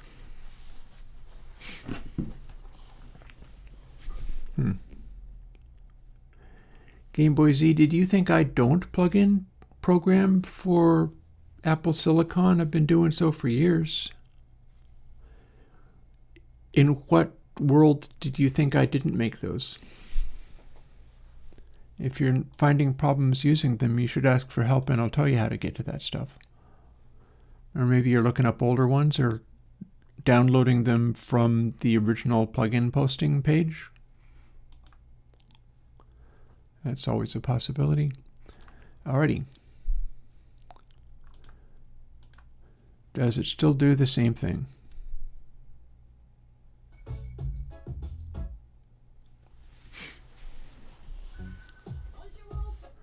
Looks like it's doing the same thing.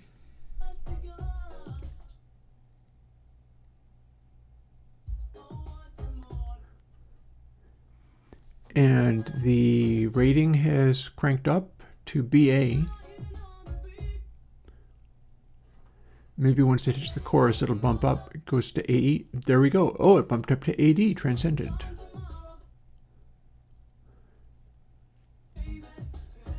which I'll buy, although I feel like that's a slight change.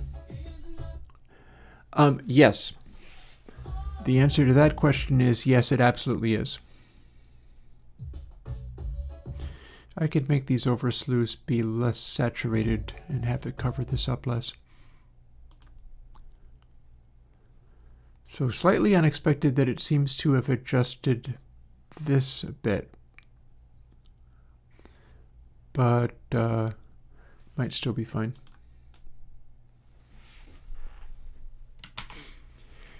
Yeah, what I'm doing is I'm making adjustments in all the stuff that I'm building, for at least the standalone ones, to bring them into Xcode on this machine, which is Apple Silicon. I'm telling it to build for Apple Silicon and Intel. Again, making a bunch of little changes because this version of Xcode is not the same as the version of Xcode on my Antique laptop. And then once I can get that to build through following the same instructions every time, I just hit build and I tell the compilation to be for all Macs, which so far still includes Intel. There will come a day when it does not. But that might also be waiting on me getting a new computer and running a new version of Xcode, and that might be sometime in the future. Might not need to go there. Certainly not right away.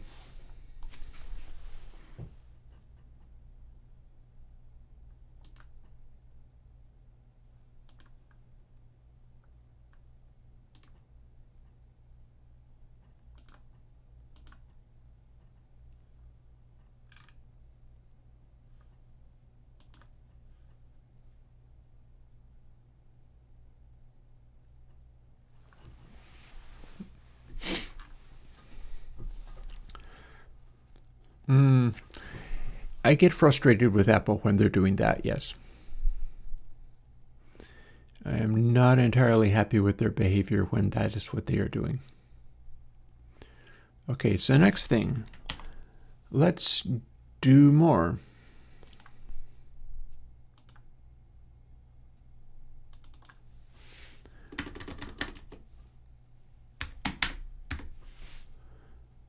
Let's make all the arrays go away and see if it still behaves. That's going to be within this area, and then I'm going to need to edit the other bit. Boy, you're jumping around like crazy, ain't you? It was scrolling with great speed and aggression. All right, all in selection, which is probably all that exists anywhere. So now what we're doing is we're referring to a bunch of arrays, and it says no viable overloaded thing because it's referring to the array itself as if it is a variable. And we fix that here.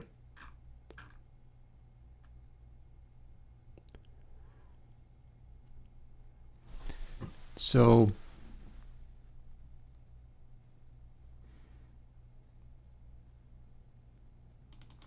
a lot of this stuff is going to get replaced with float.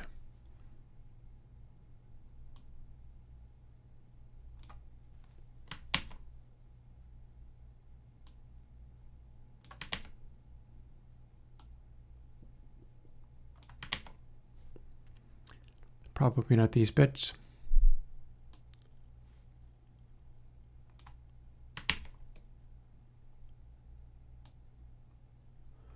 If I remember correctly, all of this stuff is the stuff that I just unarrayed. And in theory, I get to do this.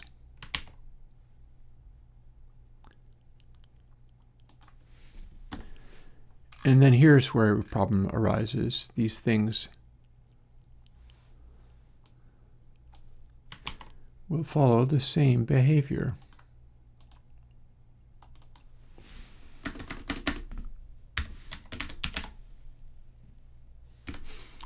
In fact, I don't need to do these in a loop, but it's fine.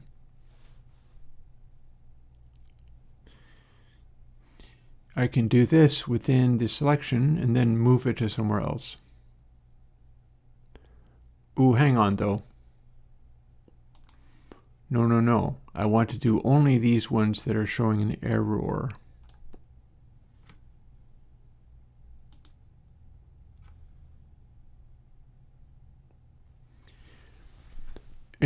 And then I go back into here and we may have other problems. Well, no, hang on. Maybe we don't have other problems. We have one problem there, but maybe that's not that big of a deal.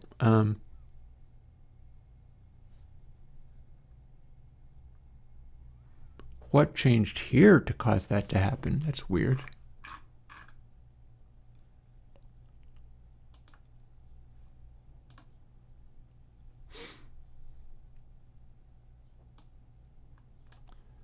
And then having done that means we get to drag this stuff out of that loop.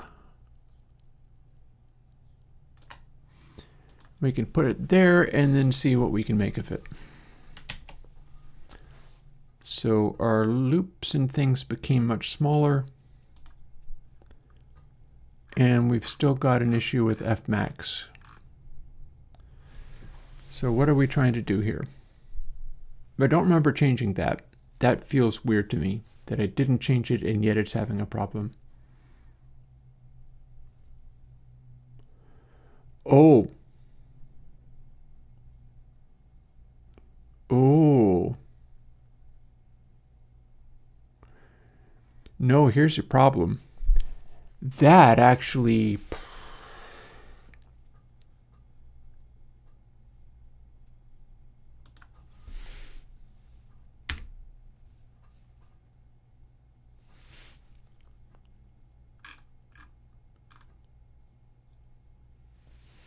was this.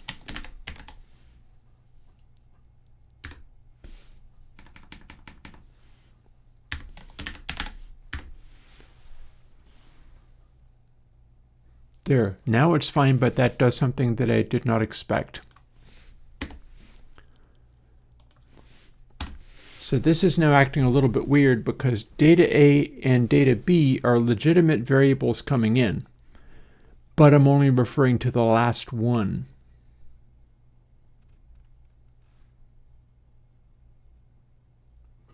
Also, it's that times -80.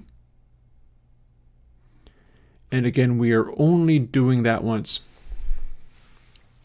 So let's do another experiment.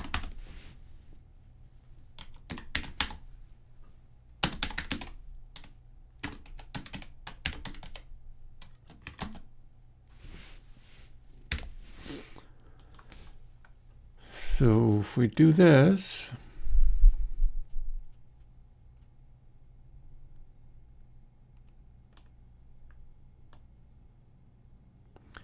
including its little -80,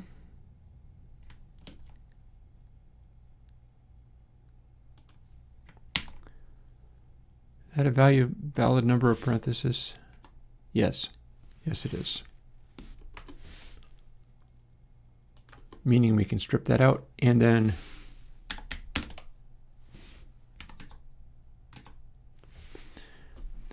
so that's going to work the same. Thing is, what I'm thinking is maybe at this stage, data A and data B count end up being only the one in the very end of the calculation and never being any different. So that's either arbitrarily useless or actively bad.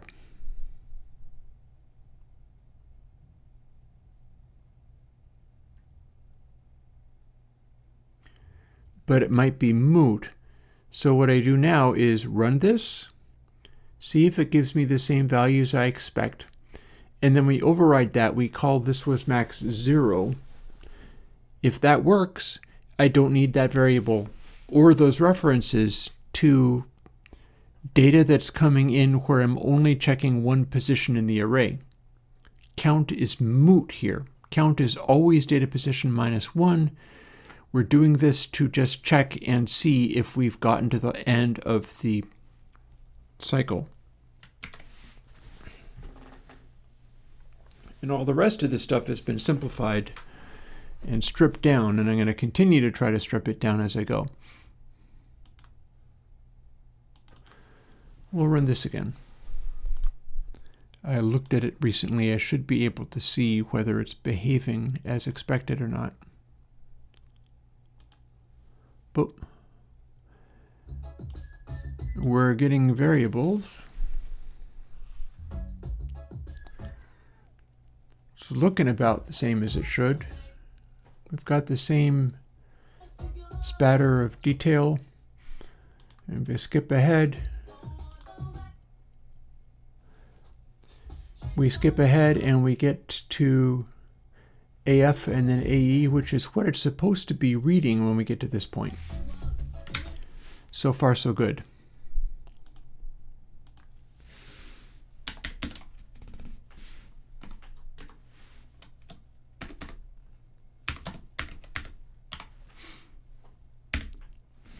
If it does the same thing, we don't need to refer to data A or B at all.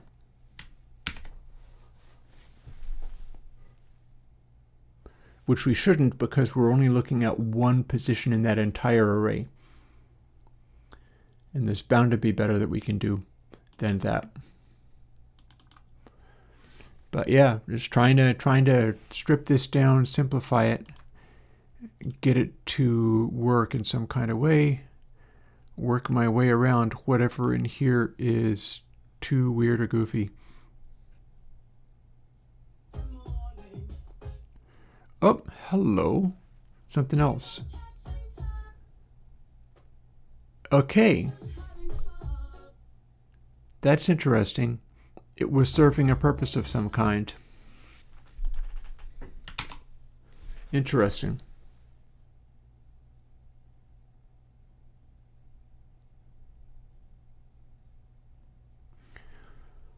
Well,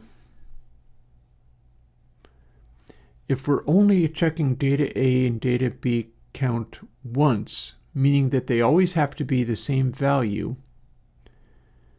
that is a RMS value that's being measured off the end of the scale.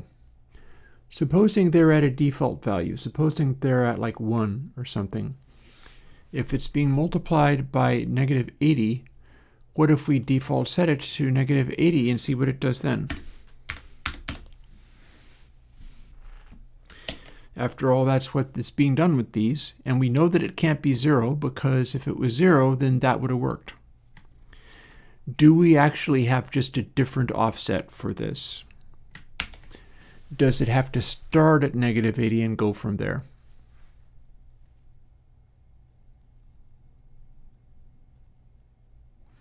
Which would also mean red score plus blue score -80 would also work, if that's what this needs. Because this is how we do that. We're making these scores and things, but then we're trying to adjust them in such a way that they're producing the values we want. And we can check that by running this in a situation where we know what it's supposed to be saying.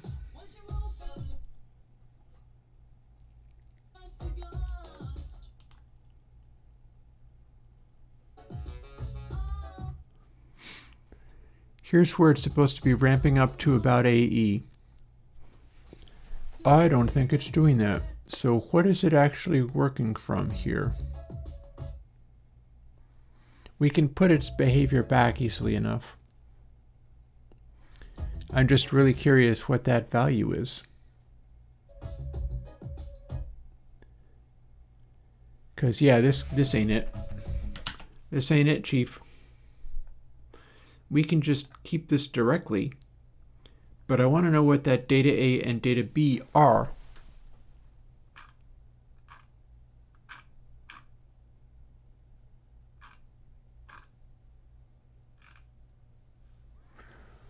Are they being set somewhere that I can see?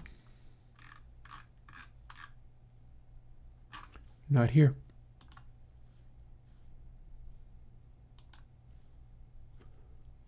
All right, these are all being set to 0.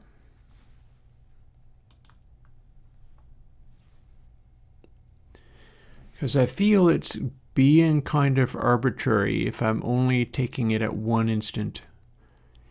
Unless it just inherently is able to work with this. But it still feels kind of wonky. So here's where we start feeding that information in.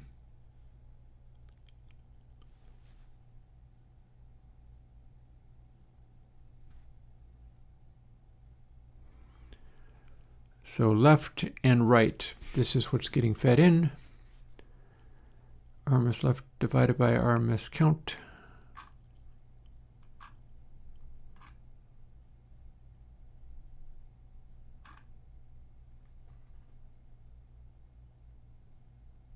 Ooh, also this is not even, I was thinking I was going to be looking at console X3. This doesn't have any code. This is very blank and empty otherwise. So plus rectified L times rectified R. Count gets amplified up.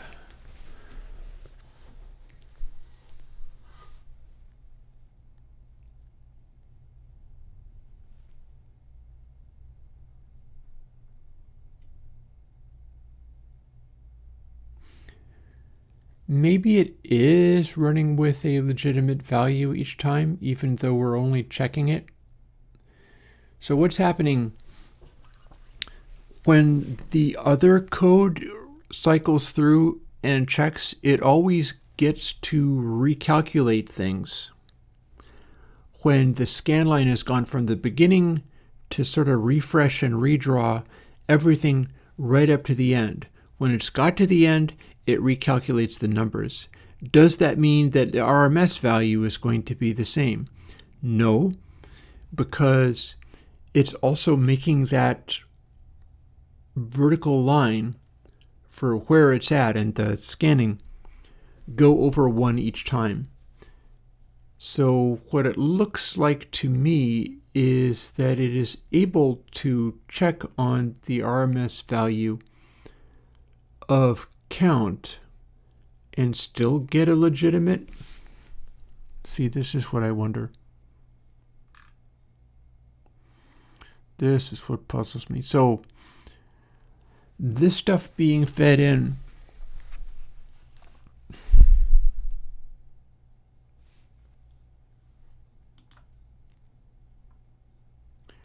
grr.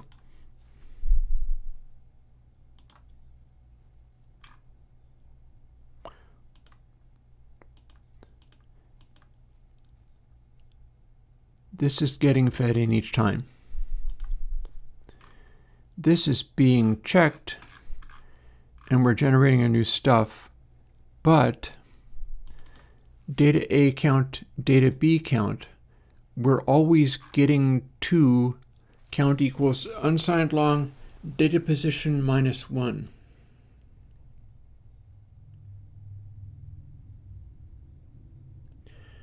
It feels like what that should mean is that it's only referring to a loudness value at the very end of the scan. But I don't know if it can really do that.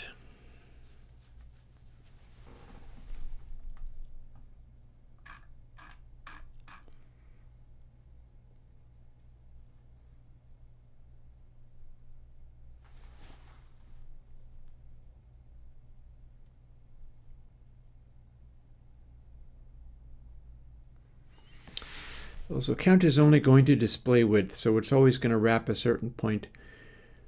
What I'm working out is to what extent is this screwing up the ability to calculate RMS loudnesses and whether it's giving me random-like results. It shouldn't be, but I don't know whether it is.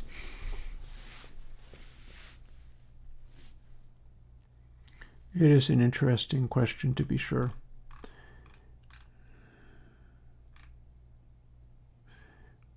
You know what, this is a fine moment for me to go and do something else. Namely, it's time for me to thaw out cheese for my tacos. And we'll see whether I can get anywhere in the last hour of stream. Before I do that, however, let's fix it and put it back. This was not appropriate. And apparently referring to count even when count is only one position ever still works somehow. I don't know how, or what's causing that to be remotely functional. And yet here we are.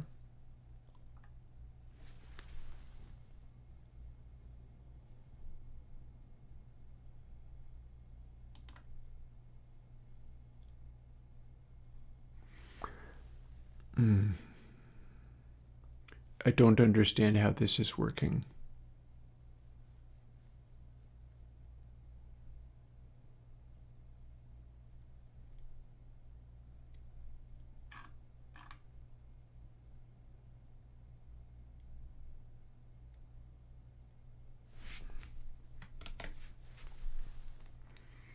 I don't like it when I don't understand how this is working.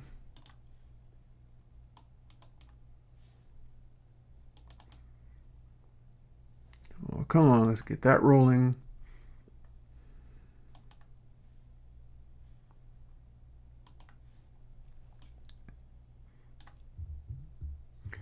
I'll be back. Oh, I don't even have it playing through the audio.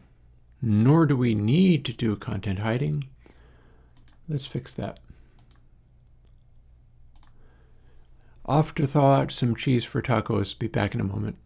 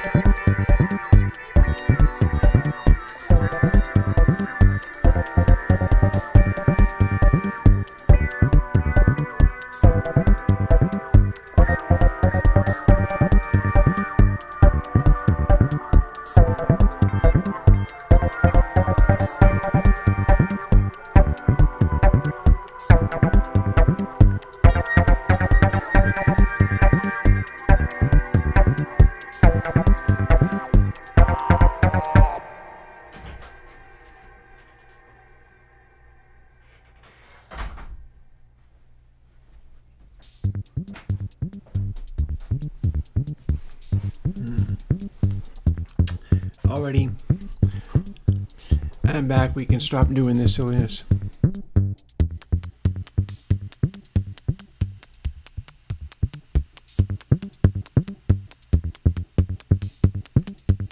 What was that last bit?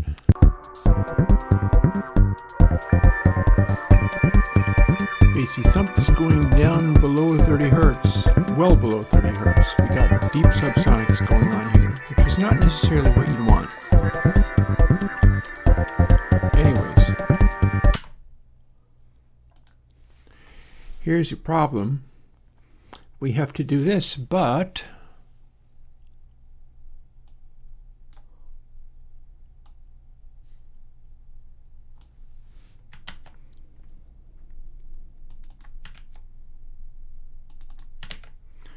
that's the same.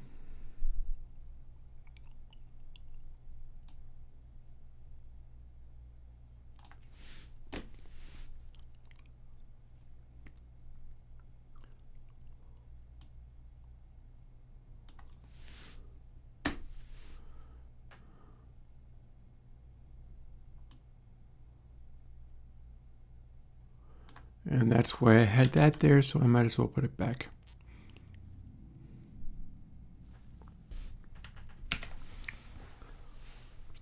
So that now becomes a thing.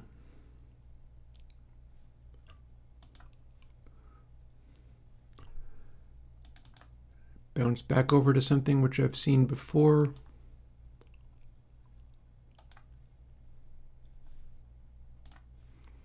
Run it.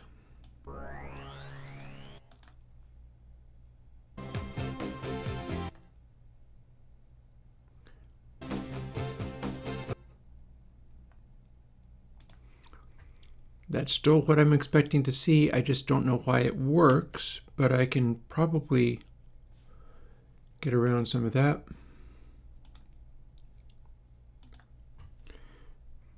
First, back over to the speakers because we don't need to pipe my random experiments through to stream. Not at this time.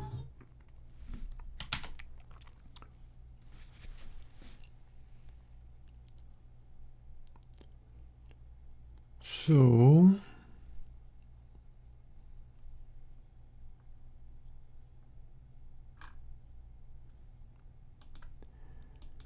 these things are getting updated. Hang on, max score. Amusing. Okay. Why is max score stepping down? You know what? Don't care. It's fine. It's all part of the tricky behavior that we've got here.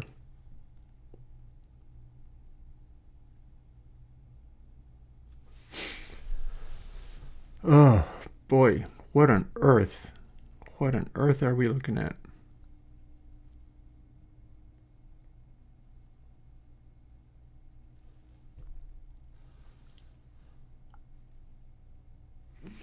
More relevantly, how much of this stuff can we ignore?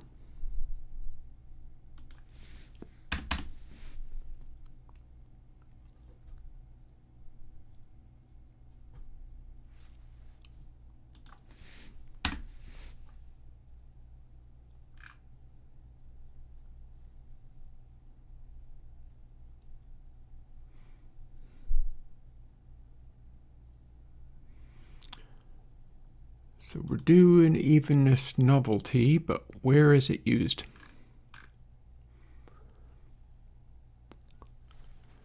We're doing hue and scale green and stuff.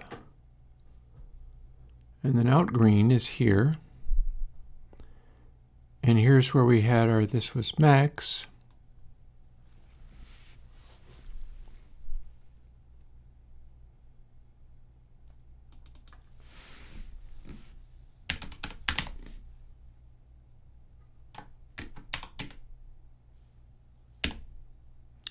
Was it even peak or was it RMS?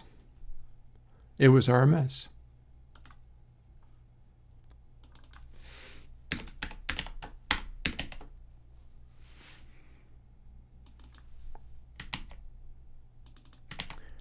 We're going to call it Magic RMS because damn if I know why this even works.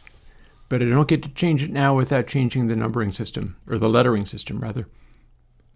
So we're not going to. How much of this can I strip out?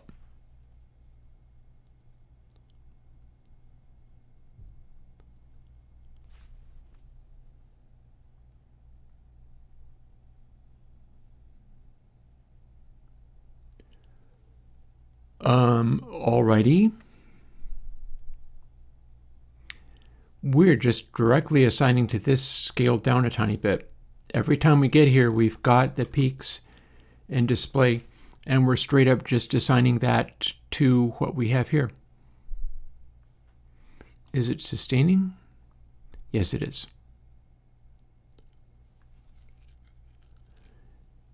Do we need the display to be here?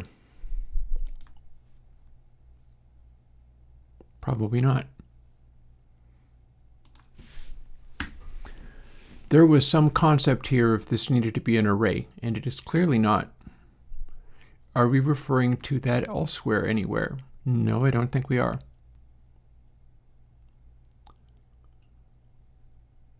Okay. That means this will work.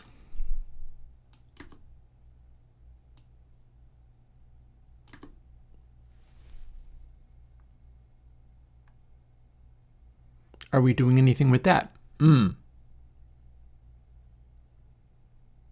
Yes.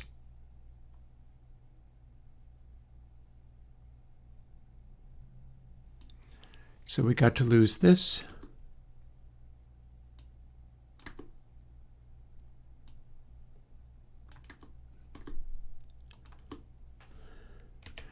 We're scaling that by something. I'm just going to run these together.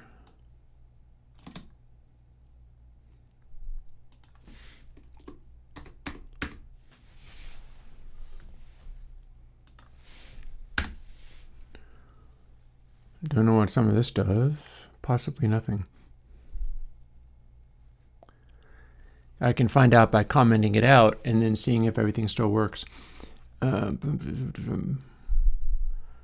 score, variety score. Okay, variety score lives here, so we do have one of those. This also is falling off.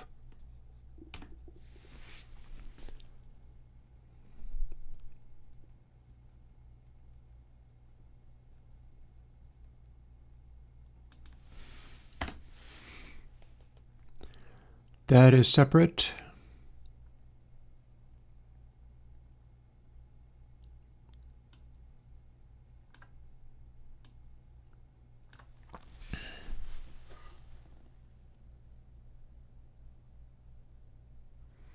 Damn if I know where this is being updated. Oh no, there it is. It is being updated in some kind of way.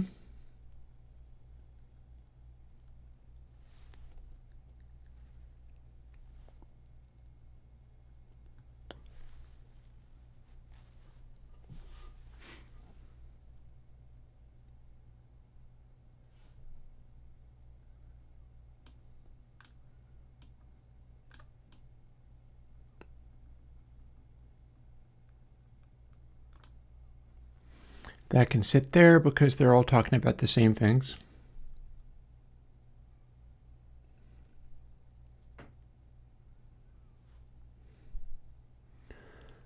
This, I do not know if it's going to matter. Oh no, it's playing a role in there somewhere.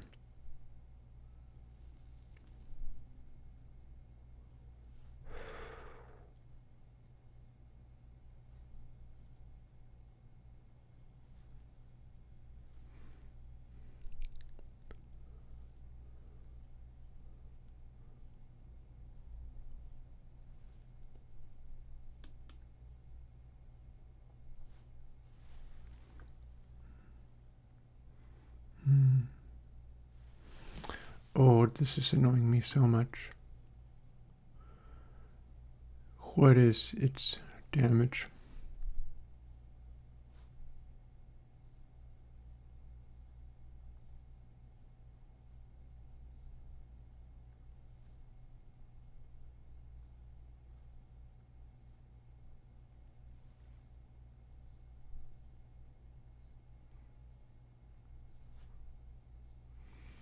We get to lose everything that it says display, because that we're just using it directly.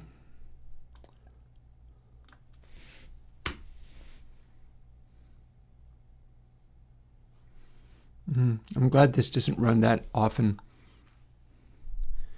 because what a mess. Ugh. Yuck. What a gross thing.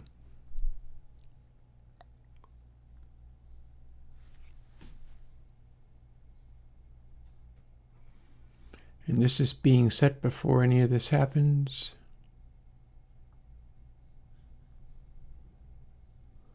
Still trying to figure out whether this stuff does anything.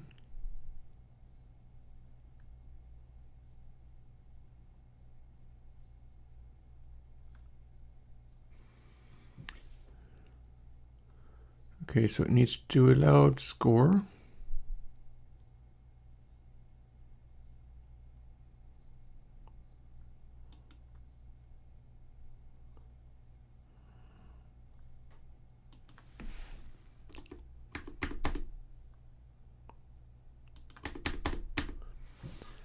So this is a mess, but at least it does something.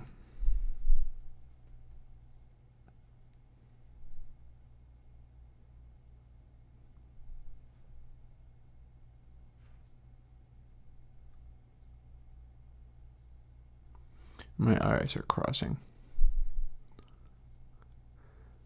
Loud score. Variety score. Oh, okay. Variety score equals evenness novelty. Where'd that come from? It came from here.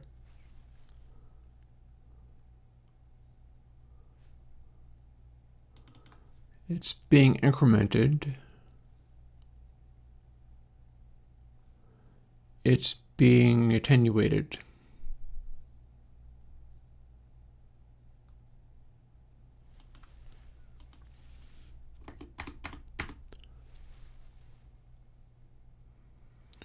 I do not know if this stuff does anything.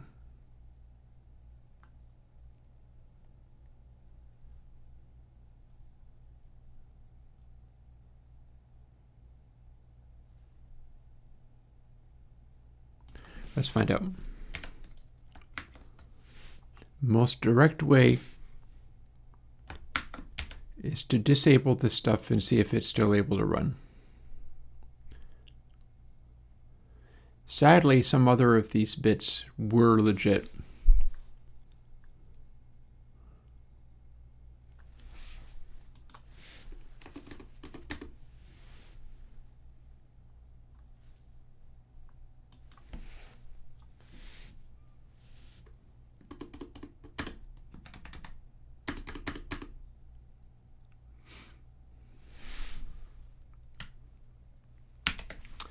And for a penny and for a pound, see if it still works or builds.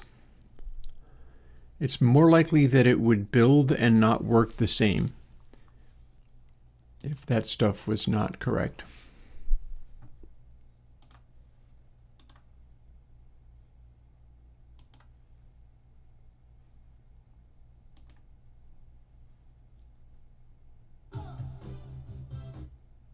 Ah, screwed something up.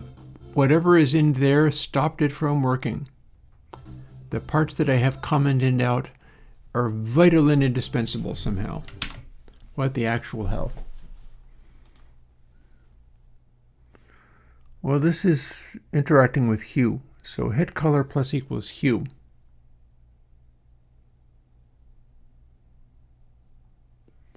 Where are we even referring to hit color, though? Like, where is it showing up?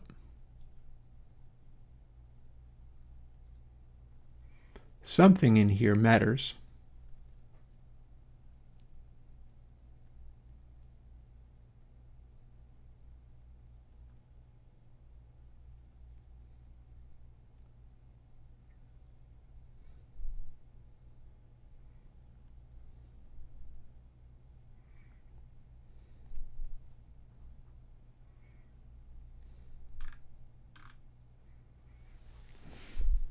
Oh, if hype score larger than highest grade plus 1.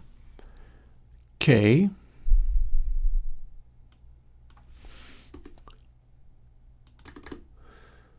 So then we know hype score has to be a thing. That means evenness hype has to be a thing. Okay, it all fits somehow. In a horrible way. Well, now what happens if we move these down to where it looks like they make sense? Even though they kind of don't. It's that time of day when I can't click. There we go. Let's put these in after we arrive at hue. Because we got to do hit color to do evenness hype. And hype score is a factor of evenness hype, and evenness hype falls off from fall off. Oh, but hang on. Whoa up.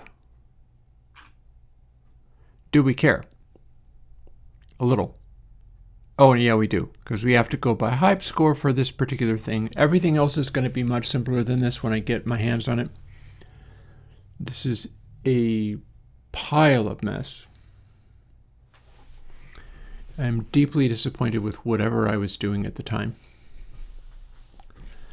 That said, if I can get it to still read the same things, then I don't have to go and redo literal years of measuring stuff using this and writing down the results.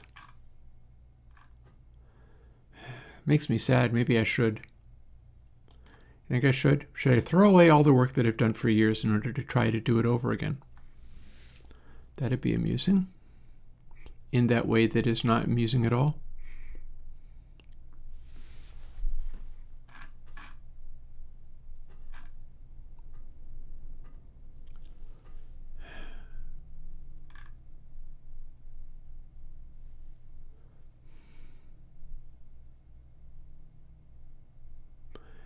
Hey Aurora, I have told somebody already today that I cannot do Console X3 until I have put out Purist Console 4. It is for you that I am making that choice. Somebody was hot for it, and I was like, I've promised somebody that they would get Purist Console 4, so we will not see Console X3 until Purist Console 4 has come. I can't imagine that I'll have it together to be able to do that this weekend. I want to do meter. Wouldn't it be funny if I ended up doing that because I couldn't do meter this weekend? Don't cry. But yeah. Well, I mean, who else is demanding it, though?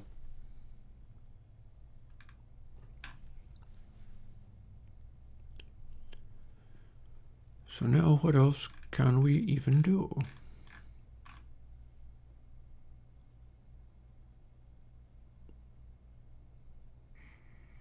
Oh, you're just here on the stream asking for stuff. I've said before, people want to hang out with me while I do this work. You get stuff as a result of it. And note that I haven't said I'm dropping everything and making it happen for you immediately. But yeah, it is going to come first. So what the hell are we looking at? Oh dear. Oh, dear me.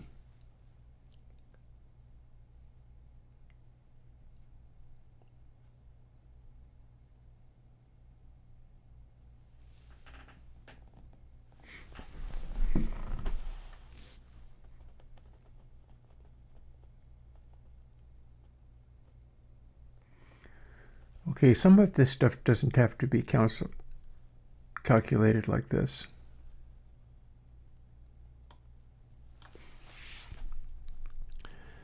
This is 1 minus hype.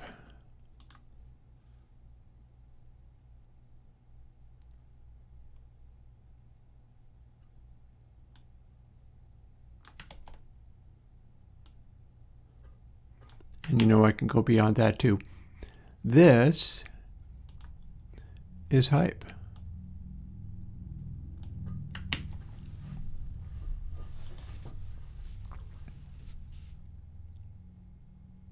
I'm not going to worry about that right now.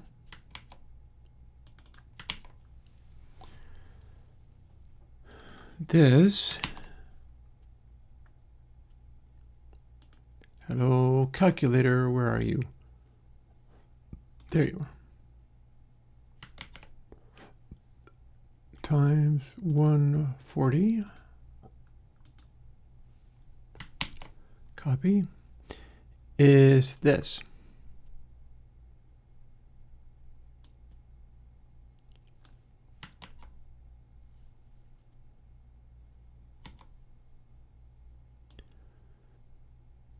So we don't have to do that. We can just take it as read. Oh boy. So what that is doing is a weird combination of these things, but at least I boiled it down a little bit and made it simpler.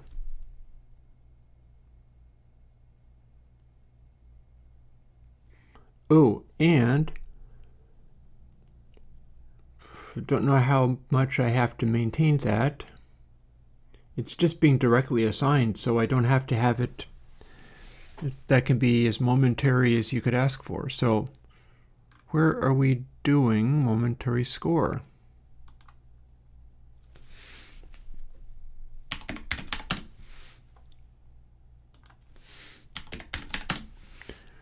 Overrides other local variable.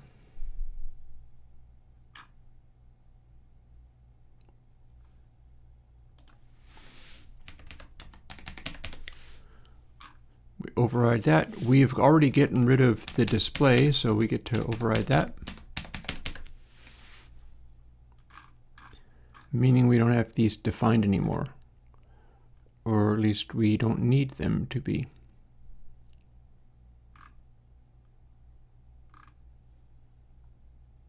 And that's this whole chunk.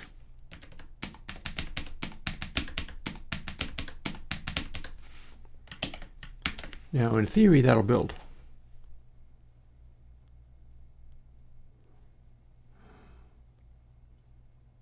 And it did.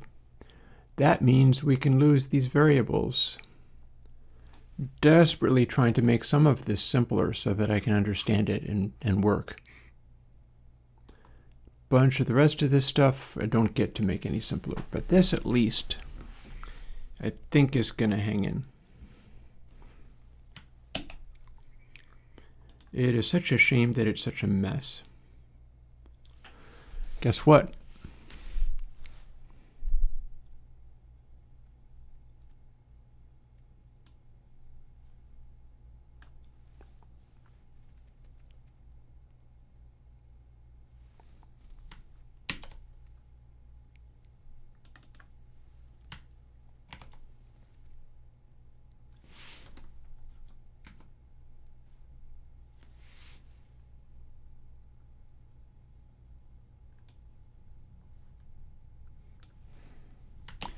We can do this. And as long as we're stuck with this nonsense, we can at least not define a lot of extra variables when we can't bring it under control anyway.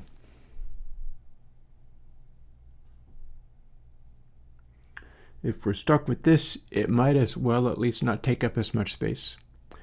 You go ahead and try. I'm not sure it'll work. I think YouTube will not let you. If you can come up with a way of doing it, then do it.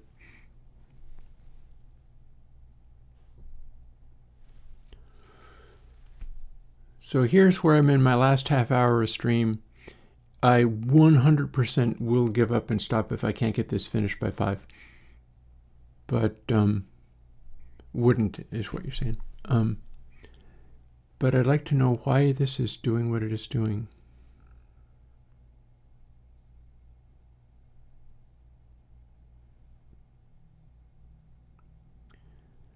We got a variety score going on here.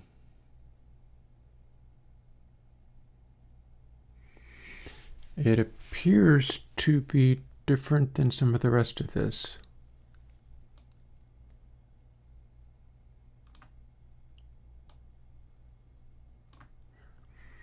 We can move it over there. And here's the thing that we're doing with this.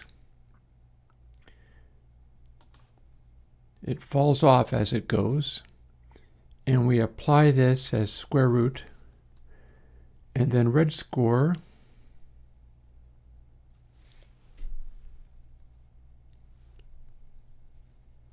gets boosted up or assigned or something. Does it matter if we don't?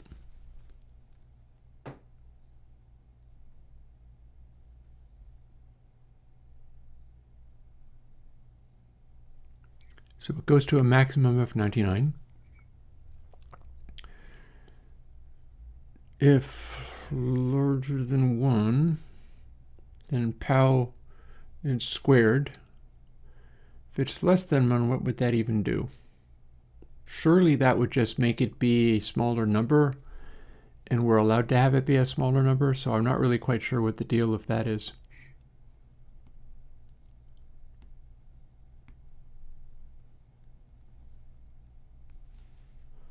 This are puzzling me.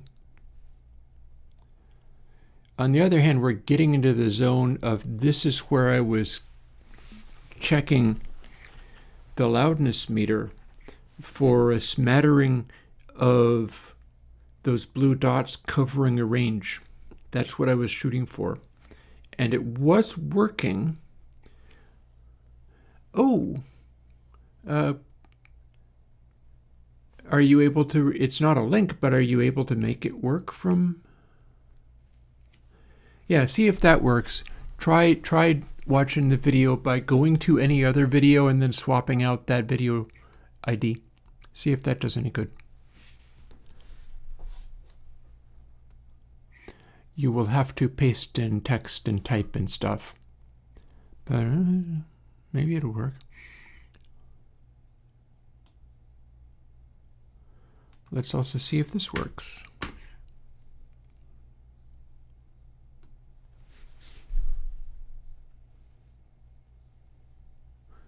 Ah, phosphorus. Cool. Cool. So bins are falling off, and then evenness is falling off after we're done. We can probably move that to there.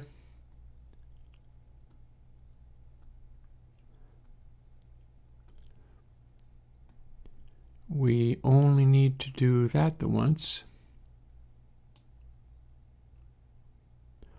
What? Wait. What on earth am I thinking? Well, that's just turbo dumb. Let's not and say we did. No, we do not do the power of this power of 2 of the square root. That's just foolishness. What on earth?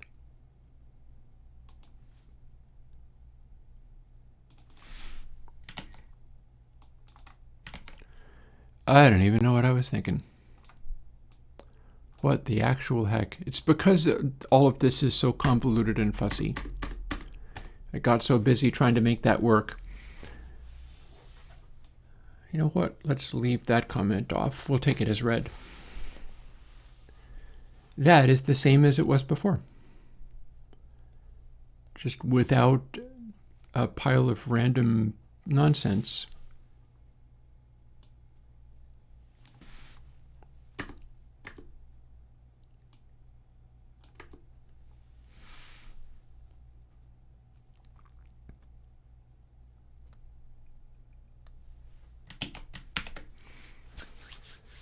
Man, let's see if we got anywhere. At least it builds. I keep simplifying things and stripping out mess. There's that, at least. So this should get up to AE quite rapidly, too. I'll need to let it play a little bit, but it's going up. Chorus should get us to AE. Looking good.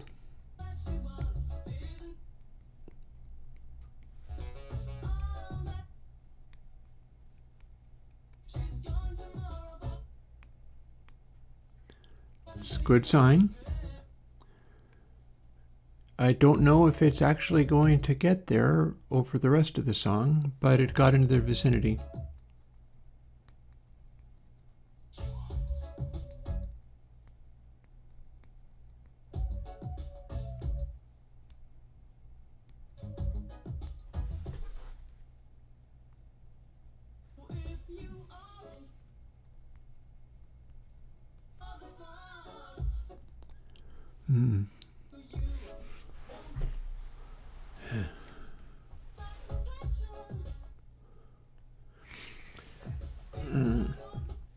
I'm really wondering whether it's going to get up to the rated setting or not. There are a few little changes in there, here and there.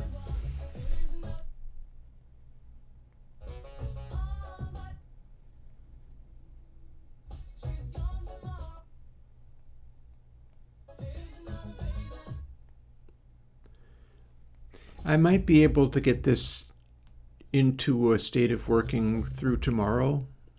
I won't be streaming it, but I can continue this tomorrow.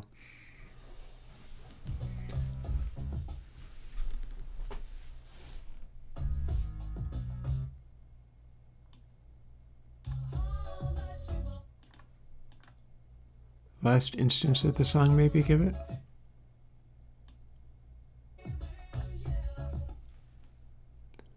It's very close to what it's supposed to do. I don't believe it's going to change in the last moments.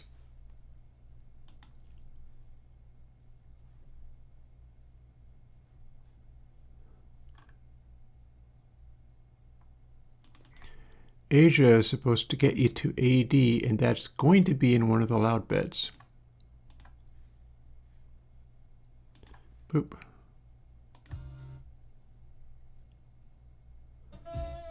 Probably right at the end.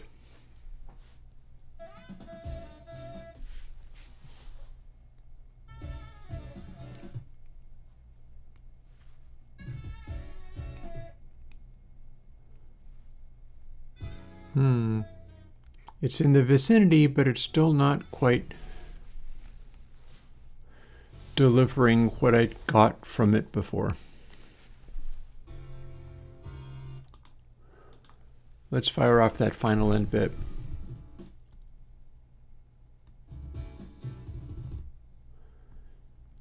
I'm not sure that's going to get there. I think it maybe was the saxophone solo that did it.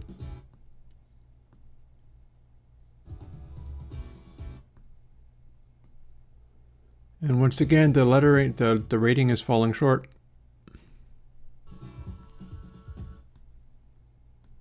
Yeah, the lettering's falling short. It's going to be that saxophone solo. So, given that this did not work, what must I do?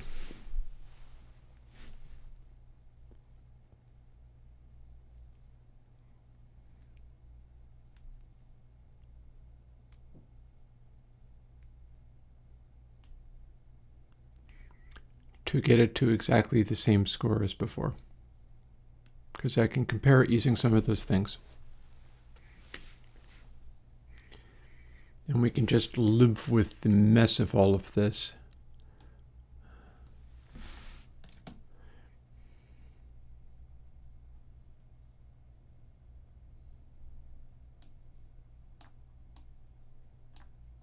Whoop. Whoop. Please let me click, for God's sake, man. It's going to be one of those days. Has been one of those days. So as long as it's already wrong, we get to do this.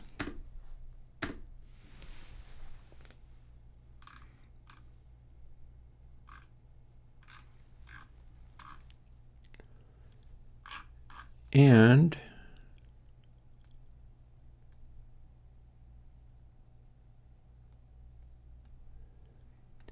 do we ever even need to refer to that at all, or can we just take it as read?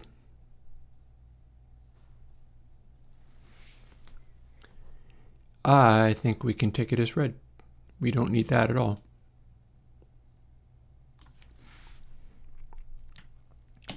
Boop. In fact, this is where we can adjust it. Look at that.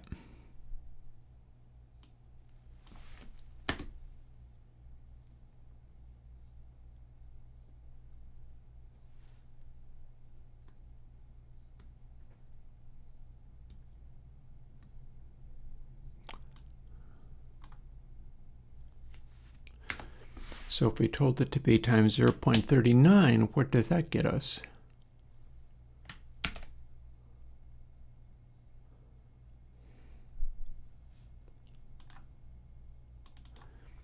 You're supposed to get to AD.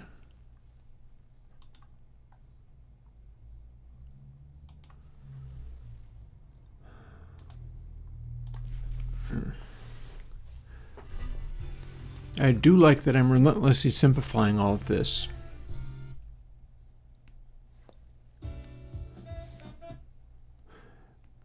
Oh yeah, that's right. I do remember that. We got some good use out of that.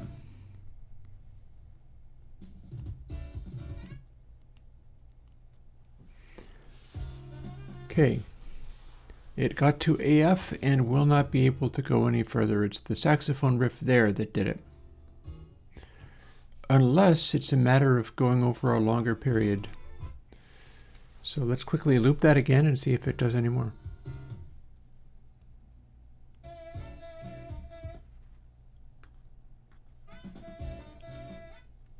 We can loop this section and see if it pushes the score higher.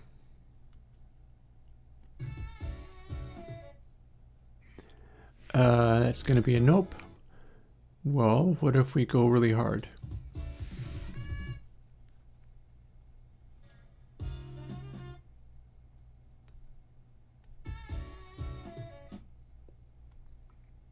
No. No, that's not going to make it, is it? So this was rated at AD, and it's going to be this moment that did it. Oh, unless it's here.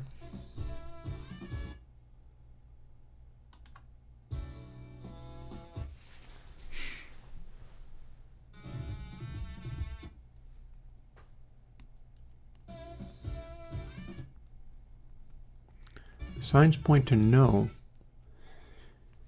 I'm pretty sure if I just keep increasing that number, I'll eventually get it to where the ratings line up with what I previously had. It's a hack, but it's a hack that's worth hacking. Secret number of the life, universe, and everything.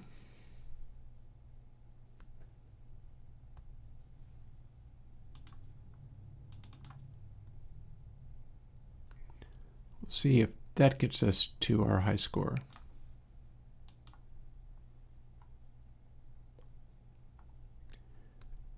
It is rating a little cloud of exciting information stuff. Don't mind me, I'm being really fried by the end of the day.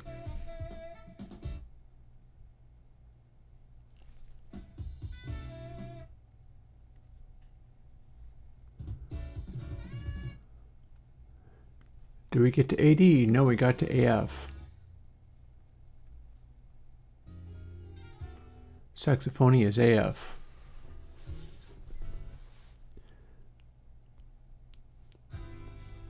So is what I'm doing even doing anything? That's probably the one that I want to be playing.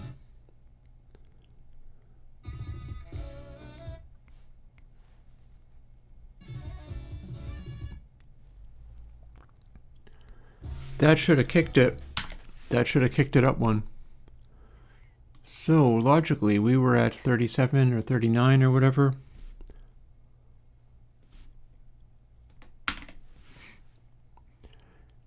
Let's see if we can make it go way higher. If this doesn't work, I'm failing to understand something.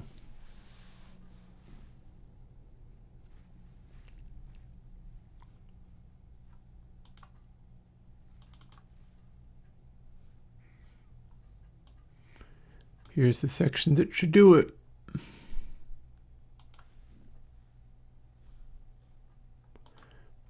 That should go to a markedly higher score. Like way beyond AD. Yep. Okay, got there. So what if times 0.5 is enough to get me to the score I'm looking for? Let's find out. This is just an iterative process at this point. If I can get this bit in this track to go to this score, I'm going to call it close enough. Oh, wrong thing.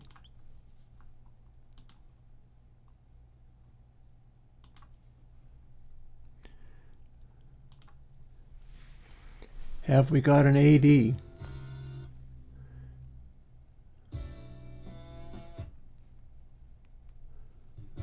Got to A. Oh, no, it went past. It doesn't need to go that hard.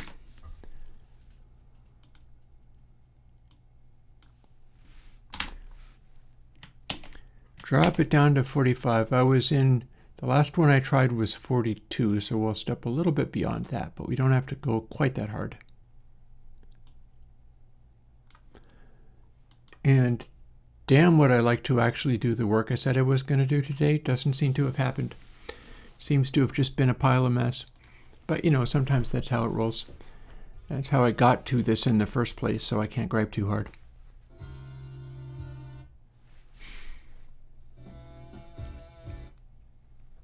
AD, AD. Have we got the AD? We got AE. Boom, got AD. Do we go beyond?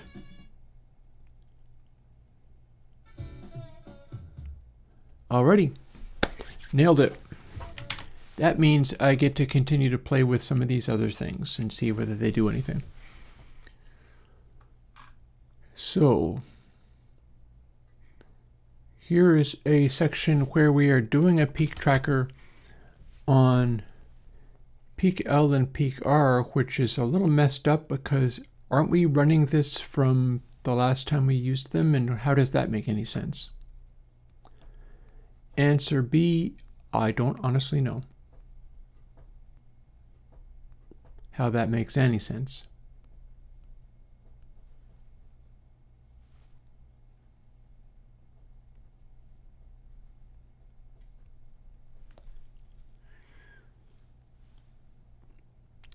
Right. Well, I mean, it's almost taco time, but I am not enjoying staring at this going, what the hell was I thinking? I mean, it could be worse. I could be staring at this going, what the hell was the AI thinking? That'd be even crazier. But for me, I'm capable of being just as derpy as any AI could possibly be, and am doing so at this time. Also, we could, why not? Why not?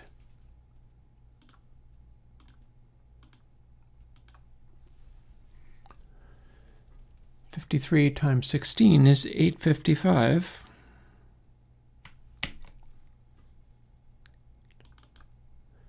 We can build some of these in.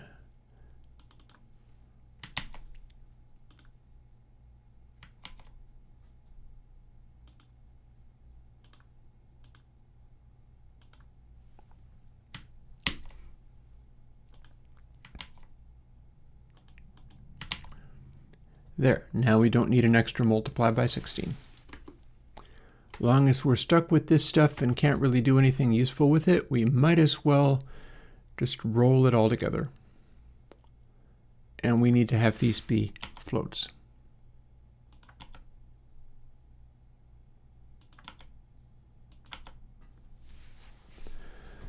And that ought to do it.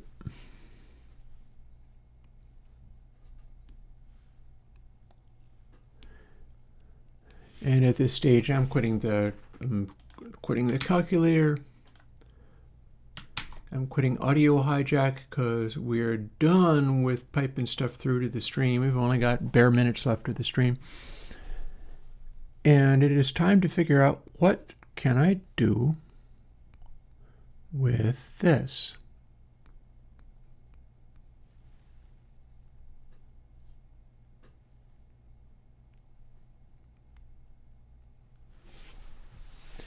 We maybe don't need loud score as a separate thing. Although granted, I mean, we're doing a square root on it, so there's that, but fall off isn't very big. So we directly assign it right there, meaning that we could simply do this.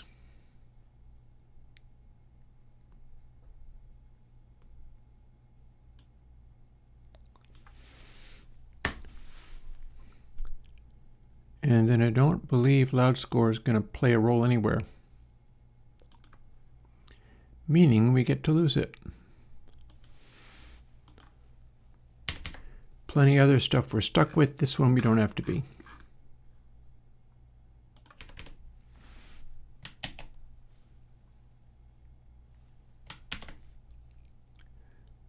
Oh, hello. Do we have a problem? Apparently we do.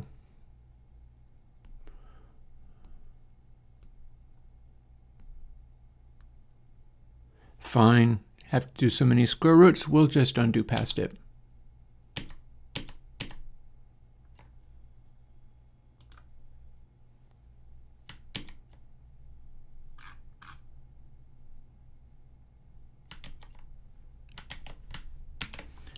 There, now it'll work. I didn't realize I was using it in that many places.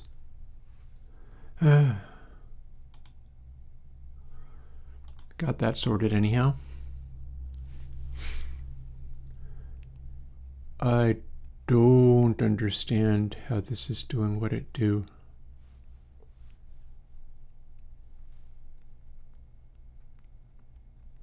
It's like it thinks it's running at every moment, but it's really not. Oof. I mean, if I came up with a whole separate way of going about this, I'd be able to scale it by looking at all these measurements and then getting it to be scaled to the same result. My worry is that I would fail to do so and that it would go completely wrong. That I would skip all of this nonsense, all this nonsense,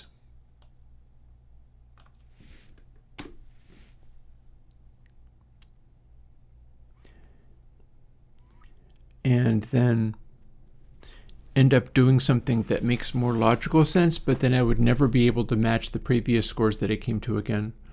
Although honestly, I gotta say, if this isn't working, what even is the point?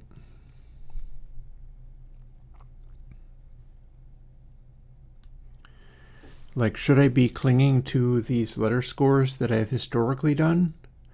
When A, I kind of repudiate that they matter, and B, this code looks like a complete and total mess. What I'm looking for has nothing to do with juice hue or any of that nonsense.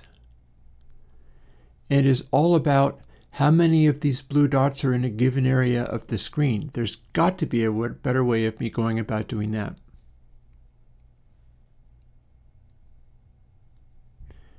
And resulting in a highest grade like behavior that uses stuff like peak track, but does it better.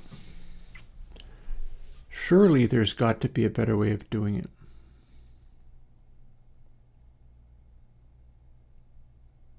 And then we get to run this stuff at the end, but we'd be going through and tracking stuff along the lines of a peak track that was running in the main run of things. Because that's really what it needs to do, is as stuff comes in, it's watching where those dots get placed and then applying this, namely converting this for the novelty chart, adding something there, in fact, adding the size of the dot.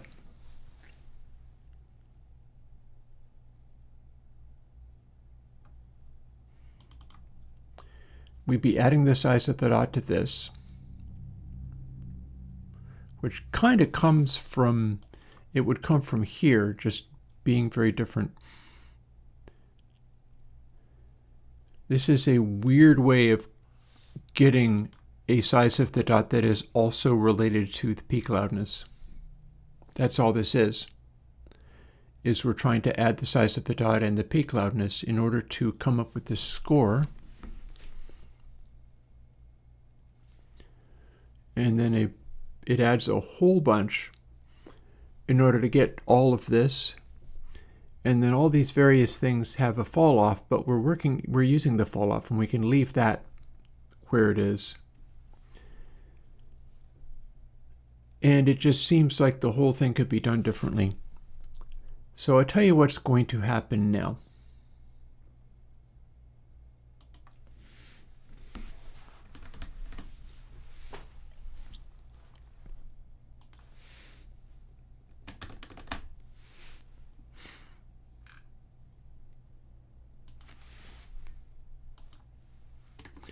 I'm mungling some of this into a lump.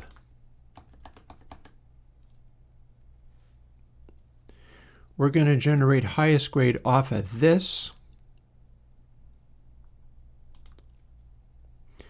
by counting everything that's in each of the bins, which are going to be added up as they go, and then they're all going to fall off as they go. We've already got that happening. We're going to ignore this observation because it probably needs to be done over. We're going to ignore this.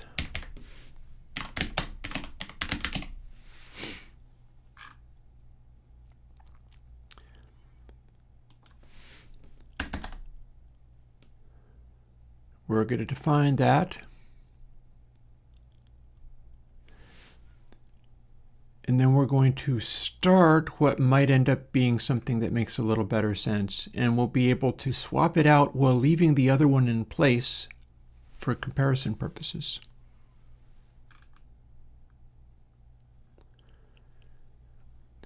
So we got peak track.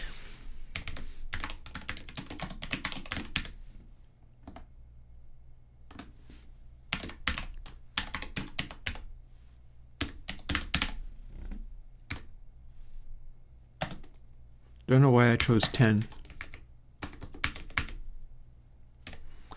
Also, we don't have one of those yet, but we will.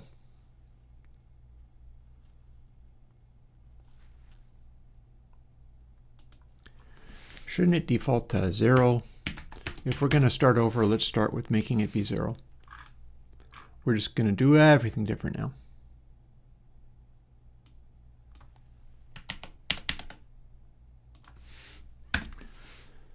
So we'll leave that aside.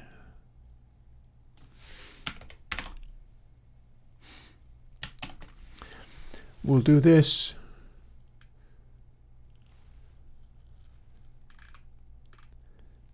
All of that stuff should be fine.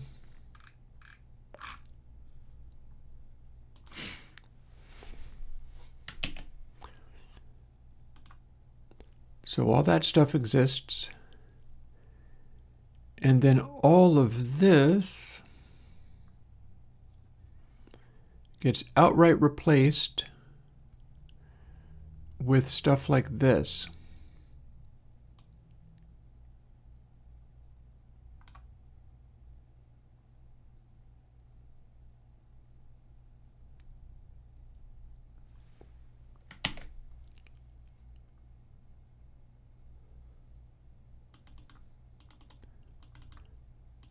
Wild that I have separate channels going on, but no matter.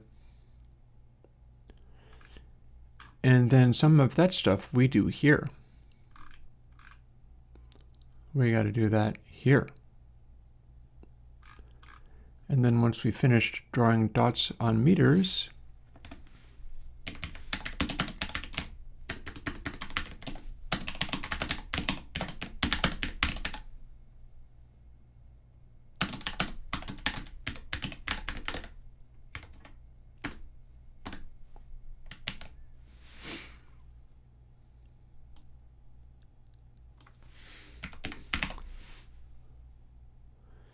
we do something relating to this stuff. Oh, and let's keep that comment.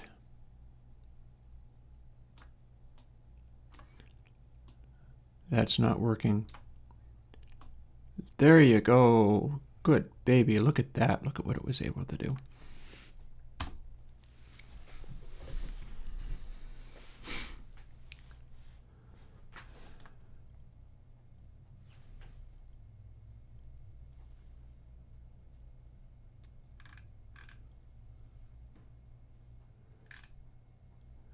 And time for me to stop,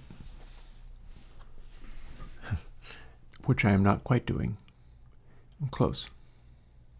I'm close. And at least I remember to thaw out my taco hamburger and stuff, and everything is ready to go for me when I'm ready for it. Next thing I need to do is something like this.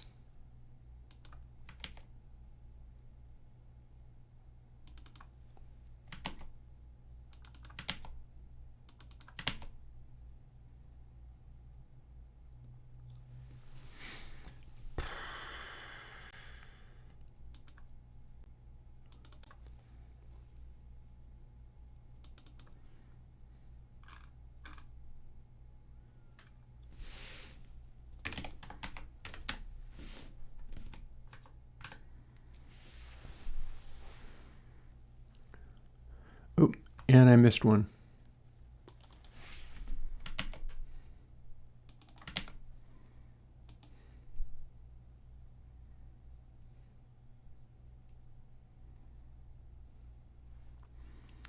So the position is peak L. And peak L is where it's drawn on the screen, but the amount that we're adding is dot size. And that's being added to the thing that we're in.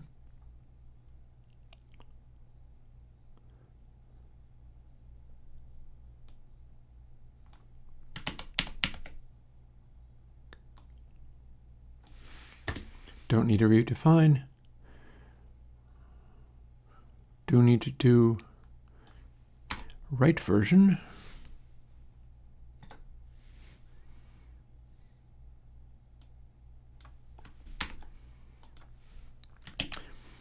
And we add both of those things.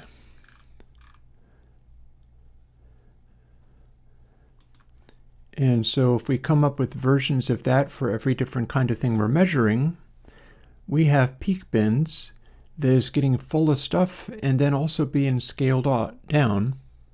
See peak track bin scale? Each one of these things gets the same thing. So did I make a new one? I think I did. I made a new one. So blue track is the new one. So blue track follows the same rules.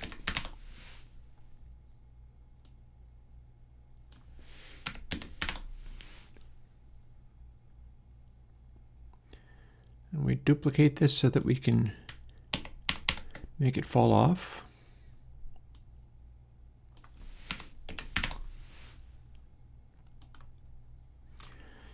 We ignore this stuff because this is just what we were dealing with before.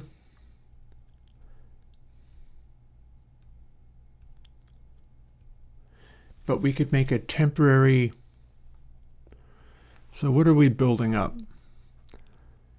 We were building up evenness novelty, but that's not the one I want to use. Instead, we're going to go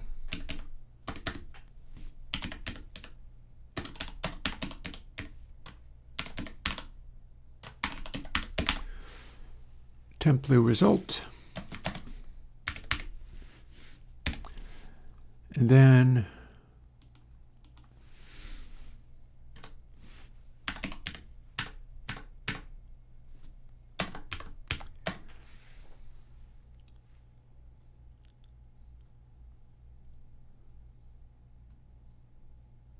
oh, I'm using it in here, honey. Don't you worry. Gonna use it later too. And then blue track, bin scale.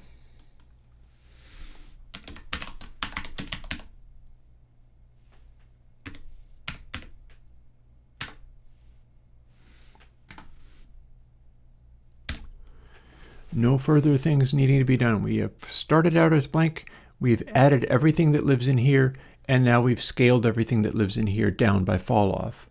Now we have a blue track that is giving us, a temp blue result is giving us some kind of number. That means we can make highest grade be some form of that number.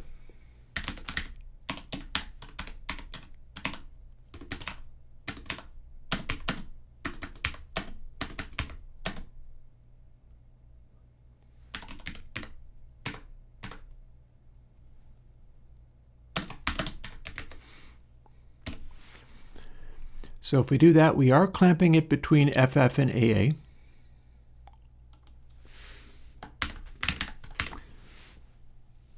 That's cool. We'll make it be an int, it's fine. Damn if I know why we were doing this in this weird way before. Also, look, we're doing a square root limited to min, and then counting up from it, which I don't understand why that would even be a thing, but okay. Oh, no, wait. I have a vague idea as why that would be, because we need to have it be. This is basically the same as if less than, then plus plus.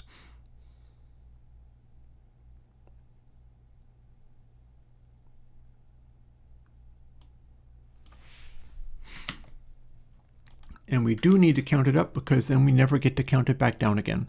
So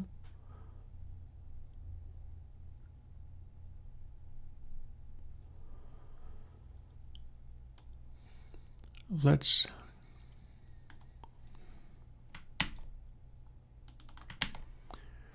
plunk that in there.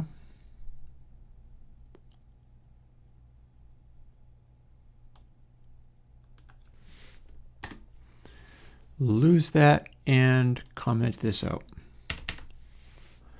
It's a dumb way of going about it, but all the same.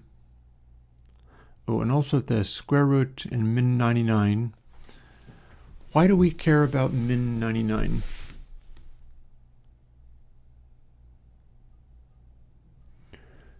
We've already got if highest grade is larger than 37, then equal to 37, so we should not care. 100% we should not care. Therefore, also wild that our square root is behaving this way.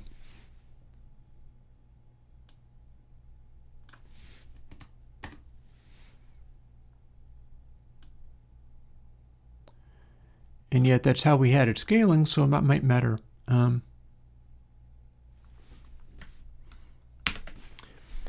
And now we see what it does, because we do at least have age to refer to, which is supposed to go to a particular score. At this point, it's just that same iterative process of getting it to play this bit over and over again and seeing what the score goes to. So the score should go to something which may or may not be remotely like what it's supposed to go to. No, it kept going up. It went up a little too far. You know what? It was originally square root to 0.37. So what if that's actually the curve we want? That was the original code in the first place. Could it be that the other scaling is what it needs? What am I doing? The wrong thing, apparently. Dum-de-dum-de-dum.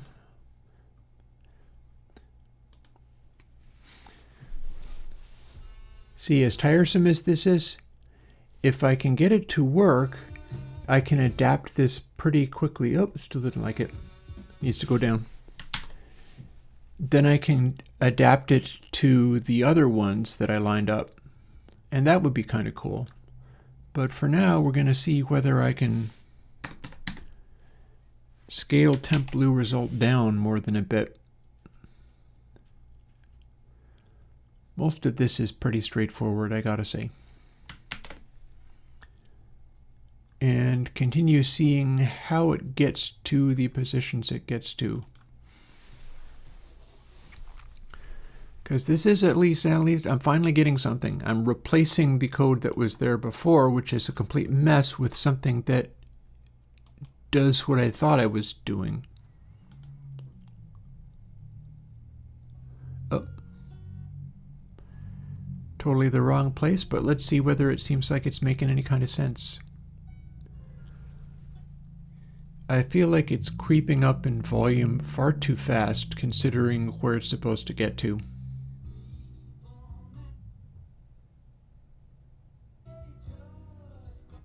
Yeah.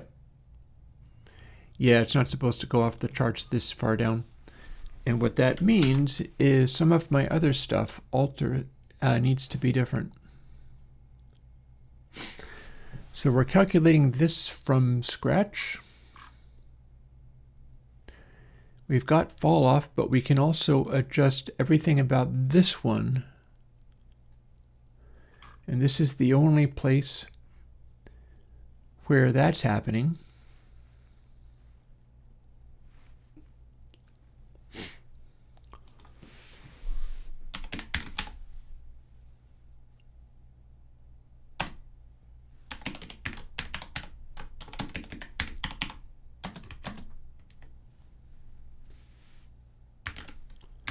Just for laughs, we'll do golden ratio just to see what happens to it.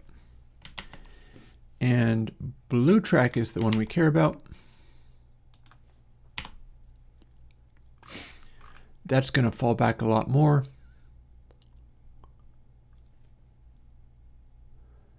And we're taking temp blue result and summing all of these together.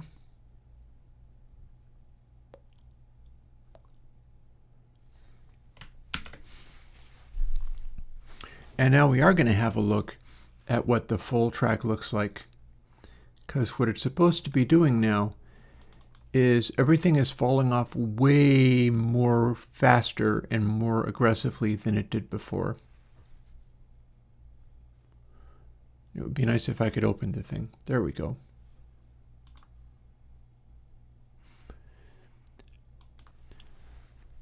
So having done that, I should be seeing incredibly low numbers. It should be able to suppress these values quite effectively now.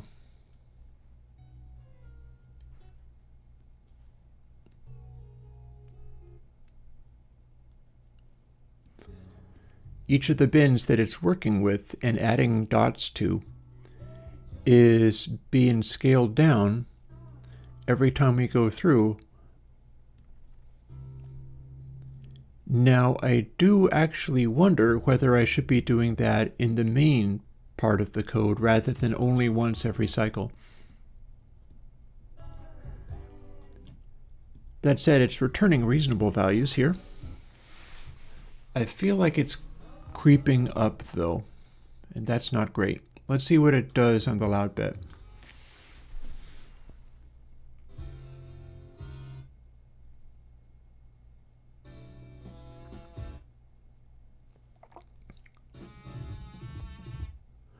Okay, it's not able to respond fast enough. That should have been heading to the sky at that point, and it is simply not. So it's not able to respond quickly enough. What that means is we're scaling it back here, but we need to be scaling it back here.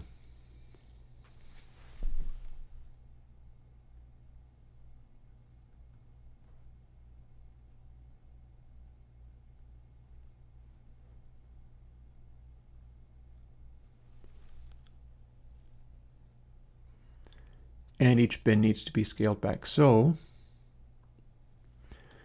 this now lives in two places. This lives here, and it lives here. So here's where we're adding this stuff up.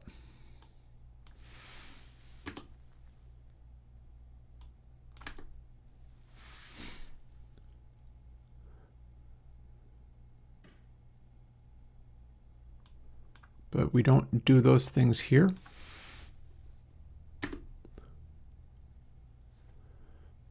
Here's where we're counting through everything and scaling them down. Hopefully pretty straightforward. And let's see what happens when we use the original fall off, but running much faster.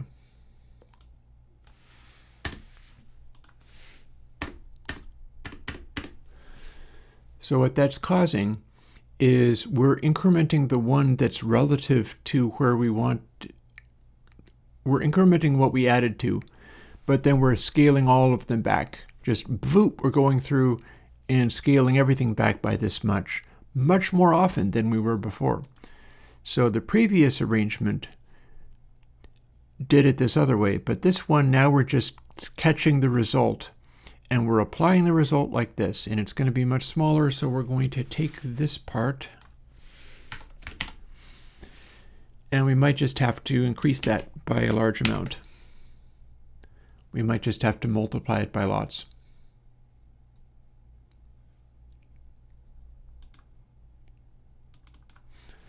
I guess the first thing is, let's see if we can even get it to move, because we might have cut it back so aggressively that it now can't even register.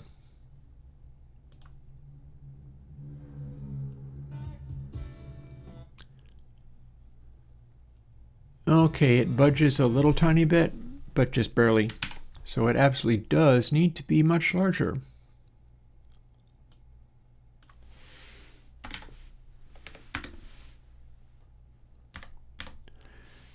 Just for funsies, we'll go in orders of magnitude of variations of the golden ratio, just because that's how we roll. And that is a square root, but all of our numbers are much smaller now than they were. And they're also going to drop back way faster than before. That at least worked.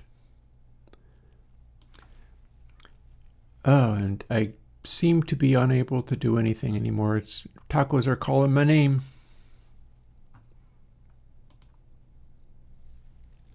Ah. And now we've bumped it right up.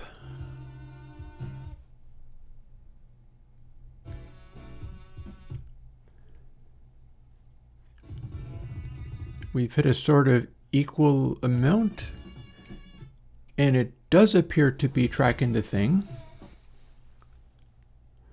but it hasn't gotten to the value I want. Just for funsies, we do the very intro. And how mellow is this think it is?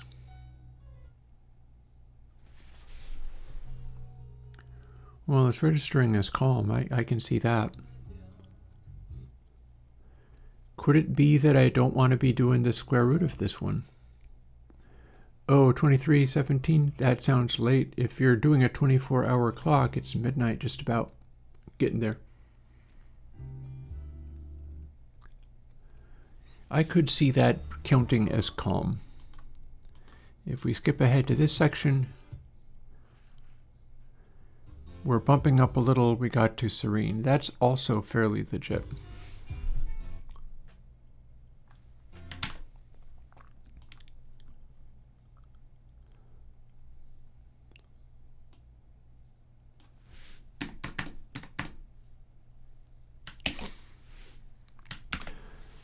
And then if we multiply it by that,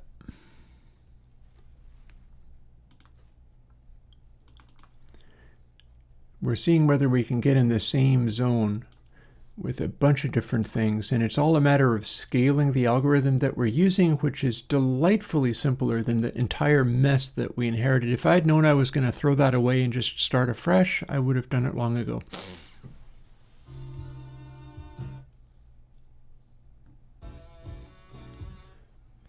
So we ramped it up a bit. We've got a whole bunch of dots going on. We got to AF. And it wants to go a little farther, I think, in order to get to AD. But we're in the zone.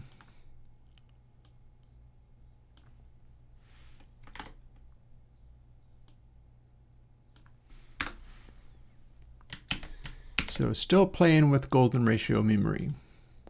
Let's see how far this gets. This being the part that was able to get to AD. And of course, if I've got a much better algorithm for this, right to AD, straight to AB, AA. So clearly that went way too far. 100 was okay though, so instead we're going to try a bunch less than that.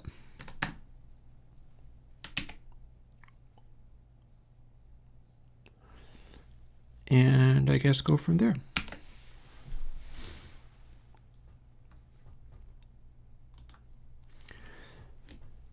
So if I ramp up inside the square root, I'll be driving the square root harder and it'll end up being smaller numbers.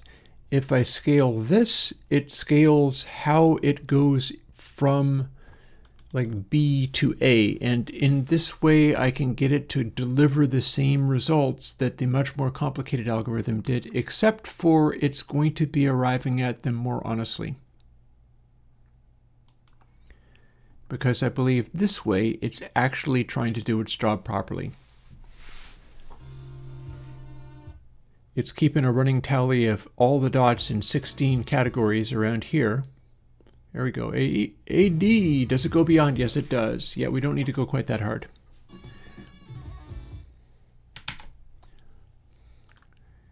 I'm thinking 110 might get me there. So yeah, if the 37 is smaller, I will hit a wall of not being able to make it go any higher in grading as it goes higher in intensity of stuff happening. And of course, there's always scaling where on, like the dot size is one thing, but like where on the ratings does it even want to go?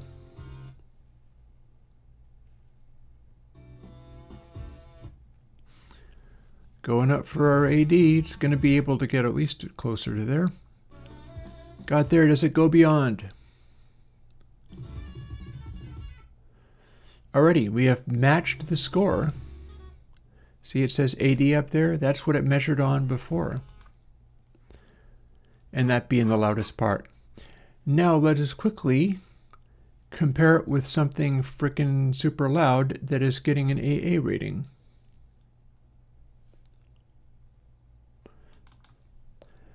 How about Dead Kennedys? This is supposed to be able to go to an AA rating at full crank. And it immediately does. Okay. Now, it might have been a little bit too easy for it to get there, but this is how we get to a AA rating. Meanwhile, Living After Midnight is only supposed to get to AB.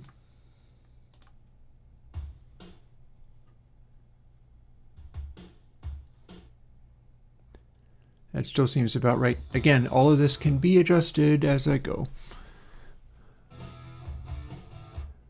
I bet it's going to keep going, but maybe not.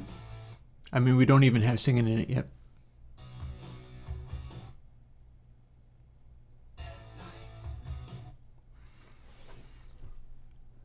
Or maybe it's fine. sort of fine details here getting it to work. I wanted to basically do the same basic thing. And so here's the deal. I need to do another couple of them, except for this one's going to be the size of the base dots and their positioning. And this one is going to be the redness and size of the red dots and their positioning. And then we'll have 3 different controls. But for now, that's as close as I need to make before dinner and before Grens gets to go to bed. It's almost midnight, man. I gotta let you go.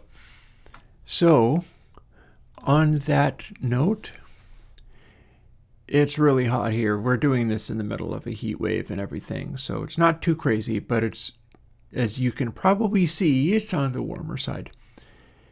I gotta make my tacos, which I will get to go and have. And I will continue to work on this tomorrow, but I think this is the breakthrough.